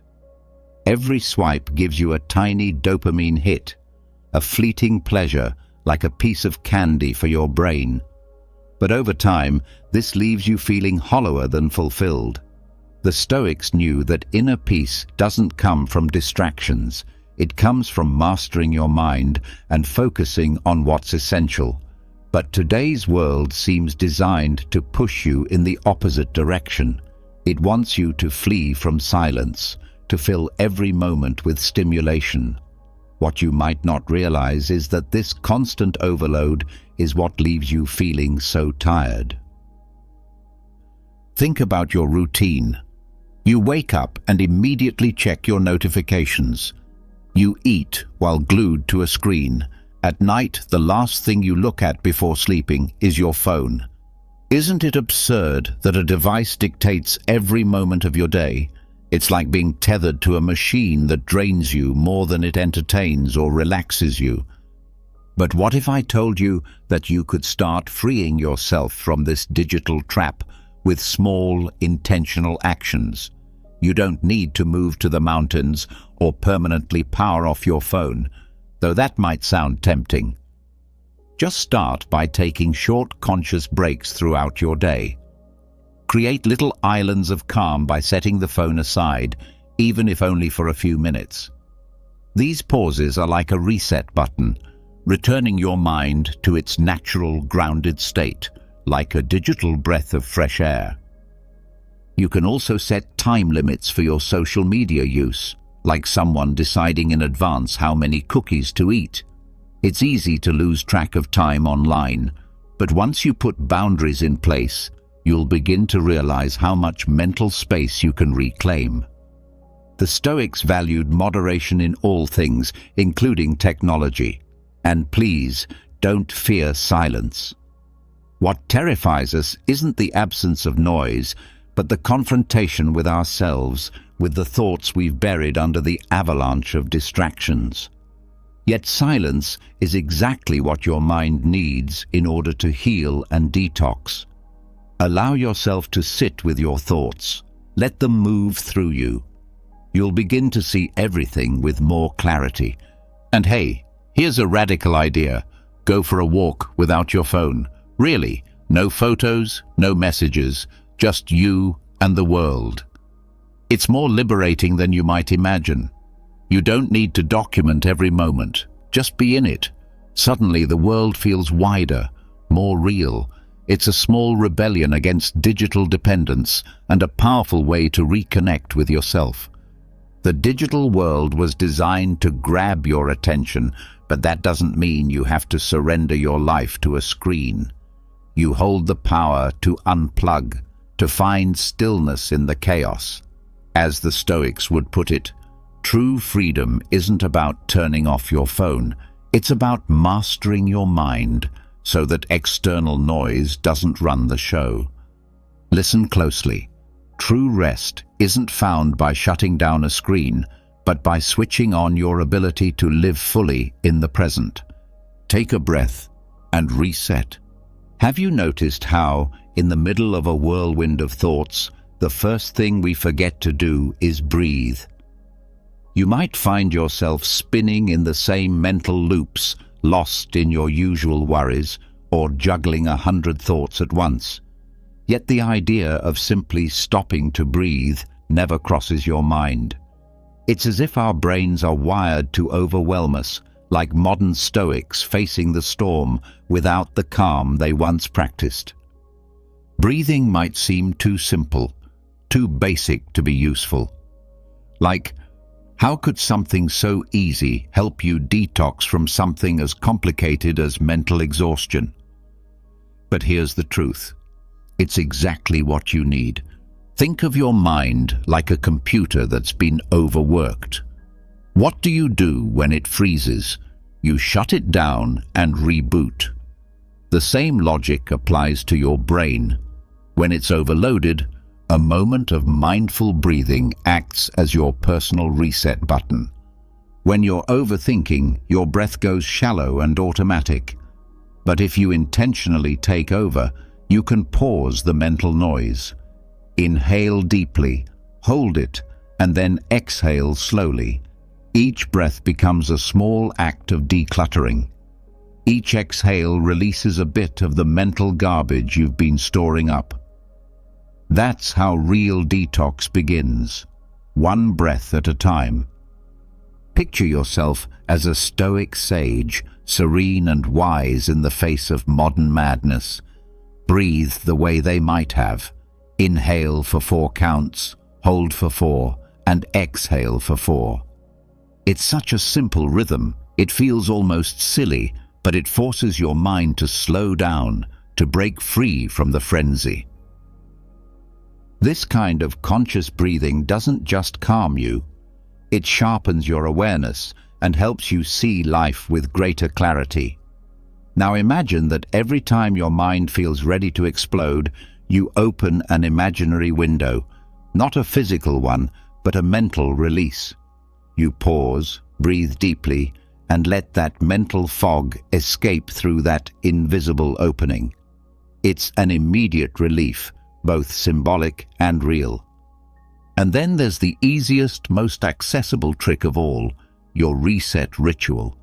Each morning, before heavy thoughts get a chance to settle in, take 3 intentional breaths. Inhale, exhale, with full presence. It's like prepping your brain to run smoothly for the day ahead. Try doing this before any major task, conversation, or stressful moment. Whenever chaos approaches, pause and breathe. This doesn't cost time or money, it just takes presence. In a world flooded with noise, simply connecting with your breath is one of the most powerful and effortless ways to return to yourself.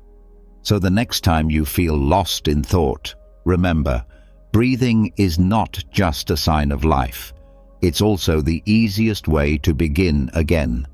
As Mario Alonso wisely says, whoever controls their breath controls their mind. It's funny, isn't it? How we sometimes get so worked up over things that don't even matter, as if we were waging our own personal Trojan war. Maybe your coworker didn't greet you, or your favorite show had a disappointing finale, or your neighbor decided to blast reggaeton at 8 a.m. on a Saturday. And there you are, turning your emotions into a battlefield, fighting over something that, if you paused for a moment and looked at it clearly, probably doesn't even deserve a second of your attention. Here's a hard truth that's worth remembering. Not everything is worth your time or energy. Picture your energy as a glass of water. Every drop represents your mental and emotional strength. Now ask yourself, would you rather pour those drops into watering a flourishing garden, or waste them trying to put out fires that were never yours to begin with? Choosing your battles is a constant exercise in setting priorities. If you spend your strength fighting every little conflict, you'll eventually be drained when it's time to face the ones that truly matter. It's like trying to juggle 10 balls at once. Sooner or later, one will drop. Stoic philosophy has always been clear on this point. While you can't control what happens around you, you absolutely can control how you respond. So, why not bring this into your daily life? It's easy to fall into the trap of wanting to resolve everything, as though you're the main character in a self-improvement drama. But here's the reality. You don't need to respond to every challenge. Some things are simply not worth engaging in. Ask yourself this simple yet powerful question. Is this situation going to matter to me in a week, a month, or a year? If the answer is no, you already know what to do. Let it go. Release it, just like you would let go of a balloon that no longer serves a purpose in your life. The more you practice this, the better you'll get at recognizing what's truly worth your time and what's just mental clutter. Reducing the number of unnecessary battles you fight isn't weakness. It's a method of mental detox. Because the less energy you waste on the trivial, the more you'll have for the meaningful. Imagine your mind as a closet that's overstuffed with junk. The only way to make room for thoughts that truly matter is by clearing out the old, useless worries. Sometimes, real strength comes from not stepping into conflict at all. Not every issue requires an epic response or sleepless nights. The wise, the Stoics included, understood the importance of discerning which problems deserve attention. When you stop reacting to things that don't hold real significance, you'll be amazed at how much peace begins to surface in your life. Life isn't just a series of endless battles. It's about learning to choose which ones are actually worth your effort. As Seneca wisely said, knowing when not to act is one of the greatest signs of wisdom. And here's something else to consider. Do less to achieve more. We live in a world that glorifies being constantly busy. Multitasking is hailed as a superpower, but what if I told you that this belief is actually a myth? That's right. Doing many things at once doesn't make you more productive. It makes you more distracted. Think of a fly darting around, uncertain of where to land. That's what multitasking does to your mind. Sometimes the real key to being productive is doing less. We've been sold the lie that handling multiple tasks simultaneously is the hallmark of efficiency. But the truth? You end up doing everything poorly. It's like trying to cook, have a phone conversation, and watch your favorite show all at once. In the end, the food turns out bland, you miss half the show, and your friend doesn't even feel heard. Multitasking robs you of your most precious resource, your attention. The Stoics had already figured this out centuries ago. Focus is power. That's why Marcus Aurelius didn't write his meditations while playing a game of chess. Deep focus means pouring all your energy into one thing at a time. But to do that, you first have to detox your mind from the chaos of modern life. Begin by doing just one thing at a time. Sounds simple, right? But really think about it. How often do you have 20 browser tabs open just in case? Learning to focus on a single task not only boosts your productivity, it significantly lowers your stress levels. It's like listening to one song and savoring every note without being pulled away by distractions. That's how you should go through your day, task by task, fully present. Don't let your attention be hijacked by trivial matters. Also, look around you. Your environment matters. If your workspace is full of clutter, papers, old coffee cups, sticky notes, it's no wonder your mind feels overwhelmed. Mess in your physical space creates mess in your mental space. Clear it out. Give your brain room to breathe. This idea is at the heart of Stoic philosophy. Simplicity and detachment from the superfluous. Even your digital space needs cleaning. Every notification is like a thief stealing a piece of your focus. If you really want to detox your mind, start by turning off those unnecessary alerts. Trust me, nothing is that urgent, and if it is, you'll find out soon enough. In time, you'll begin to reclaim your ability to concentrate. And don't underestimate the power of taking breaks. We've been conditioned to believe that constant activity equals productivity, but the opposite is often true. Your best ideas come when your mind is calm, not overloaded. Give yourself the permission to pause, to be still, to do absolutely nothing. Let your thoughts flow or dissolve entirely. Seneca said it well, true strength lies in the stillness of the soul. Mental clarity lives in those quiet spaces. The paradox of doing is that when you try to do it all, you end up accomplishing very little. The answer? Do less, but do it with intention and excellence. Simplify your life. Focus on what truly matters. As the Stoics showed us, a simple life is the path to genuine peace. One day, when you're older and wiser, you'll look back and realize that clarity didn't come from doing more. It came from learning to do less. And finally, understand this. Your mind is not a storage room. It's not a place to stash every single thought, worry, or problem as if they were boxes stacked on top of one another. Boxes you can't even remember why you kept. What happens when a storage room gets too full? It overflows. Chaos takes over. The same thing happens to your mind when you insist on holding on to everything. Each thought, each problem doesn't need to take up permanent residence in your head. Your mind is like a container, and every container needs to be emptied from time to time. Unfortunately, no one ever teaches us how to do that.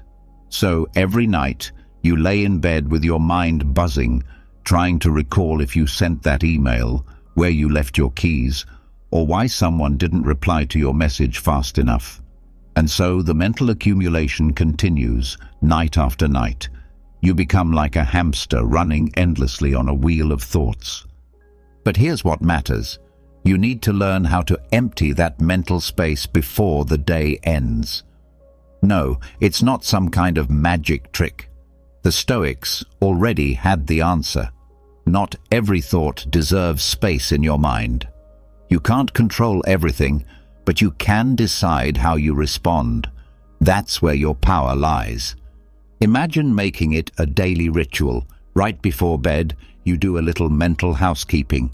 Just like sweeping the dusty corners of a room, you clear out the clutter from your head. One of the easiest ways to do this is through a technique called mind dumping. Grab a piece of paper or open your notes app and write down everything that's on your mind. Don't worry about making sense of it. Just let it all out, like emptying a shopping cart filled with random, unnecessary things. Another technique is visualization. Close your eyes and picture each thought as a cloud slowly floating across the sky. Don't hold on to them. Don't try to analyze. Just watch them pass by. Remember, not every cloud brings a storm. Not every thought needs to stay. True rest begins when your mind is at ease, not when the clock strikes a certain hour. Make mental decluttering a habit, and soon your brain will learn to release what it doesn't need. You are not a storage room. Your mind doesn't have to be cluttered like one. At the end of the day, all you really need is a clear mental space, one where peace can lie beside you instead of your worries. Like my grandfather used to say, what you don't let go of ends up weighing you down. What you don't clean out will eventually suffocate you. If you've made it this far, I invite you to write in the comments, "Not everything needs an answer." I'm eager to hear your own victories and experiences. Don't forget to subscribe, hit that notification bell, and comment. This helps YouTube recognize the value of this content and lets us keep creating meaningful messages for people like you. Thank you truly for your time and support. See you in the next video. Top of form, bottom of form.